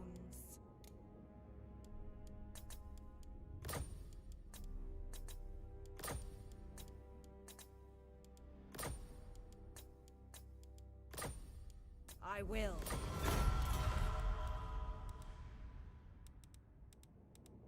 Yeah, cool. So we're pretty much out of wars except for Bloody Chains and the Norskins up the top. Which is fine. Vicious Dreadlord. I approve of these dark deeds. Hellebron, I have little time or love for diplomacy. How fast and how many times are you going to end up in the Damas Cron tomorrow? Yeah, probably a few times. A friend, Short Round, was asking for Tomb King's tips. Oh, I didn't think he was asking me though. I thought he was just talking to Nicholas about it. Yeah. Well, as I said, I've never really played Tomb Kings, so yeah. I mean, I've played them, but I've never really been a Tomb Kings guy, so I don't really have much tips on that. Just apart from stuff I've got from watching Legend streams mainly.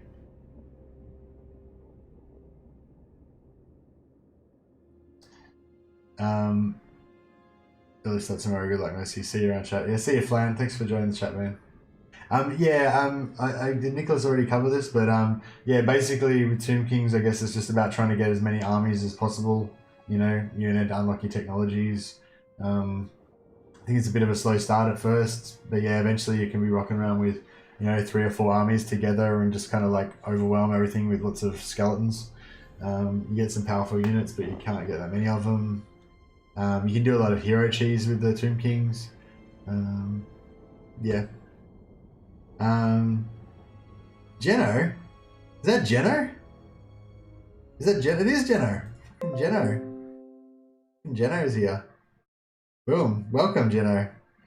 Geno Shen's one of my guildmates. Not that I don't know if I can even be considered to be a guildmate anymore since I haven't played any games with them for fucking forever. But yes. Welcome, Geno. I've made you a moderator so that I can see your name show up in bright blue every time you bless us with your coming out. Geno is also an Australian as well.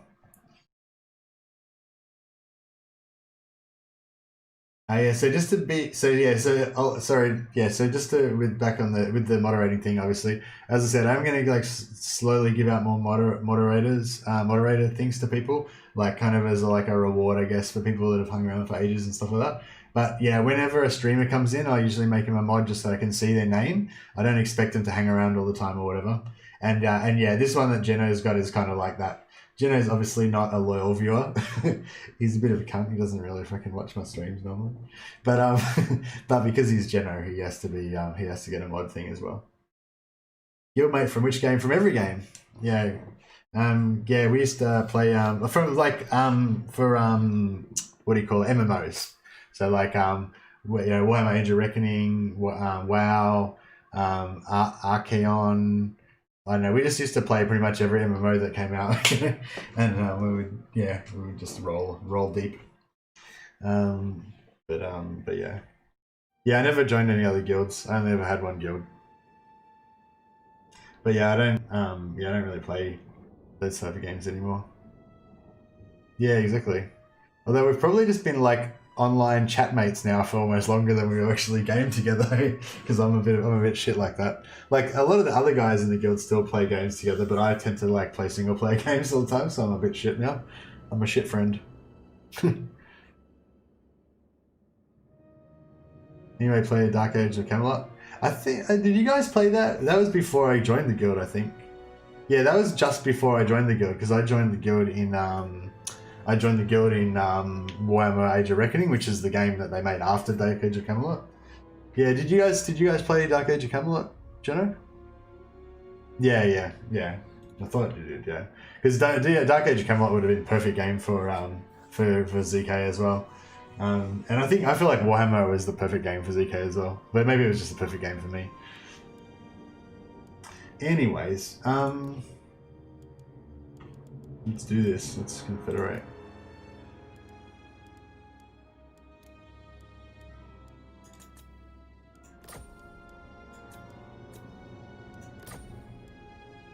Oh no, there's a guild, you just played it, yeah. Oh yeah, we played Soitor as well. We played Soitor, is that one we played, Jeno? The Old Republic? Yeah, that's right, yeah. Swabilia says 23 turns in Malus. I got the turn 2 Confed, can't get the rest. I spent all my money upgrading, lost Nagaron to the Crone, just barely lost it. Oh, okay, so you migrated to Nagaron, right? Yeah, so I'm giving up Nagaron. I don't want Nagaron. I want to take over Morathi's start position. I don't know why. It's a pretty stupid idea because I hate Morathi's start position. I always lose when I try to play from there. But I'm hoping that this time it's going to be alright.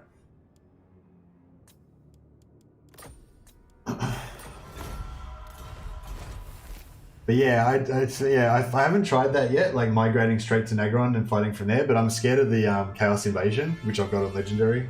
So I'm trying to like start down in Morathi, so I'm a bit far away.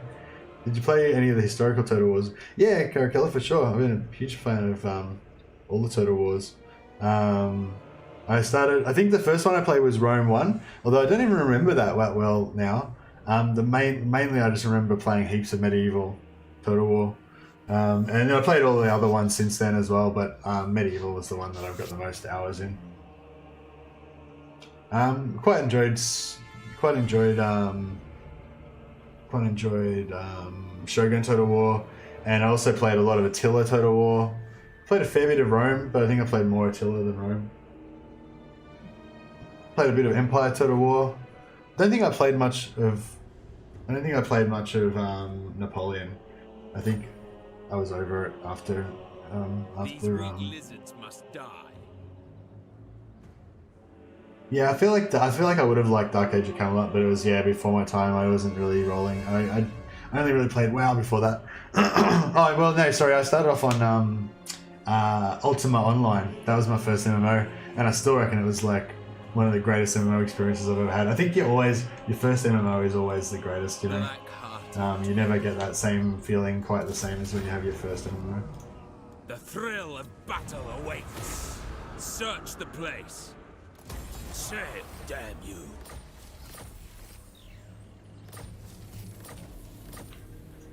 What?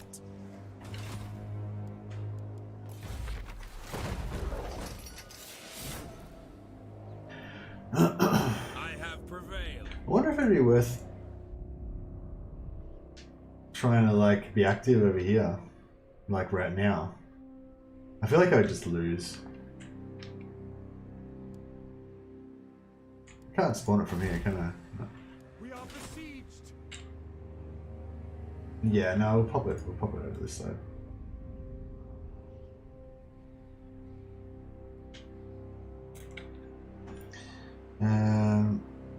There was a before your time? Yeah. Nah, there wasn't really before my time. But no, I mean before I was like into MMO PvP and like guild PvP and all that kind of stuff.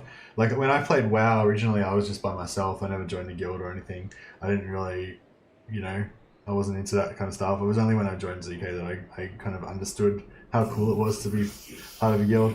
Or maybe cool is not the right word, but fun. Not possess me again. Ooh, he's a bit worried.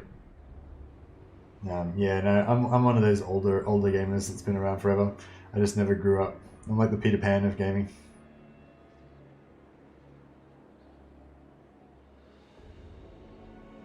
Imperial Agent is very sneaky peeky James Bond like, yeah. I hate paid subscriptions. Yeah, I kind of get that.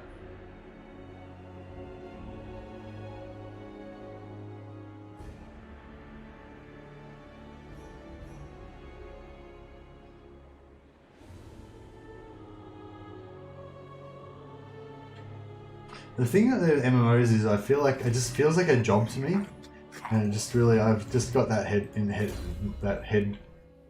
my head now. Like whenever I start an MMO, like I always feel like a commitment that I have to do it, and then that turns me off wanting to do it, and it's sort of yeah. Now let's see what lane of power are you gonna get.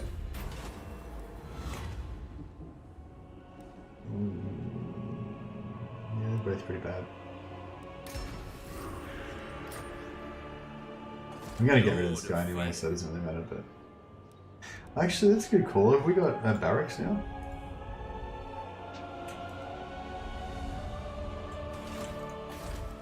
Yes, we do. Blood shall stain this snow.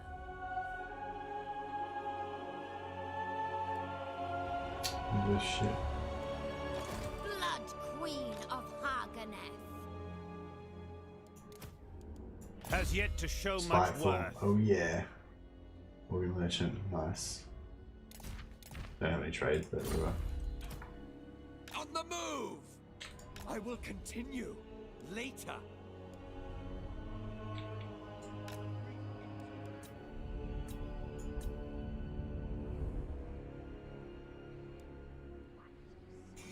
Dark color.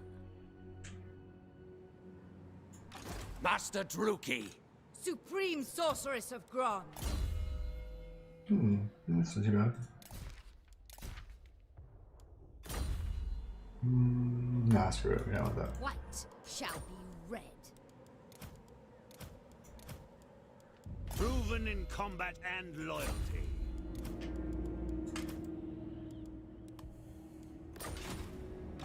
Behold my beauty. Blood Queen of Khornate.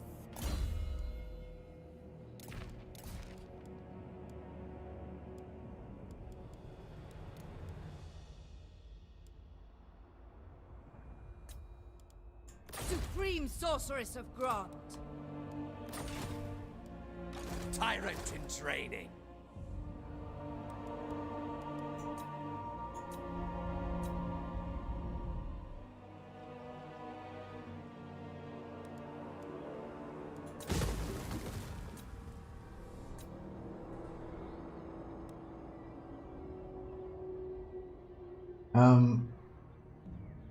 Blagan1234 says Bangarang.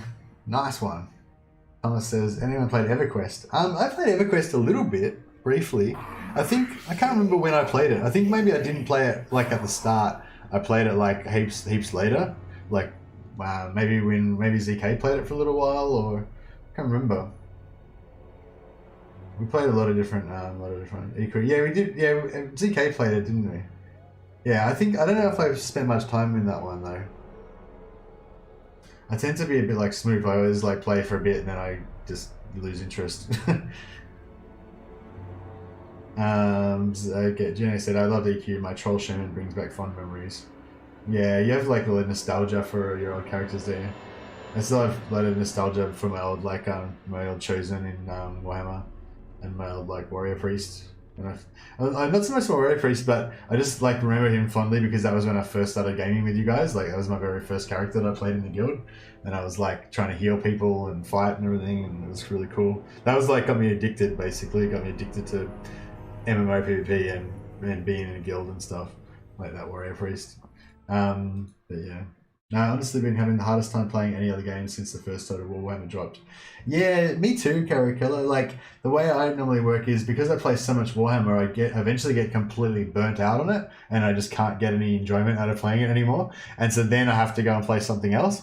But then the other games, like, I burn out on really fast. Like, I just can't, like, I'll be really into it for, like, I'll get some, like, idea of a game I want to play, and I'll be really excited about it, and I'm going to, like, role play something or whatever, just in my mind, but then I just like, I don't know, after a while it's not as good, and then eventually I get sick of it, and then I go back to Warhammer and I love Warhammer again, so it works out. But yeah, I've been kind of the same, like nothing else is remotely as good as Warhammer. It's just the best game like ever made, pretty much. There, I said it, I'm not ashamed. It's the best game ever made. Prove me wrong. Problem with MMOs is there's too much information on how to play optimally. The biggest fun is to goof around and explore, but there's too much pressure to follow a meta now. Yeah, I'm a bit like that too. I played played WoW Classic for a while, and the other ZK guys did as well. And I was actually really enjoying just the process of leveling up and doing different things and all that kind of stuff.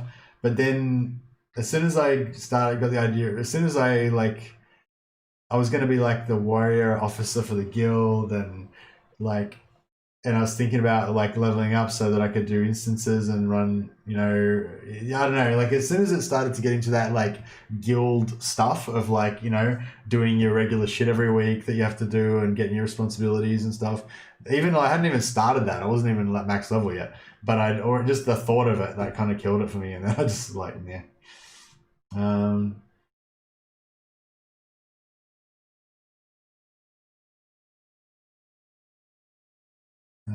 I got into EQ for a while. DOC drew me away pretty quick though. Tried them all around the same time. Oh, it's the Shards of Dale. I never heard of that one. Jenna said no, I didn't even know it existed until I just googled it. Nicholas said I almost got WoW, then I saw it had a monthly subscription and fuck that. Nicholas sets Mercy on fire so he can burn out. I had only over 400 days on my cleric. EverQuest was so addictive. Yeah, that's why they called it Evercrack. It was super addictive.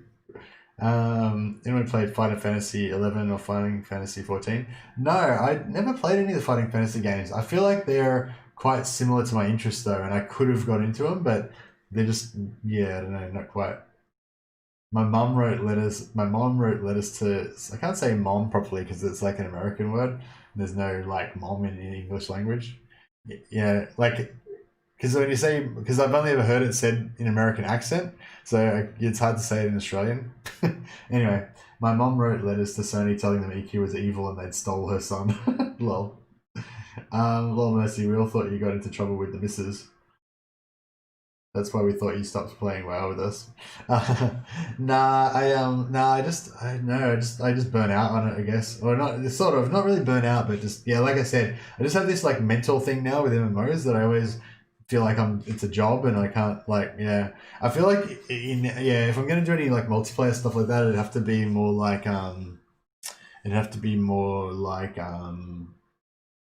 what's it called, Vermintide, something like that, where you can kind of level up a little bit but it's more actiony and it's more pick up and play and you don't need to kind of do stuff. But I mean, I don't know, I could still get into WoW Classic for a weekend or something if I was hey, I've got the weekend off, you got the weekend off, let's level up a couple of characters or something like that. I could get into that and have fun doing that sort of stuff.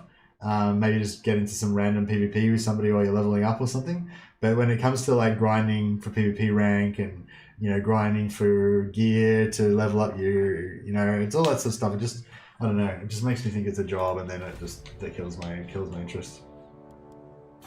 But yeah, no, I didn't get in trouble with the missus. Well, I probably did get in trouble with the missus, but that wouldn't stop me from playing. Me mum wrote letters, lol. Yeah, mum.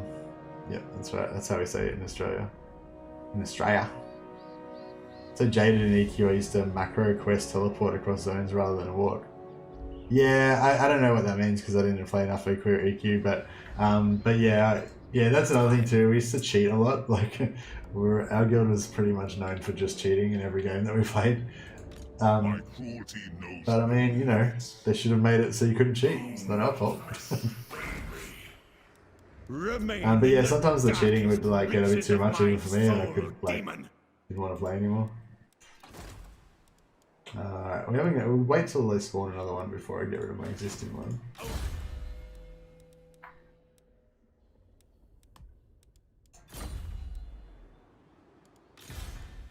Me. Spellcaster. We got rebels. Denied. We got rebels currently sieging the city. We've got these guys that want to take the city, but they can't because the rebels are blocking it, and they've got more rebels about to spawn. So it's a good time. It's being had by all, basically.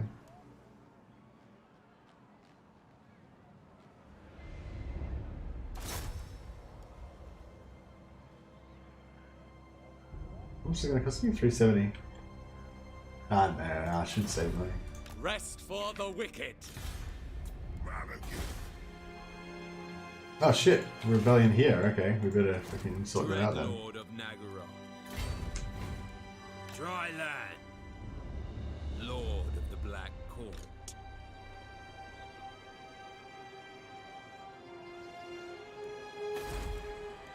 We are The Witch displeased. King is victorious. Yeah, whatever, that's fine. King of the Druki.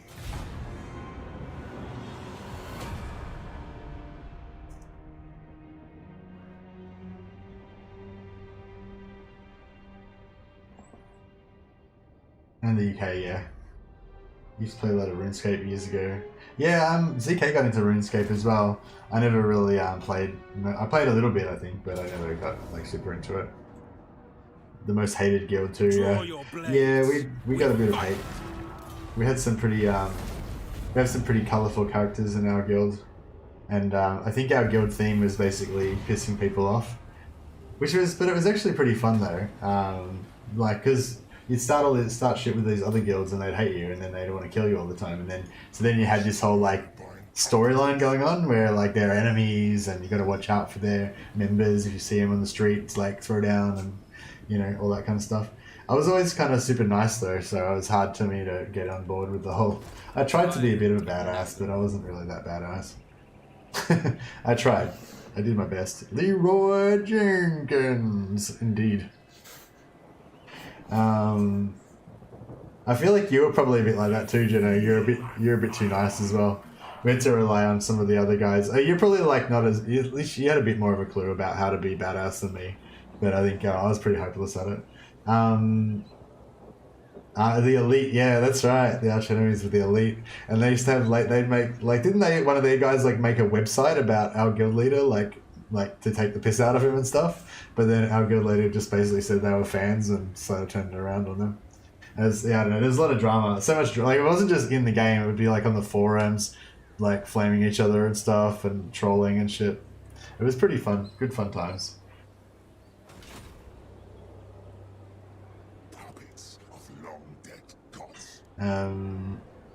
Fred's noticed that Nicholas is a mod now. Congratulations. Yeah, we felt like Nicholas deserved it because he's been around. He's been staunch since day, well, not quite day one, but since he appeared on the scene. They made their guild flag a picture of Manchurian. Yeah, that's right. This other guild like hated our guild so much that they like imported a picture of our guild leader, like his real life, like they found him in real life, got pictures of his real life face and gut, and like made their flag him. And like an unflattering picture of him, but he didn't care. He loved it because it was like just showed how obsessed they were with him because they're his fans. Black-hearted dreadlord. It's pretty funny. So damn it, this. What are these guys doing? Oh no, they're cool. I think 1, 2, 3, 4, 5, 6, 7, 8, 9, 10, 11, 12, 13. So if we take one out, do we lose? Setting out! What the fuck? My skills are yours. Relics, come forth! Oh, that's crazy. No. Cast off! Well, that's interesting. So she's got pluses to public order, right? And when it docked in here, it doesn't seem to add any public order. But when she moved into the settlement, it did. But then when she moved back into the boat, it didn't update it. But then when she moved out of the boat, it did. So it's like, yeah, it's pretty kind of weird. The waves call. Sailing. Dreadlord of This guy, I think, does not have any bonuses. Voyaging! Fuck. My time, my talents. Master There we go. Druki, everything to prove. That's weird. I'm not sure what's going on there. Crossing But water. anyway, so now we should hopefully get the rebellion next turn and then we can put it down and be on our way. Chosen of Cain. Hopefully Malekith can handle this rebellion by himself. Yeah, nice. Come, I Truki. wonder if he would win that. Like, I wonder if I went and fought this on the battlefield, if he would still win it. Moving back. Wealth is power. Leave nothing behind. On my way. We're up to turn 14. It's not too bad.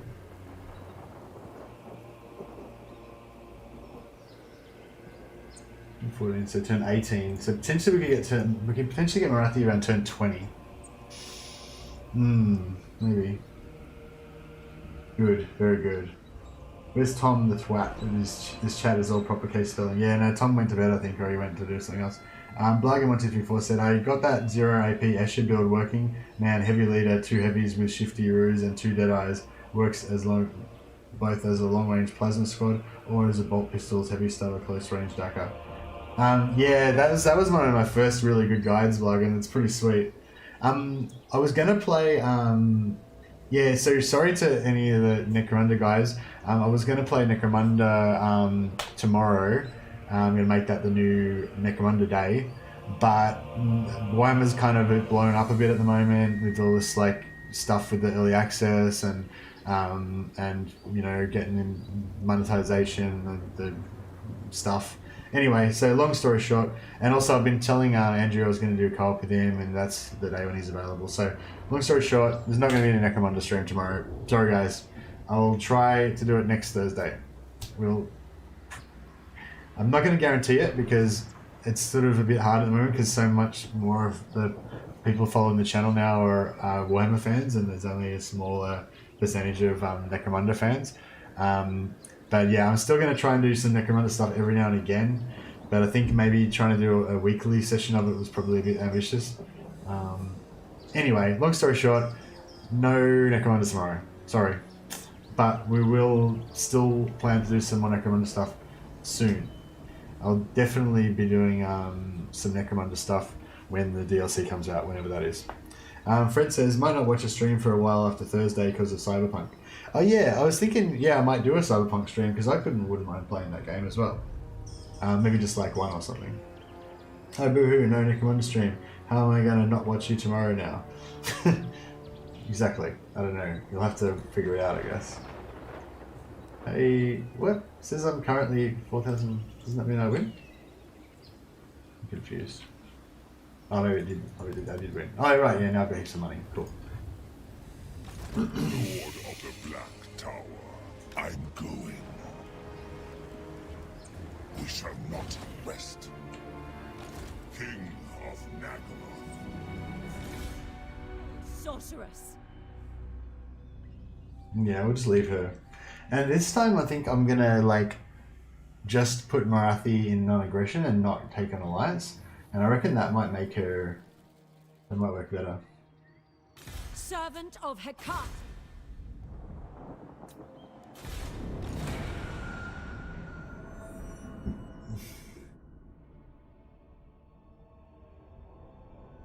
This is no place for the weak, but still you come.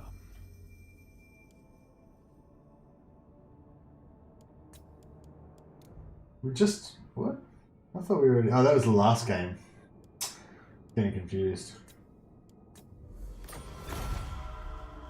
Have you grown so tired of...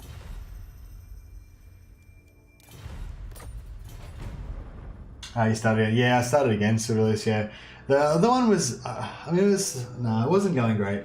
I mean, it wasn't going to lose or anything, but it was just like, it wasn't, what I was trying to do is get all the confederations early and migrate over to the west. Like, I don't want to start off from the Dragon Isles, I want to start off over in the west. But if I can't sort of get started by around turn 20, 25, then it's like, the campaign's kind of screwed, you know? So, yeah, so the plan is to try to get Morathi confederated by around turn 20, 25, and then start in Morathi's position, and then try to take Ulthuan.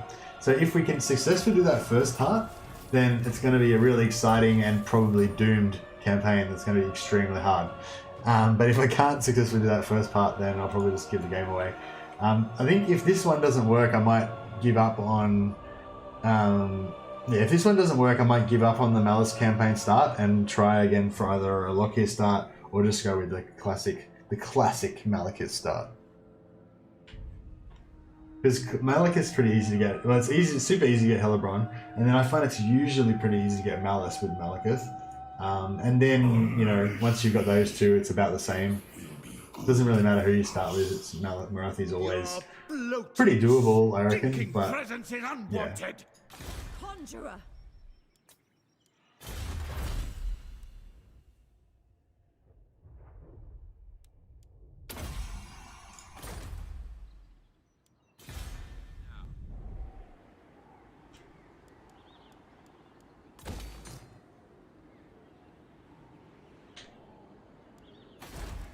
oh yeah, I forgot to pop our other fleet out. Lord of Nagaroth, black-hearted dreadlord. Fear my malice.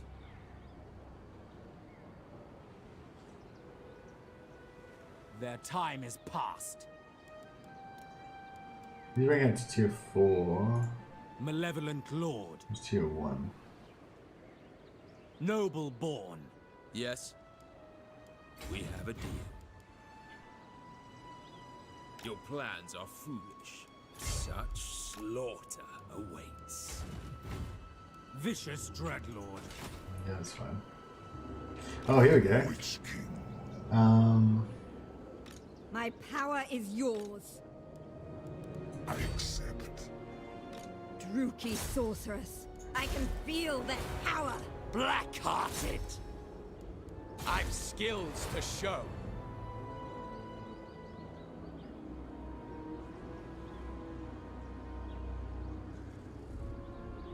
So, Nick said, I'm starting to wonder if you need a defensive alliance with Avalon if you want to get the event where it blows up as the Woodolls. Oh, yeah, I don't know. Sorry, Nicholas. Maybe someone else has watched Legends stream. I'm pretty sure Legends done it in his stream, so you'll be able to check it out. But I don't know. I haven't seen that one. Fast-flying lords with cheap magic like Teclis, Gelt, and Morathi are my favourite to play as. Yeah, I'm down with that too. I quite like Malekith as well. He's a bit slower in his dragon, but still pretty cool. I'm gonna lightning strike, unfortunately. Withdrawing. Oh well. Really died. Their skills. That's fine. I have no need of them. Yeah, so we want to get murder captive. Their heads. Oh, we didn't. Oh, no, it's fine, yeah. Dread king. Oh, very well.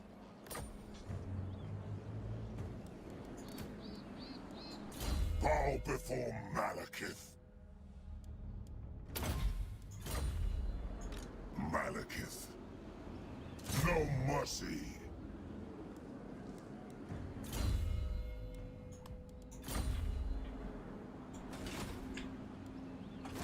Fear my malice.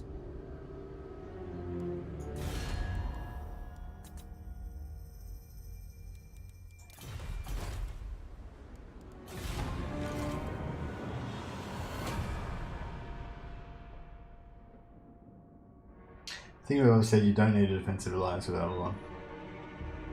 Okay. Oh, I didn't check my master recruitment, trying to farm some good traits.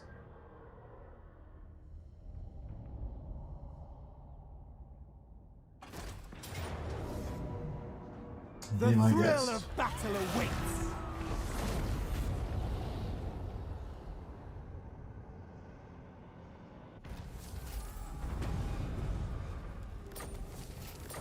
Oh yeah, we're not getting any replenishment now because we're maxed Die, out. apostate scum! Master Druki! Setting sail! 2 more turns. Raw power. Kind of want to time it exactly right, so Gathering my powers. yeah, we should be pretty close now.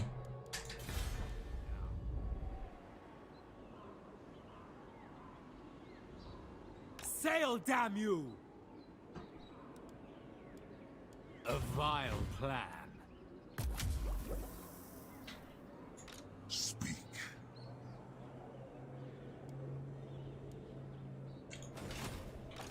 Kaiser Unka! The true king. Stay. All right. I'm going to do something a bit crazy. I'm going to fight a battle. I know, it's pretty crazy, but I'm going to fight a battle. Hey, Sedo, how you going, man?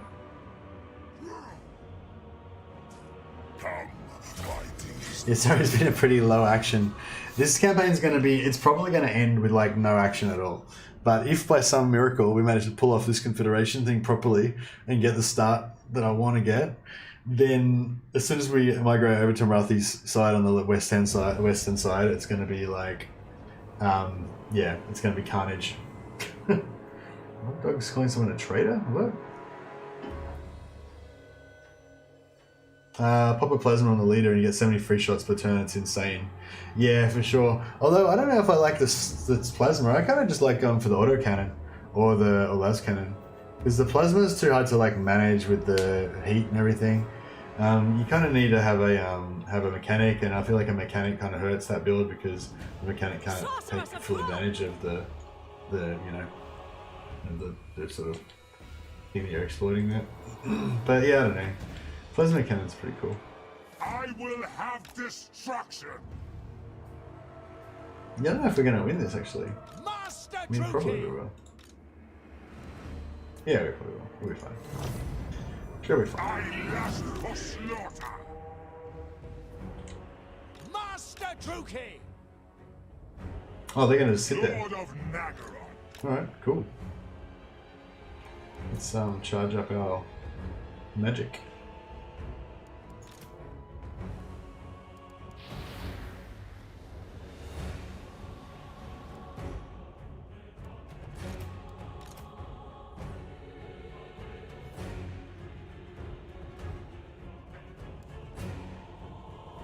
Alright, what do we got here? Skin cohort, Saurus spears, Saurus warriors, Saurus spears, skin cohort. Oh, this doesn't look too dangerous, really, does it? We'll try and take out their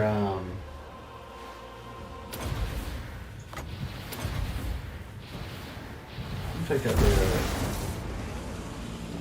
Did I move too much? Didn't do very much damage, but oh well. Oh cool, they're just gonna sit there and take it. No, they're not. The true king advancing.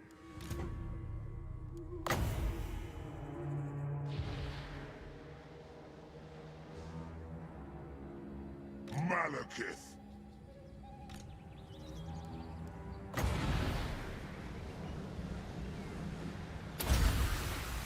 Attend me!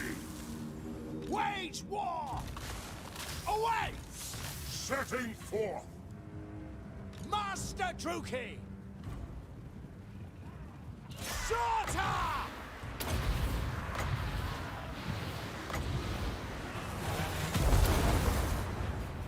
Eager for blood! Come, Malekith! Master Druki!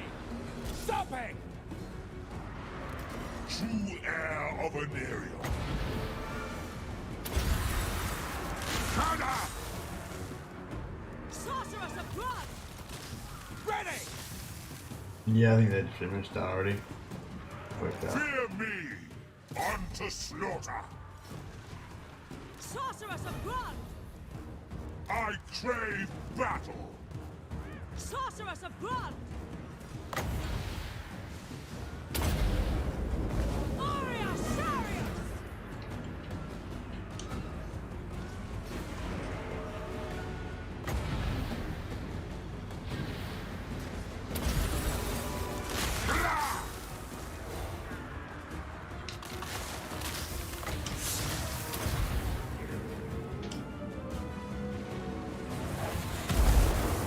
Oh, actually, I think I just did a bit of damage to myself with that. I thirst! Aria! All shall tremble! Dunskies.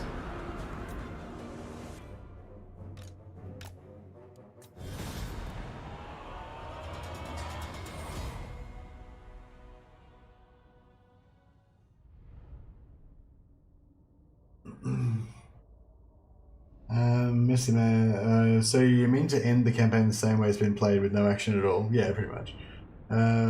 What turn did you play to? I think it happened in turn 50. Currently at turn 137 and Gain Vale is the only forest I don't control. I'm about to rebirth the Oak of Ages as well. Must be a bug then. I had a bug where you couldn't even do forest encounters. Okay. Yeah, there's probably a few little bugs with it because it's still early days. Patching the Take anything of value. DLC only kind of came out recently. King of Nagaroth. Oh, that's good. We're in range of this guy as well. The Witch King. Should be able to take him as well. Witch King.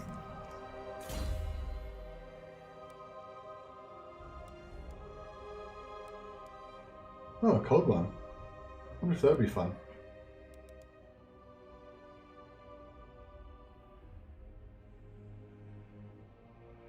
No, give it a try. Fear me.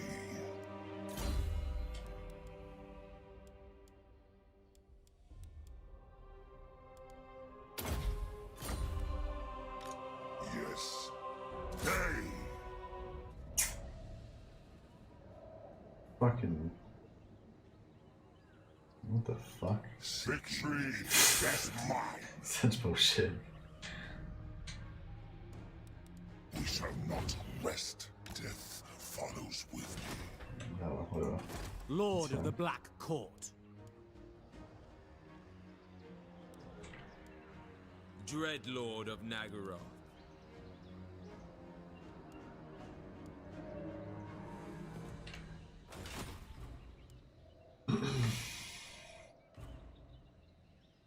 Black-hearted Dreadlord.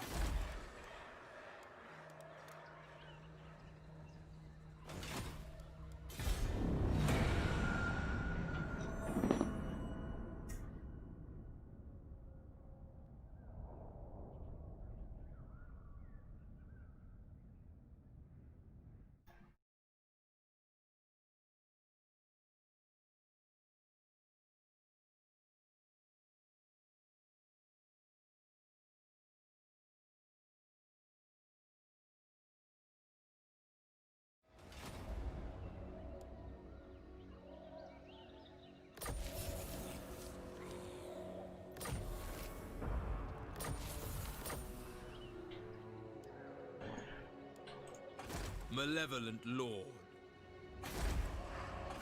Vicious Dreadlord. Death and carnage wait.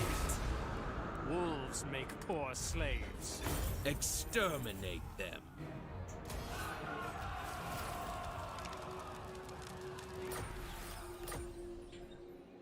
Feared by all.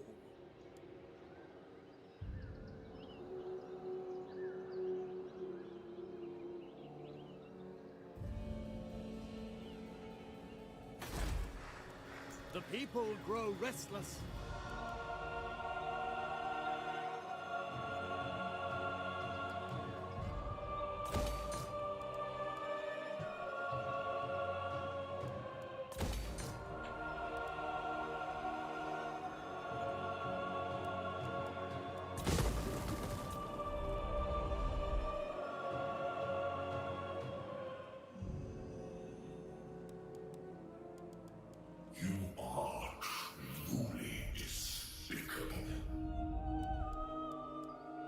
Lord of Fear.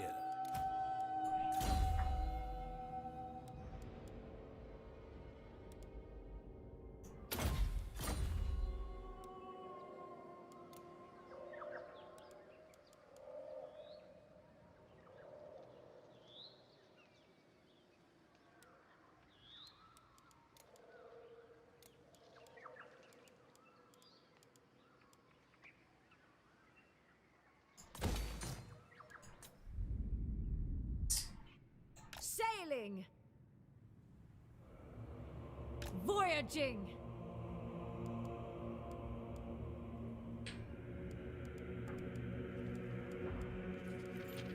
The waves call! Setting out! Cast off! Sure. Sailing! Alright, cool. We still haven't found Morathi yet, but we should get her next turn, which will be like perfect. The perfect moment. Marauders all! Get rid of this war. A timely arrival. Dominate a timely arrival. Ready? Say what you gotta say. Before you know why.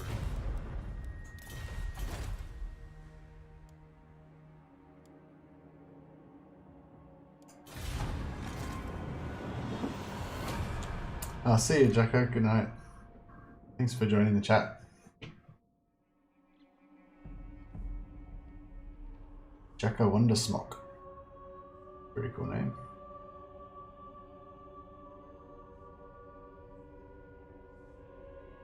I am Malus. Kill me if...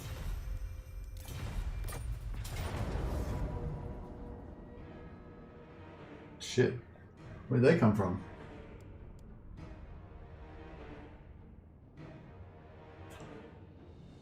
Why has he got like a sick army of dudes all of a sudden? Did he just recruit? No. Merciless host. Attack. Did I forget to attack last turn or something?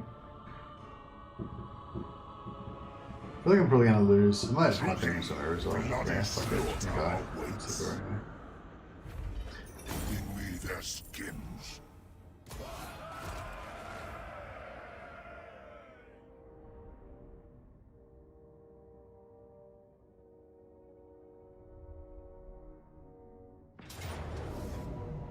Death and carnage await.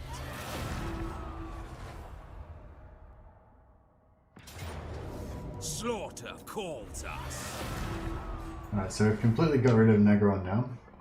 And we've replaced Negron back in... They exist again now.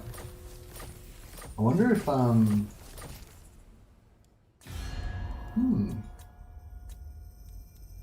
of Nagaroth.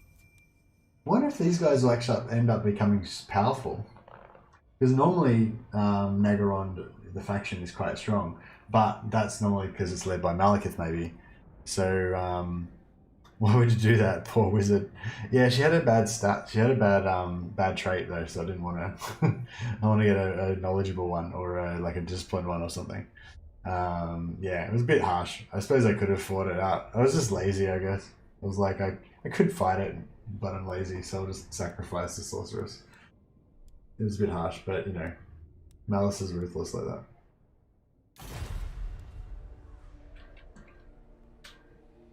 A fool's errand.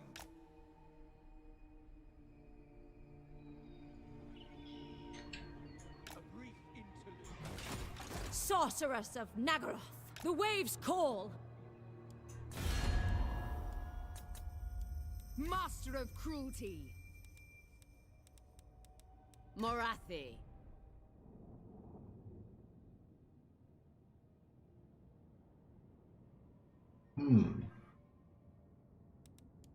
Enter and speak, for time is a luxury. For Kane.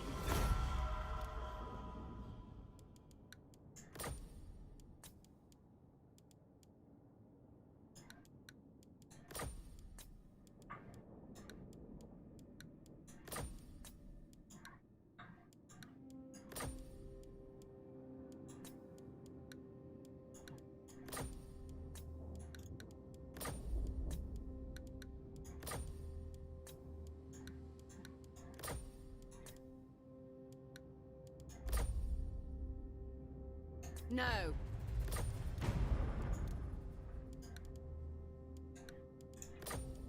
Immediately.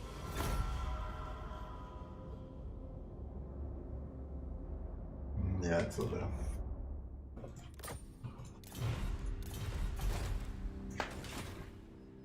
Yeah, so this time we're not going to wait for Lokhir. We're not going to get Lokhir first. We're going to just keep an eye on Morathi and just confederate her as soon as we get the chance to. And I'll try not to overextend myself on the money so that I can maintain it for longer. So I kind of like made a gamble that I'd be able to get her within 2 or 3 turns, and I pumped up my faction strength, but I couldn't actually afford to maintain the army that high. That was kind of where I went wrong a bit with the last campaign. I was a bit too thirsty.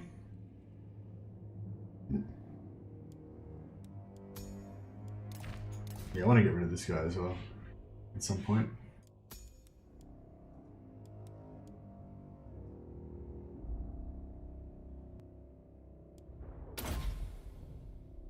Destroyer plays. I know you're playing Dark Elves, so apologies for the question, but would you know what Ulthuan's most profitable province would be in trying to figure out where to put my entrepreneur wizard? Well, when I play Ulthuan, I confederate Lokhir, and I put him in Lokhir, but maybe that's not the best place because he's yeah, I don't know. Sorry. Yeah, I don't know. Yeah, maybe someone else knows. Because Lokhir gets a minus percentage, but it's more about the flat rate. Like, yeah, I'd say Lokhir. I'd say Lokhir still. So Lokhir, because you're a Ulthuan, you've got the penalty because it's not your favorable terrain, I think. So you might lose a bit of income initially. But if you just get enough entrepreneurs, it doesn't matter. Like, it'll just might mean you might need one more entrepreneur wizard before you start to, you know, break even or whatever. Yeah, I don't know. I'd say Lokhir.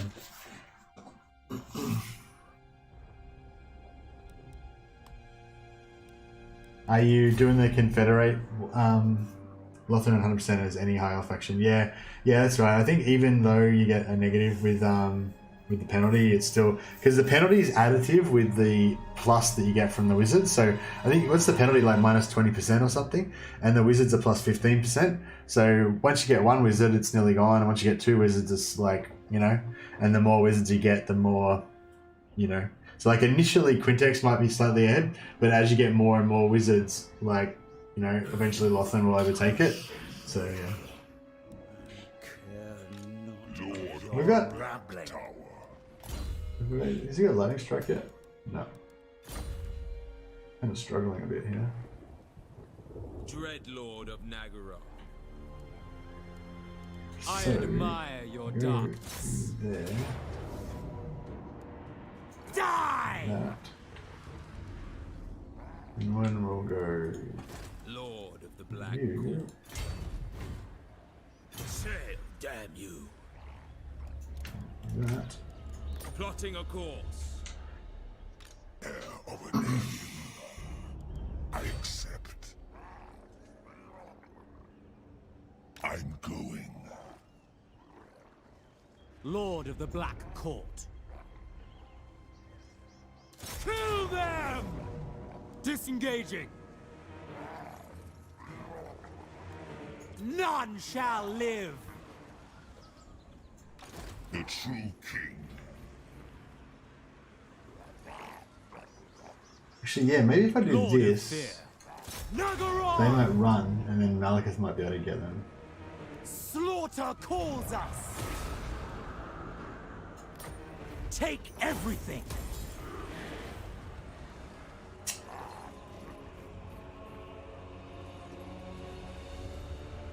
Rest for the wicked. My cruelty knows no limits. Crush the weak. Come, my dealers of death. Fight for me, or die. I want their heads. King of Nagaroth.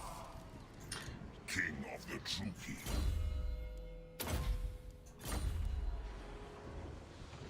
Vicious Dreadlord.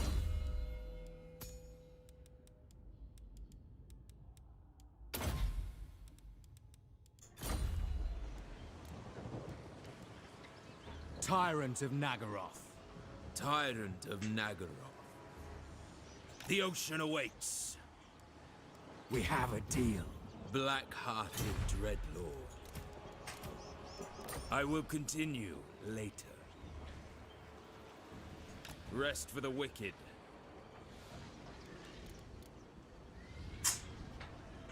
Screw that up a little bit. It's okay. The weak are crushed. Preparing to march. Oh, very well.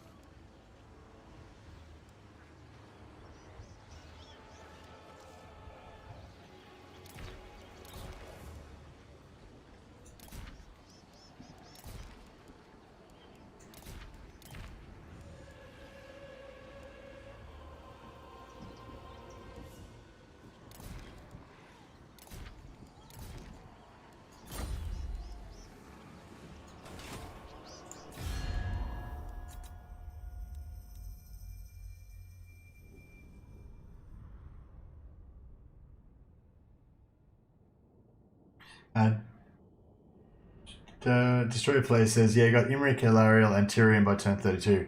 Oh, nice. Yeah, Eltharion like is a bit of a dick about it as well, but I think once you've got those already, then you should be able to get enough influence and money and stuff to be able to get Eltharion without too much trouble. You know, you just pump heaps of influence and money into him, and yeah. Well, don't do money if he's too expensive, but yeah. And then you just kind of wait until he gives it to you, you know. Lothern, Itza, Mount Gunbad, Haygrief, Nagarond, Karazakarak, Altdorf, Castle Drakenhof are the most profitable provinces in order, assuming terrain doesn't modify it too much. Mount Gunbad's only a 2 settlement province though, yeah. So that would make it a bit lower on the pile, wouldn't it? Or even just with only 2 provinces, its base income so high that it's 3rd. I wouldn't have rated. I mean, I know Gunbad just as a single settlement makes heaps and heaps of money, but I thought because it's only one settlement, not 4 provinces, it would be not as good, you know. Negotiations is like, I'm late, but hey, I made it. Hey chat, hey Mercy, hey Nurgle, how you going, man? The rest of the High Elves are declaring civil war, but oh well. Yeah, you'll be right. Just slap them down, beat them into line. That's the way to destroy her. What's that smell? Hi, Nurgle Jason.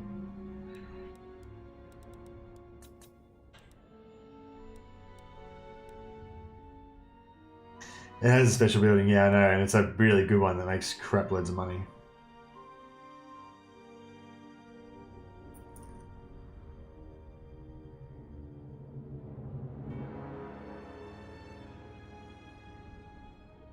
If you can build the landmarks, I should add as well. That's when you can make the most of them.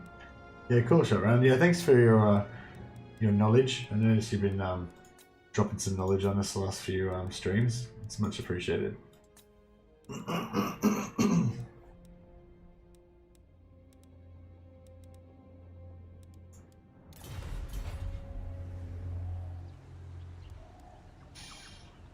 Death to the weak. What's this one? Be at war with them. Okay, yeah, I can be at war with them. I can be at war with them all day long.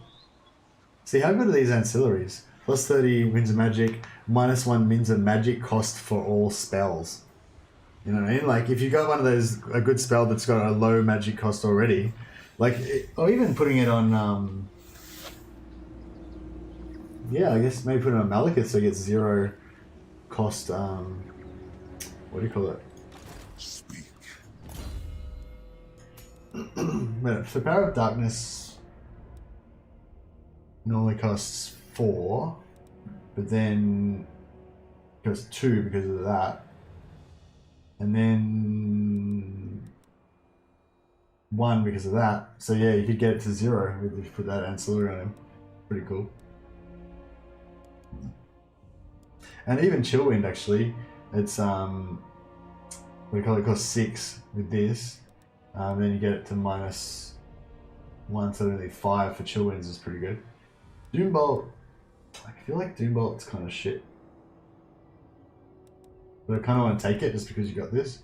It's kind of like a trick. It makes you want to take it because you get the discount on it, but it's actually not good even with discount. But I mean, it's sort of okay. It's sort of good. It gives you some extra options, I guess.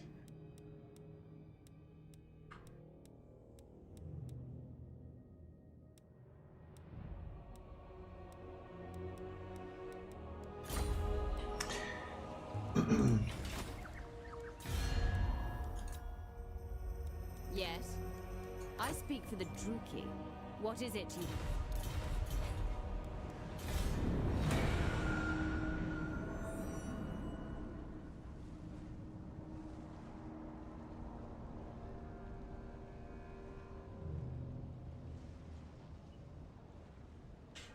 Oh, I didn't check how many subscribers we had today. I think it was 1486. I think it was maybe 1470 or something. Or maybe it was 1481. I can't remember. Anyway, I think we've definitely got a few new subscribers though. So yeah, thanks for anyone who's subscribed, who's in the chat. Well, appreciate it. Yeah, trying to get up to Well, yeah, I don't know. No, I'm not really trying to get anywhere now. I guess I was when you're trying to get to 1,000. That was the thing. So got to 1,000, got the YouTube partnership. So yeah, I don't really need no real other like goals to go for or anything now. I guess. It's always good to have more people in the chat and more people subscribe, so you can check out the future videos and stuff. The Druki are restless. Slithering fools.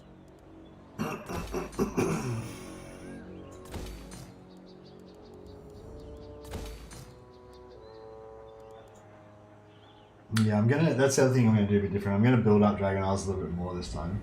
I'm not gonna try to like save money on it.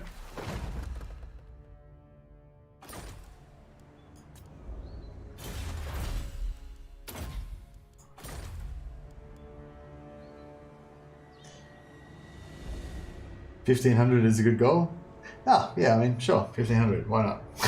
We'll probably get 1,500 by tomorrow though, so it's not like a very we need like a bigger goal than that. Did we get raided? No, we didn't get raided. Not today. Hey, Tom's back. He's returned. I have returned. Sculled for the skull throne. See, that's how you do it. You gotta just have the D instead of the S there. Just that little bit of misspelling that makes it perfect. Late night watching. I was at late night for you, Nadine. It's early for me. It's like 11 o'clock in the morning. Well, not early, but it's, yeah, 11. May the Force watch over you. Wait, wrong universe. Exactly. Did we get re-aided? Exactly. Yeah, I don't know what the next goal would be. There's not. Yeah, I don't know. I guess. I don't know. I remember one time Legend was saying something about streamers, and he said something along the lines of like, I don't know. I can't remember. But 10,000. That was like his benchmark for something. It was like when you're like I don't know, a major channel or a serious channel or something. But I don't know. I feel like 10,000 is a long way off, so maybe that's too big of a goal. Maybe I want something a bit more achievable. We will make them bleed. Disengaging. Death to the weak. Anchors away. Dreadlord of Nagaroth.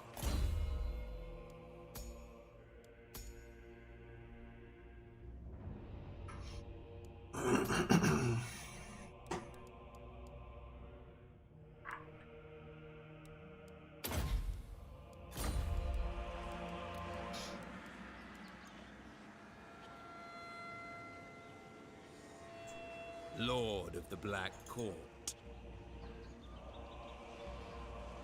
Tyrant of Nagaroth. Set the sails. A violent plan. Why don't you upgrade the Blackout buildings? I'm trying to save money, basically, because I want to try to confederate Morathi. So the whole point of this stream is to confederate Morathi. So it took me 2 previous streams to get up to the point where I could confederate Morathi, and then in half of a stream now I'm just about to get Morathi. So I've definitely gotten faster. Would you ever do a viewer free for all at the end of a stream? A viewer free for all? Oh, you mean like a multiplayer battle, like 4-player free for all? I mean, yeah, I guess sure. Why not? I mean, I don't have any like rule against it or anything. But yeah, it's not. Yeah, I don't know. I mean, is that a thing that people would want? I don't know. I don't really do multiplayer, so I'd be pretty crap. You'd probably flog me. I wouldn't mind playing some multiplayer sometimes, but I don't know. I wish that head-to-head and stuff was a bit different somehow. I don't know. It doesn't, like, head-to-head I don't find is satisfying competitively because there's too much randomness and, like, you know what I mean? Like, you can't really, I don't know. Like, if there was 2 factions that you could consider are really even somehow, like, there's probably 2 factions that would be like the ideal 2 factions to go head-to-head with, but I don't know who they would be. And I just feel like there's so much cheese and randomness and stuff, you know. Whereas just a straight up like multiplayer battle is like much more clean and fair, you know. Although I'm sure there's different factions that are better, you know, and I'd be really bad at it, so it'd be kind of like beating up a small child. But The mother of the Druki but will yeah, hear. I don't know. I feel like the multiplayer doesn't have that like meaning to it that, you know, that the single player does. Black-hearted dreadlord.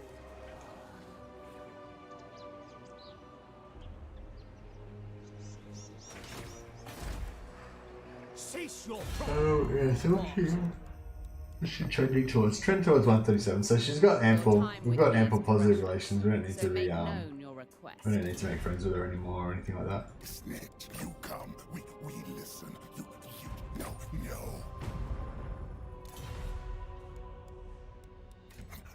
Actually, we'll try and get a war with the Dragon Isles because fuck them, basically.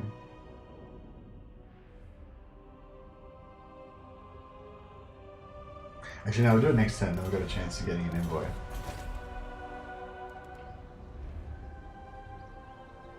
Bow before Malekith.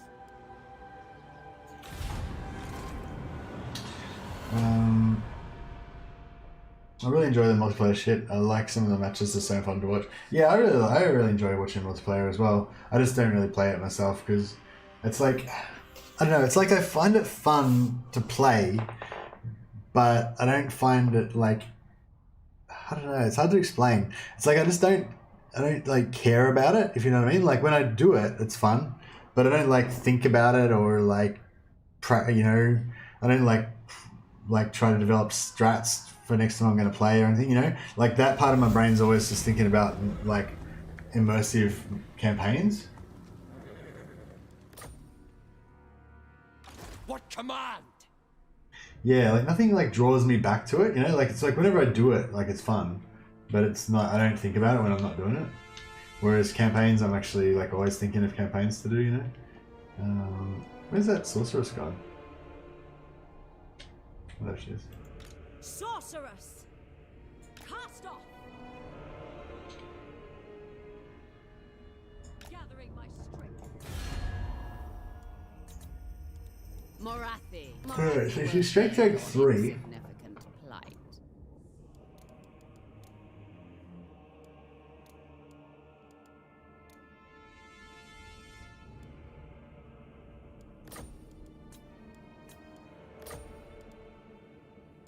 Naturally.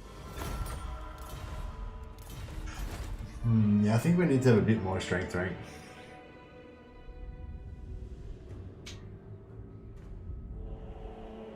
So yeah, we'll start pumping up our shades. Cruel and deadly.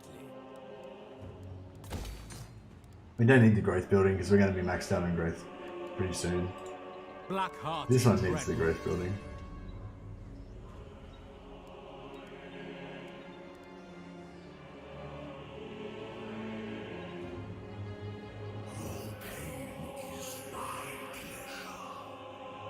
Pretend I didn't hear I love the narrative you can create in single player compared to the online. Never played a multiplayer battle right there. Right enough there. Yeah, that's the thing. I love that sort of narrative as well that you kind of have in your own sort of mind or whatever. You can do a sub-commander multiplayer. One player with cav, the other with artillery, etc. Oh, is sub-commander a thing in the base game, or do you need like a mod or something for that? Multiplayer would be fun if you did it cooperative. Just pick apart the AI like you and yeah, that's it. I like oh yeah, that's the thing as well with dwarves that we hadn't thought about. It's going to be really shit because it's dwarf plays super static, so there's not going to really be anything exciting about playing co-op like and sharing units and stuff. It'd just be like, you know, Andrew's just gonna be like, I'm standing here firing artillery. And I'll be like, I'm standing here holding the line with my infantry. And he's like, cool, keep holding the line. I'll keep firing artillery. I'm like, cool. And then, what are you doing now? I'm holding the line. What are you doing? I'm firing artillery. All right, keep doing that. And then like that's just, you know, like with dwarves, you just set it up, and then where you set, it's all in the setup. You set up exactly where you want to be, and then you don't move, and then you just wait until all the enemy's dead. Like there's no tactics once you play. Like it's You know, once you start done the setup, that's it. There's no more play after that. Co-op campaign, not straight up multiplayer battles. Those are hard to make interesting. Yeah, yeah. Damn, I don't know now. Are you still in the chat, Andrew, or did he go? Because I'm thinking, like, I'm really into the idea of the Dwarven campaign of Belagar trying to reclaim his homeland and like him pleading with all the dwarf lords, but they're all kind of like ignoring him because they don't want to waste. They don't want to throw good money after bad, you know, and waste their resources helping him on his doomed thing, you know. But then finally Thorgrim like comes around and he's like, "Fuck it, we're doing it. We're gonna make you the new king of Carrick 8 Peaks again, Belagar. Don't worry, I got you, bro." And then we do it, you know, and that'd be really cool. But yeah, the actual battles I think aren't going to be anywhere near as fun as the ones where we had Gaming Den. Tom Wood says, "Demate, mercy, read my messages. Messages. Skull for the skull throne." Their cold blood. Tom Wood says, "Free for all or no balls." Messages, yeah. See, Tom's like, you can't like imitate it. It's like he's too unique. He just is. Tom's perfectly Tom. No one else can be Tom as good as Tom can be Tom. Hear nothing. Tyrant. Noble born. Tyrant of Nagaroth. Dreadlord. It's getting pretty complicated now. But I'm like, I put the units in here to save extra money. Then I put them back in here so they can get a bit of extra XP. And then I sack this. We will make them bleed. My glorious victory. And then put them back into this one so they can save. So I can save money again. Plotting a course. Sail down. It's a bit of screwing around, but gets the job done, I guess. So yeah, as Nicholas was saying before, like one of your primary missions for your Black Arcs is for them to be recruitment centers. Malekith, King of Nagaroth. Yeah, we'll put them into that stance so they can get some extra replenishment for a while.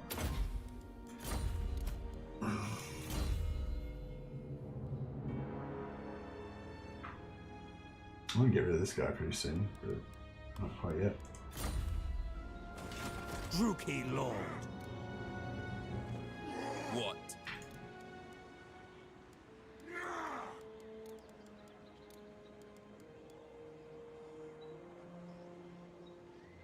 See how cheap these units are now, like pretty cheap. Well, these ones aren't that cheap, but these ones are pretty cheap. I mean, no, those ones. Sorry, these ones are pretty cheap. That's what I'm saying.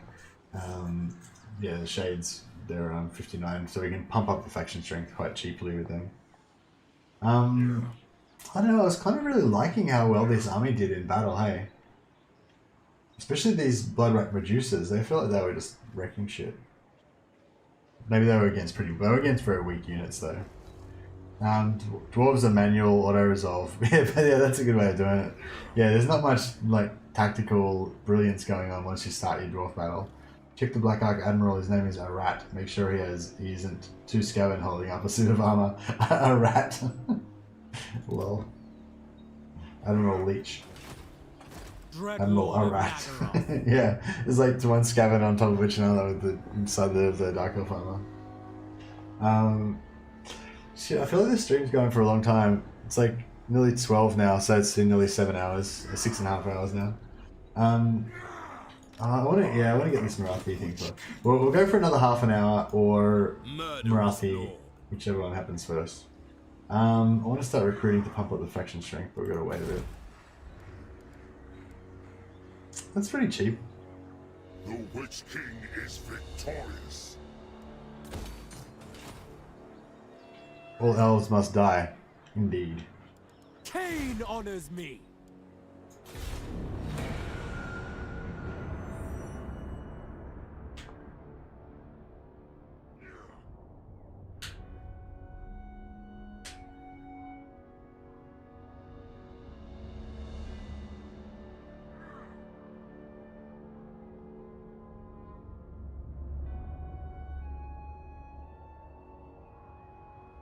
That pigeon licker, that username is nice. Sure is. What did I say? We had 1486. 1484. We're actually 2 people unsubscribed. I guess I mustn't be playing fast enough.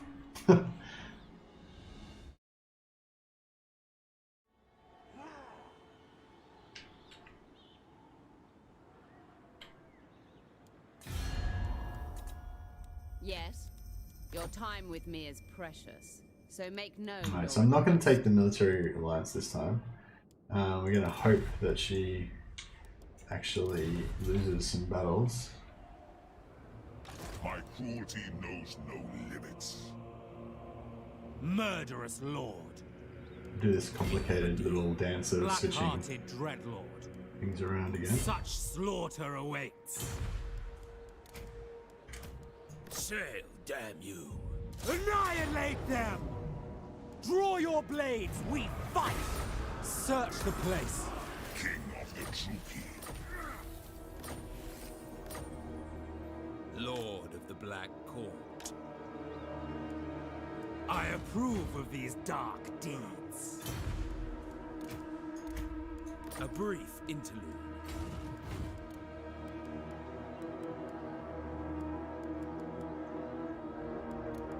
Look on me and cower.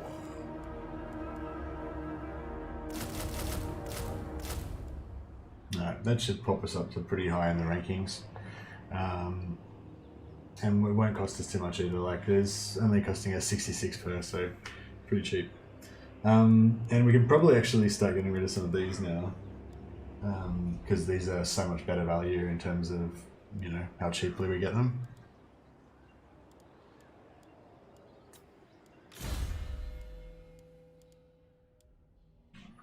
We don't want her, do we? No. As soon as she finds Malus, she's done. I mean, as soon as she finds Lokhir, she's getting retired. Gathering my power. Admiral the Rat. Admiral Rat. All shall kneel before me.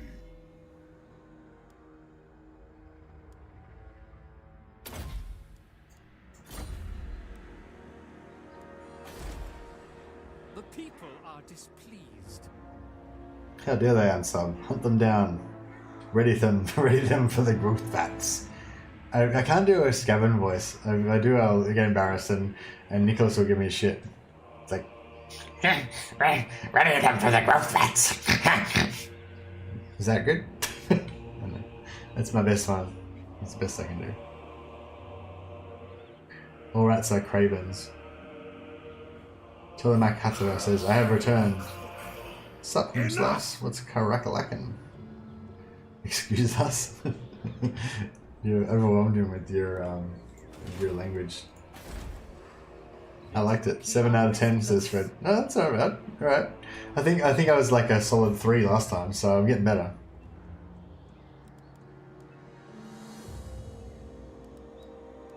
Decent. Alright, so I'm getting better then.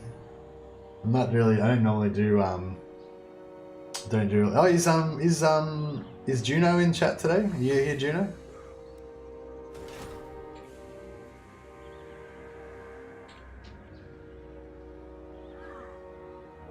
Add a few yeses and you'll get up to at least 8. Yeah, true. It was a bit too short, wasn't it? Have you guys seen the thing where Legend and Voice Snack? I think his name is Voice Snacks. He's a voice actor, and he did the voice for Throt. And they did like this. They were like talking to each other, like as if one was Throt and the other one was like, I don't know, I can't remember, like another Scaven. But it was going for ages. It goes for like 2 minutes or something. They're just like non-stop scavening at each other, and like, yeah, it was so funny. It was such a crack up. And you can just tell Legends like having so much fun with it as well. And yeah, it was really cool. Where can I find that? Are you following me on Twitter, Tom? I retweeted it. Yeah, it was funny as fuck. Yeah, it was so good, wasn't it? It goes for ages. Like, it wasn't just like my one where he just says like one thing. It's like they're actually talking to each other in Scaven and like ad-libbing it. It was like freestyle, Scaven freestyle. It was so cool.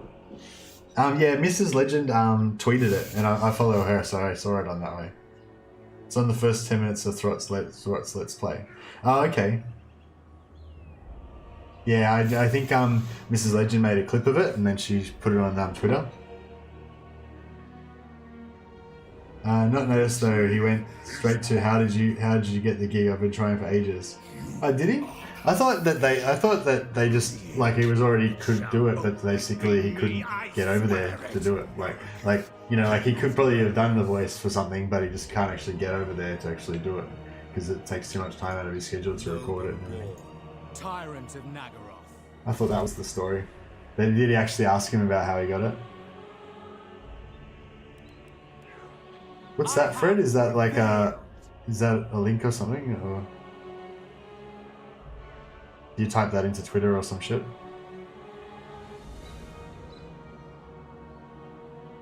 I don't really know how Twitter works that well. I try to, whenever I do something good or I think it's going to be okay, I try to tweet it, and if I see anything good like from someone I like, then I try and retweet their stuff.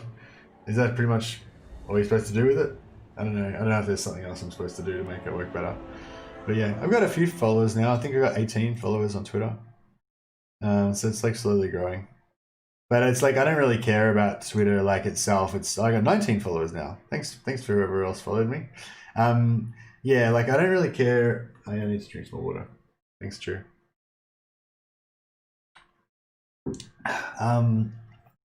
Yeah, I don't really care about Twitter itself, but I think that it's good it helps to promote the channel, like the YouTube channel. So I'm trying to kind of grow that, I guess.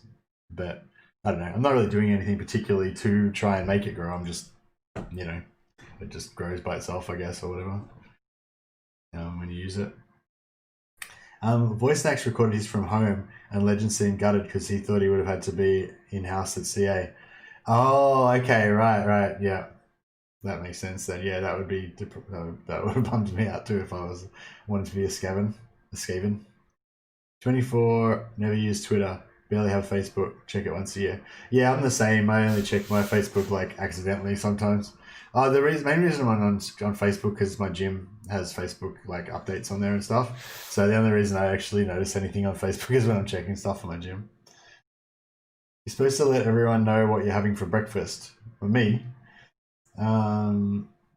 marketing. Yes. No, that was weak. I've got to like get my head in the game before I try and do my Skaven. It doesn't come naturally to me. Never had and don't aim to get Twitter anytime soon. Too fucked of a community to get into it. Yeah, I don't know. I think I think Mrs. Legend's cool. She just does like you know, she just promotes Legend stuff, which is like cool. And but yeah, some of the people like on there that I'm following, like they kind of I feel like they tweet too much. Like they just kind of tweet everything that they do all the time, and it's a bit like, you know, I don't really care. Like, you know, it's the same with Facebook. I don't really like knowing that much about what everyone's up to all the time, you know. I just like, if it was like someone's getting married or something, or, you know, a funeral or something, I guess, then, you know, they don't need to know like every single thing that people are doing all the time. And all those like fucking overly positive messages that they put on everything. It's like, oh, I went to Africa and it made me realize how much I value my life, or something. You know, it's like all these like bullshit little morals and shit. Anyway, sorry, I don't want to be negative about it, but you know, yeah, I don't know. It's a weird thing. Malevolent Lord of the Black Court. I've been doing so well. I've been playing so many turns this time. I've got to like try and keep up my. No, I've already done that this turn. I think we're done. We're all done. All right, next turn. Boom. Moving on. Fuck it. I butchered the word yikes. What? Never had and don't aim. What? Yikes. I butchered it. What? What word did you put? Oh, Twitter. Yeah. Twitter's not spelled that way. I know what you meant though. Yeah, I'm pretty bad with social. Like, I said that to Legend because I was like trying to Twitter it to Legend, and then I was twittering with like two other people at the same time, and I was getting my wires crossed as to who I was talking to, and then I was just, I guess by way of apology, I just said to him like, you know, I went from like not being on like any social media at all, and not even basically even socializing with anyone apart from my wife. and my gym, but I don't even go gym anymore because of the lockdown and stuff. So I basically went from being in like full on isolation and not talking to anyone except for my wife and maybe occasionally to the rest of my family, to being on like Twitter, YouTube, Facebook, fucking D Live, How much more Twitch. must I endure? That's all. But yeah, anyway, a lot. My social media presence went from like nothing to like, you know. But I've kind of wound back on that now. So yeah, I don't really do anything on I don't look at D Live anymore. I don't do Twitch anymore. I don't do Facebook anymore. I thought I had to go on Facebook to promote the channel, but I don't know. I don't even know. I can't figure out how it works. There's too many things for me to trying to figure out how YouTube works, trying to figure out how Twitter works, and trying to, you know what I mean? It's too many things to try. It's too hard. So, and even Twitch is like too hard to it's too hard to figure out Twitch and YouTube at the same time.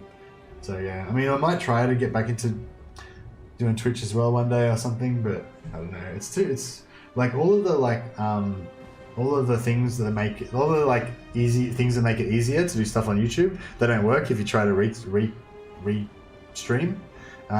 So it's like hard, like it's, if you try and do it on Twitch as well, it's harder to do YouTube, I reckon. So yeah, I kind of just gave up on that as well.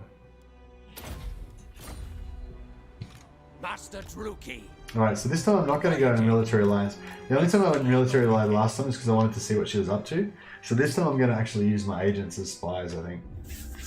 And like have them rolling around. I'm going to be so fucked off if I can't get the alliance again this time. Make plain your ambition, Druki. So she's 83 right now.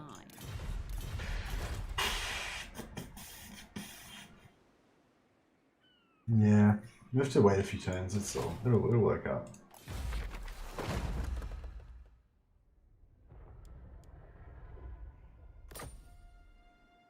YouTube may be garbage, but Twitch is burning garbage. YouTube also has a larger user base, so more viewers overall for your channel. Kill her, kill her, kill her, says Tom. Tom, just chill out. We're not going to kill her. We're not going to kill Morathi. I told you. We're going to just convert her. Because normally Morathi is a devotee of Slanesh, but we're gonna capture her and turn her to the ways of Khorne, or Cain, really. Are these guys gonna? Well, you will you might not now, but you will in a second when I'm ranked rank 1 power strength. So don't piss me off, Eshin.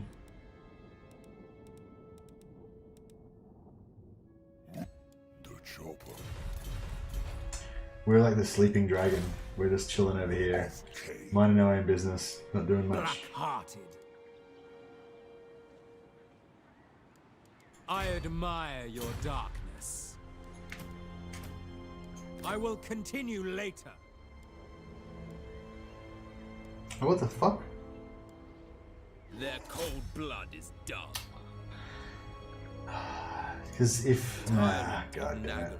Because this one was in the recruitment stance, and it can't move, so that means when you... What now? Because it's got no movement. So when two armies meet, and they and one of them and they exchange units, it sort of like takes you down, I think, to the whichever one's got the lowest amount of movement. So because this one's in a camp stance, so it's got technically 0 movement. As soon as I touched it, boom, I lost all my movement.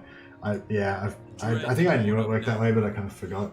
It's like, even though this one actually has not used any movement, you would think it would. Yeah, whatever. Anyway, fuck it. Malekith's just like, if you want a job done, just go do it yourself. I'll just siege this shit by myself, says Malekith. Slaughter everyone. Elric of Melnibone style. My cruelty knows no limits. I shall enjoy this. Dreadlord of Nagaroth. Anchors away. Lord of the Black Court. The ocean awaits. Double time. Set the sails. Sail, damn you!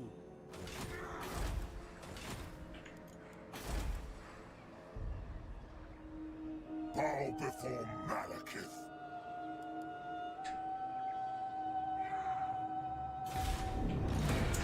Where are you aiming at expanding behind this confederation? So I want to take over Morathi's start, and then I want to take Ulthuan as soon as possible. I want to immediately try to take over Ulthuan.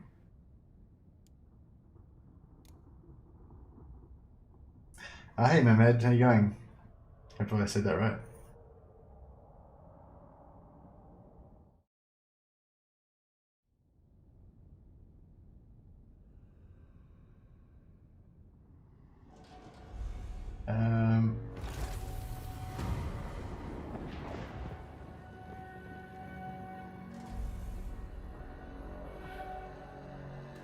What are they talking about?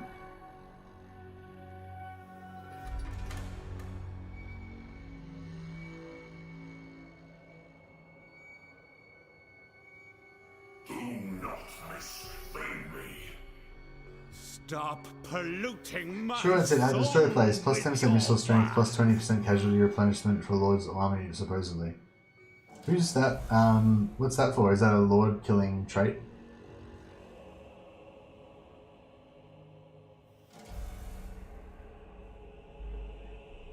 Is that for killing the sisters or something?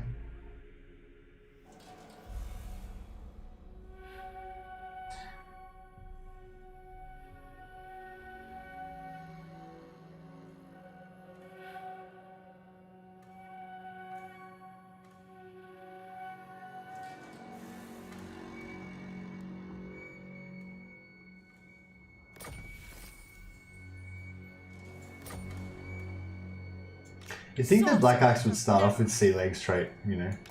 You'd think it wouldn't be like just during the game that they get their sea legs. Like if I feel like if you've been put in charge of a Black Ark, you know, you probably have a few years of sailing experience. Sister of the Twilight defeated trait. Oh, it gives you extra health and what does it give you? 10% more health and 6% more missile damage. That's balls. I want to get the bloody trait as well. I think Merihel worked out like exactly what you need to do to get the bloody trait as well, which is cool.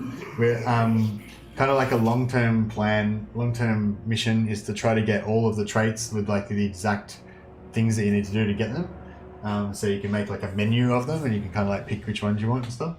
That's kind of like what my dream is anyway. But it mostly requires Merihel to do most of the work because he's the only one who knows how to get the information. But once I think he's already got the information, but we need to translate it.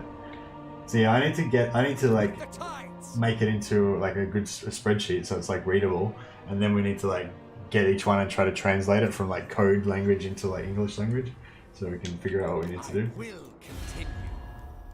But yeah, I had it for Warhammer 1. It was really good. Do not presume my patience, but speak.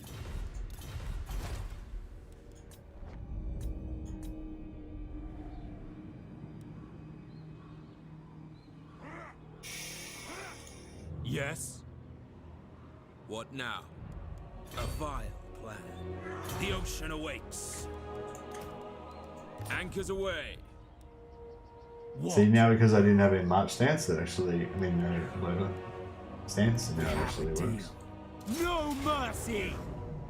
The thrill of battle awaits. What you don't take, burn. Plotting a course. Yes. Set the sails. Cruel and deadly. Anchors away. The ocean awaits. Set the sails. Sail, damn you! Fear my malice.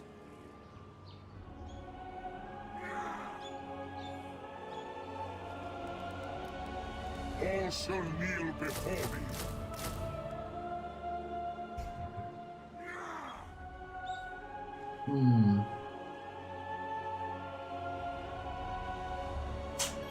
Yeah, I should have had my strength up higher earlier.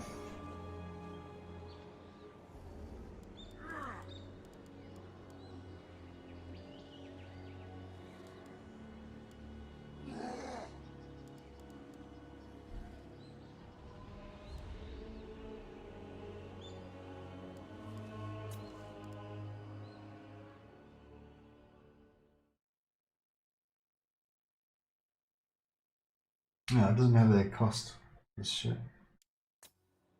Maybe if I look it up by building. We are displeased. So great swords, 287 per turn.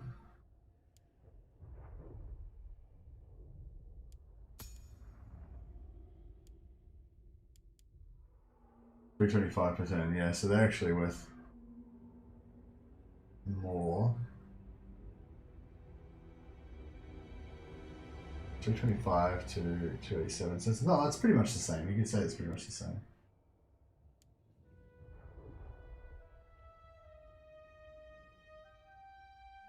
Yeah, so I'm still thinking faction strength wise, it's going to be actually cheaper. Get rid of these. Replacing with bees. Look on me and cower.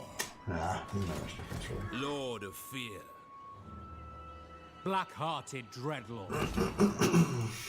Tyrant of Nagaroth. I am the Witch King.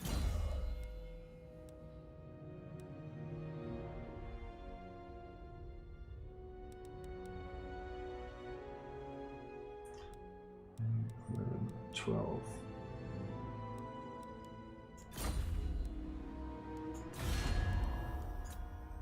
Yes.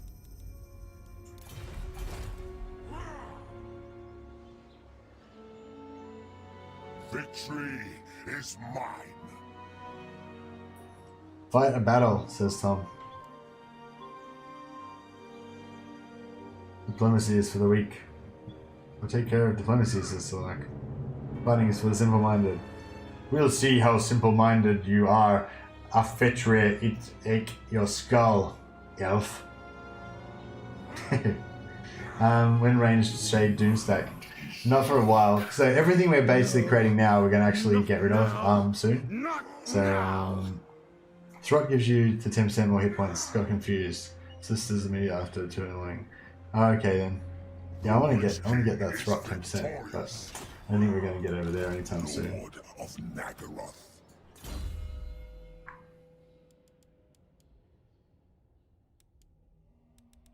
Okay, whatever. Malekith, King of Nagaroth.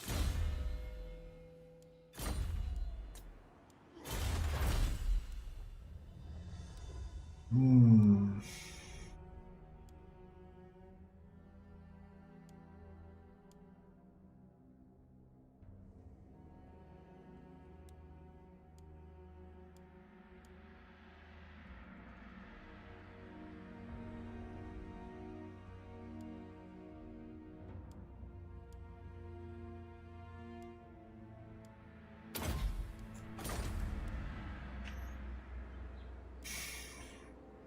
Bow before Malekith.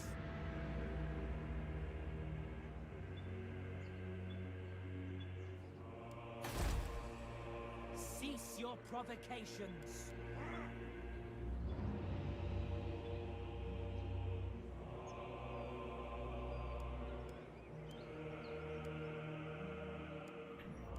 How much slaves we got? We're making 98. Yeah, it's not very much. Look on me and cower. I don't remember if they raised the level. Anyone remember if they raised the level cap in game 2? I could have sworn the max was 30 in game 1. Yeah, they did. It was the 30 in game 1 and they raised it to 40. Tom's mistakes when read aloud actually make him sound as if he was speaking some sort of demonic language. Yeah. Go to take a nap. Nice chat. Late's Mercy, thanks for the stream. Yeah, thanks Devil Scorpion. Nice to have you in the chat again. Am I not? Says Tom. See you later all. Past my bedtime. Cheers for the stream, Mercy. Yeah, thanks Shot Round. Glad to have you again, man.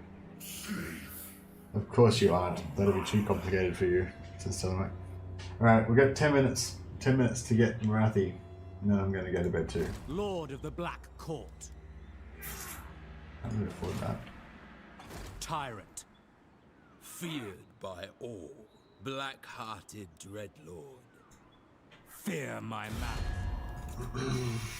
Speak. Enter and speak. For time is a luxury of which you have little. Yeah, no. I don't want to overextend myself like I did last time. I'm just going to sit at this strength rank, and we'll just wait for her to fuck up. It's fine. It'll happen eventually, I'm sure. We'll try and get some more, how many? Oh, she's only got 2. Fuck.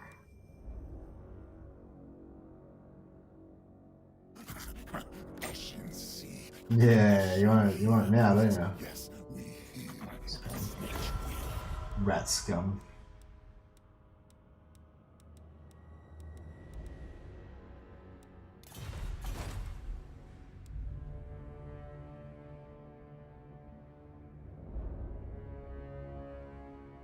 I only got 4 turns left to get that. I want it bad. But I don't want to screw up the Confederation with Morathi, so I'll wait one more turn at least. Your will? Yeah, I'll wait till the last minute, but I've got to make sure that I remember to get it. 10 minutes will be 3 AM here. Yeah, that's pretty late. Although, to be fair, I usually don't start streaming till 4 AM, so... But yeah, because I'm on my holidays at the moment, I've been streaming at 6. So yeah, so the time I started this stream, I normally start 2 hours earlier. Just because I'm not working at the moment. So yeah.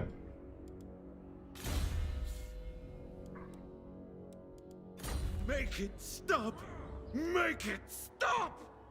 Dreadlord of the Druki. Relax, bro. Not bad. A vile plan. Death and carnage await. We will make them bleed. Take everything. Anchors away. We got so many high elf slaves, it's gonna be ridiculous once we manage to take out Morathi. Such slaughter awaits.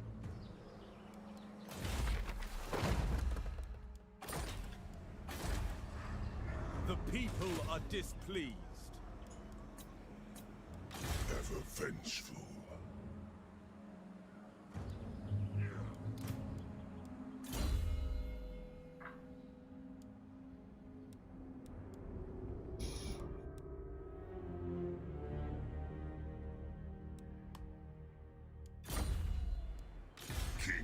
Druki. 60, oh, sorry. 60, see you later, guys. See you, 60. Have a good night, man. Skulls for the Skull Throne, says Tom. And it's 7 AM, 7 PM, he says. There it is. Well, 7:53. Rip, everyone's going to sleep. Yeah, that's it. Everyone's like, it's been like 7 hours, so. At least, East Coast, you're tight. No, we're not giving you access to anything. Filthy rats. See, I sent this guy over here to see what Morathi was up to over here, but she's not up to anything because she got her ass kicked and she's back in, back over there. So I was hoping when I was going to confederate her, she'd be like nicely emplaced on Ulthuan. And now we're going to have to do like an amphibious assault on Ulthuan, which is going to be really crap.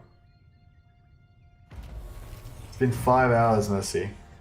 No, it's been 7 hours. Oh no, it's been 6 hours, yeah. I started at 6 AM. Oh, actually, no, I started late. Yeah, I started like 6:30. So it's been 5.5 hours. Yeah, sorry. My maths was a bit poor. Yeah, sorry, I had to fix up the stream and everything because the first one got taken down. But I think the new one's better anyway, so it's fine. On the path. I will continue later.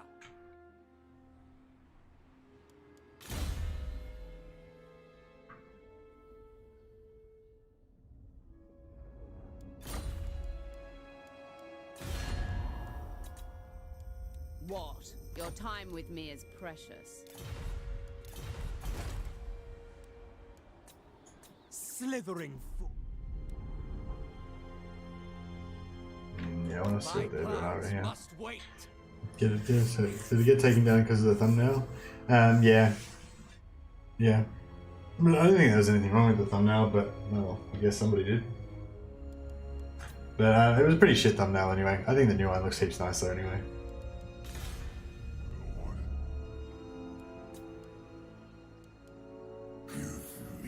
Black-hearted dreadlord.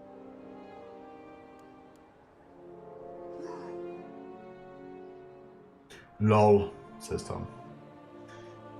Math's wrong. East Coast uniting. YouTube's anti-Slanesh policy. That's right. It's YouTube's anti-Slanesh policy did us in. Tyrant of Nagaroth. Attack! Slaughter calls us! Yeah, I don't know. I feel like it's going bad again. I feel like it's going bad. I feel like I wanted to just see Morathi and then like instantly get the Confederation pretty much. And now it's like been a few turns and it's getting later in the campaign. It's like,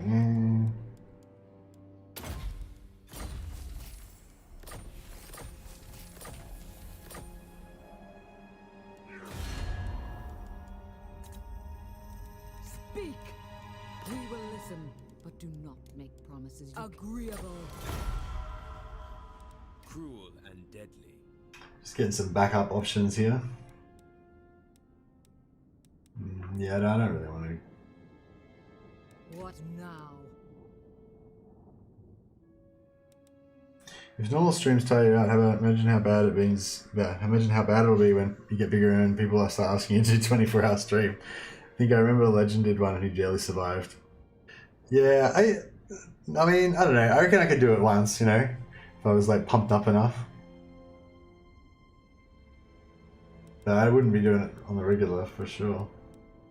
But yeah, but there's no real reason for me to do that stuff now, you know. Maybe one day.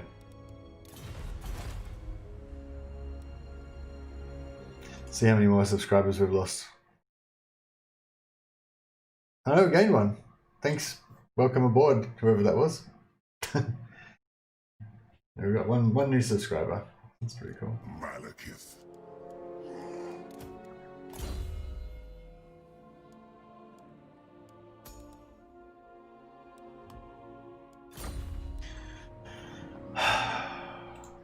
Dread Lord of Nagara. Victory is mine. Strength rank 6. I feel like strength rank 6 is like high enough.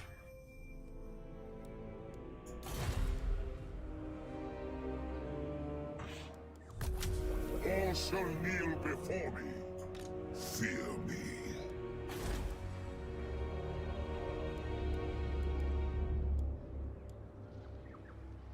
Bow before Malekith. Dread Lord of the Druki.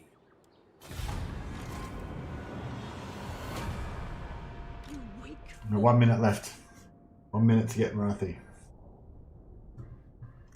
I managed to stay up in an entire 2 months for just 2 hours sleep per week.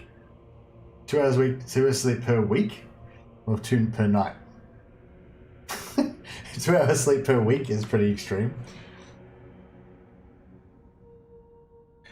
What to if, says Tom. What to if? Dark sorceress. Cast off. Ah, there we go. Alright.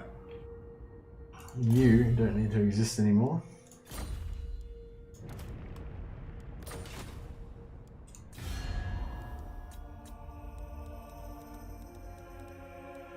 Sacrifices to my fellow Druki. Will you join my crew? Do you believe you have a choice?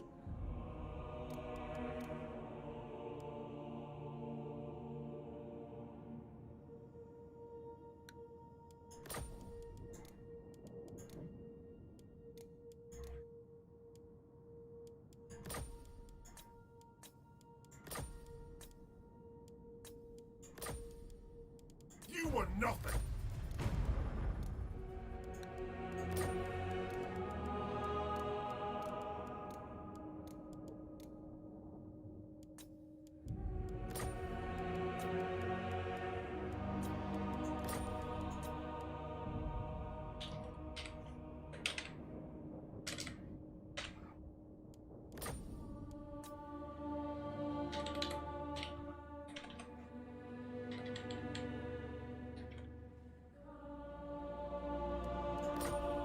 Yeah, I feel like when I did the tests, the keystrokes are a lot less annoying now than they were before, but...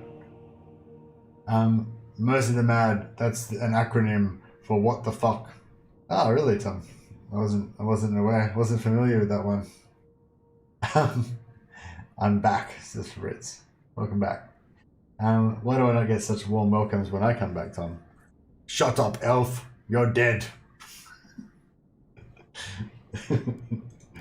That was pretty warm. That was a hot welcome. When the blood crusade come, well destroy your wretched realm. Teenage girls use it mostly? What? What are we talking about? Oh, WTF. Yeah, no, I'm familiar. I was just joking around with Tom. I'm well aware. Teenage girls and Mercy. I'm all about the lols and the keks and the WTFs. And I say like constantly as well. whenever I'm trying to whenever I'm trying to like explain anything, it's just like.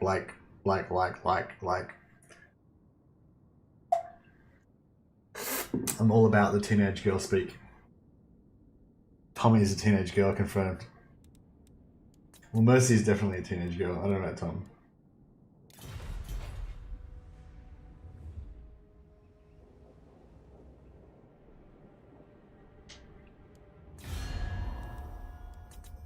Morathi, do not presume my patience.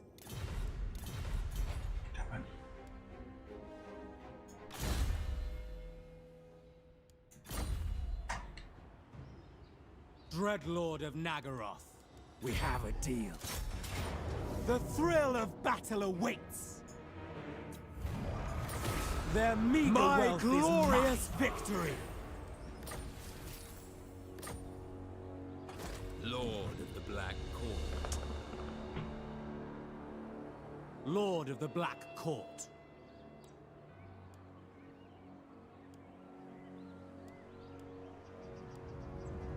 The Witch King is victorious. There's nothing in here that's going to reduce my upkeep any further, is there?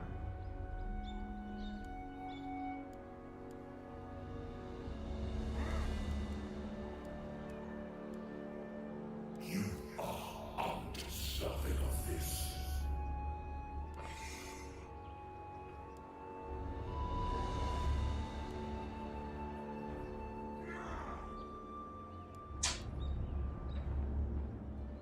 What? Plotting a course.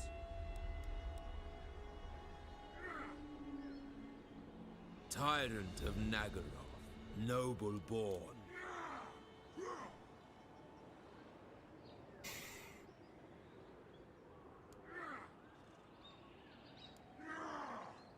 Tyrant of Nagaroth. Set the sails. Black-hearted Dreadlord. Vicious Dreadlord. Anchors away. No, so this costs 94. I'll put in this one. What do they cost then? The ocean awaits. What the fuck? 189? How the fuck does that work? The weak are crushed.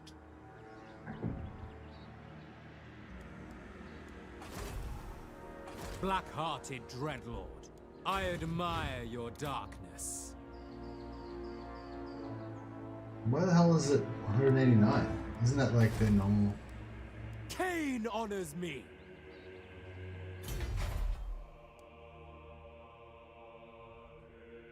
Oh, no, they want 3. Okay, so it's still pretty discounted. Lord of the Black Court. Tyrant of Nagaroth.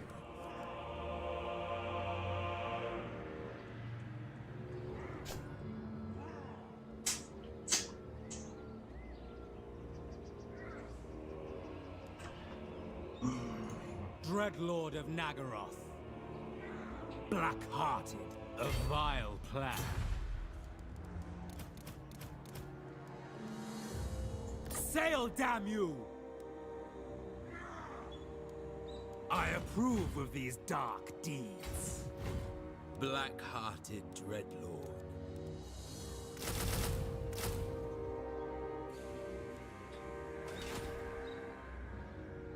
Malevolent Lord.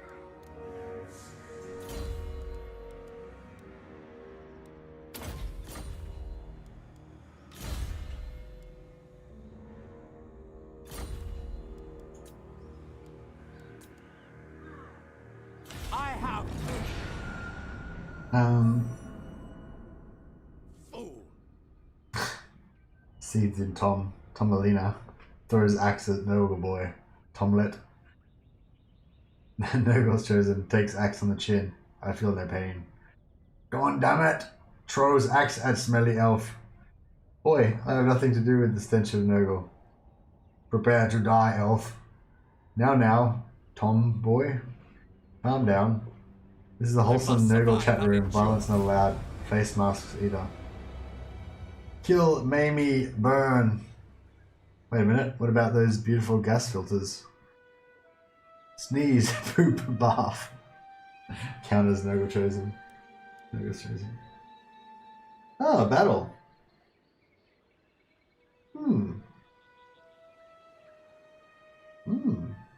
That could be cool.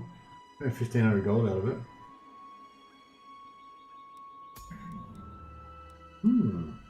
That's an interesting... Oh, that sucks. What are you up to over here, Morathi? The cowardly Asur. She looks like she's about to get fucked up, maybe. Which would work out quite nicely for us. Yes. I have a great many things to right now. But she looks like she's in a pretty precarious sort of situation. So we need money as well. I'm gonna need the money to make the successful transition over there. Is it an easy quest battle though? That's what I really need to know. We need an easy quest battle that's gonna give us lots of monies. Lots of sweet, sweet monies. Bring fire, welcome to the blessed dread. Will you be staying?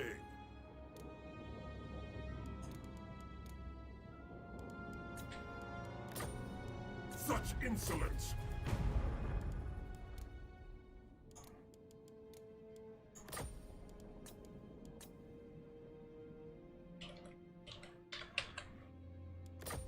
It shall be done.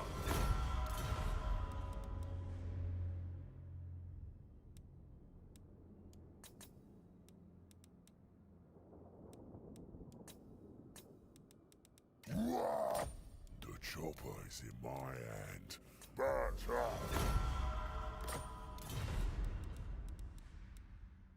Take what's there. Whichever woeful deity protects you. I'm waiting. Your presence sullies the Phoenix Court. I do not bite off more than I can chew. Oh, where'd my... Sorry excuses for elves. Where'd my... there it is. Abhor weakness.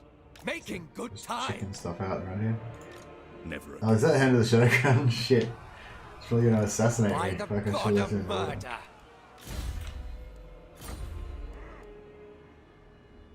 Lord of Fear. Dreadlord. Such slaughter awaits. Draw your blades, we fight! We will make them bleed.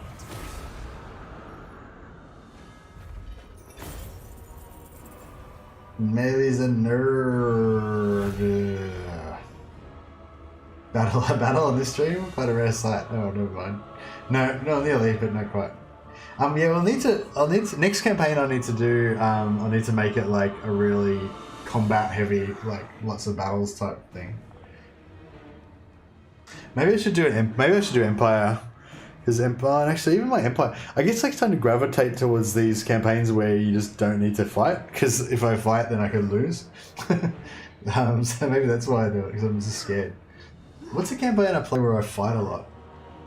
I was thinking like my not new, but my current Ulthuan strat is like just all auto resolve and diplomacy.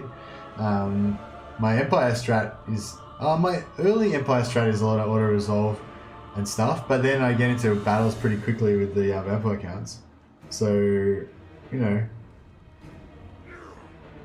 next campaign, no auto resolves allowed. Actually, yeah, that could be cool. We'll do like an Empire campaign, no auto resolve. Yeah, I'm liking that actually. It could be pretty bad though, but it could be good as well. I just love Empire. Oh yeah, I'm missing my Empire. There's been too much Dark Elves, I think lately. It's time for some Empire. What you don't take, burn. What you don't take, burn. Cruel and deadly. Plotting a course. I admire your darkness.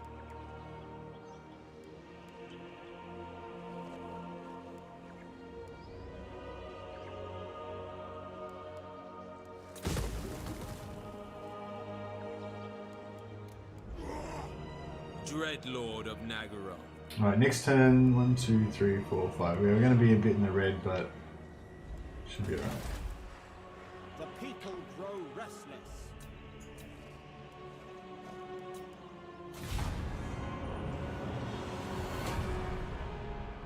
My blood is quick to boil, and yours easy to spill.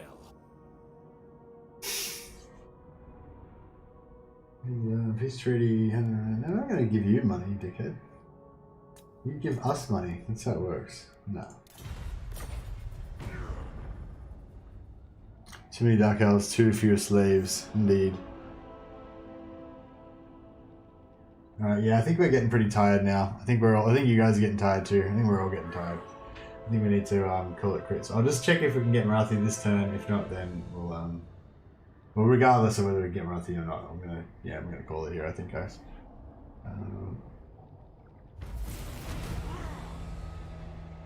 Oh damn it! Forgot to fucking get the thing. I forgot to declare war on them. Could have got this sweet item. No. Does anyone know if these like cycle back through again? I assume that they do. I assume it just like cycles back around, and I'll probably have a chance to get it later on in the campaign. But I'm not sure. Like because I missed it. If I missed out on it now, does it mean I can never get it again? Does anyone know? That's like a key thing I was really wanting to know. You're all doomed. I've run out of insults. Time to end the stream. Yes, indeed. Yeah, I think it's time. We're still rank 6. He's rank 38. Yes. No, What do you not going for bring it. before the hag? I guess we could give her some money. Oh, we don't have any money, so we can't really do that.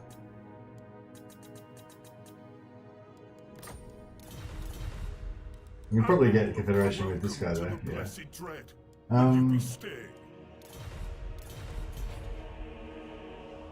So now we're in the same position as we were last time. Like we could take the Confederation with Lokhir now, but yeah. Anyway, fuck it. All right, I think we're gonna have to call this a fail. I'll have to come up with a better strategy before I try this again. I think. Yeah, I mean it's already turned 28. Like even if I got the Morathi Confederation now, it's like in really bad. I mean, I don't know. Maybe I'll play like 5 more turns offline, and if I get it, then I'll keep going, and if not, then yeah.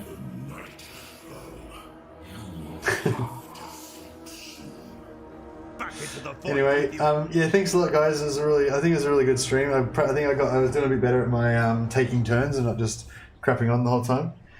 So yeah, tomorrow, me and Andrew Jones, we're going to be doing some co-op. Probably going to be doing dwarves, but we'll I don't know. Maybe we'll have that up in the air still. Maybe we'll change, but probably dwarves. It'll be good anyway. Whatever it is, it'll be fun. Big thinking. Thanks, Nurgle. Thanks, guys. All right, you guys go get some sleep, get some breakfast, whatever you got to do. I'm going to go do the same.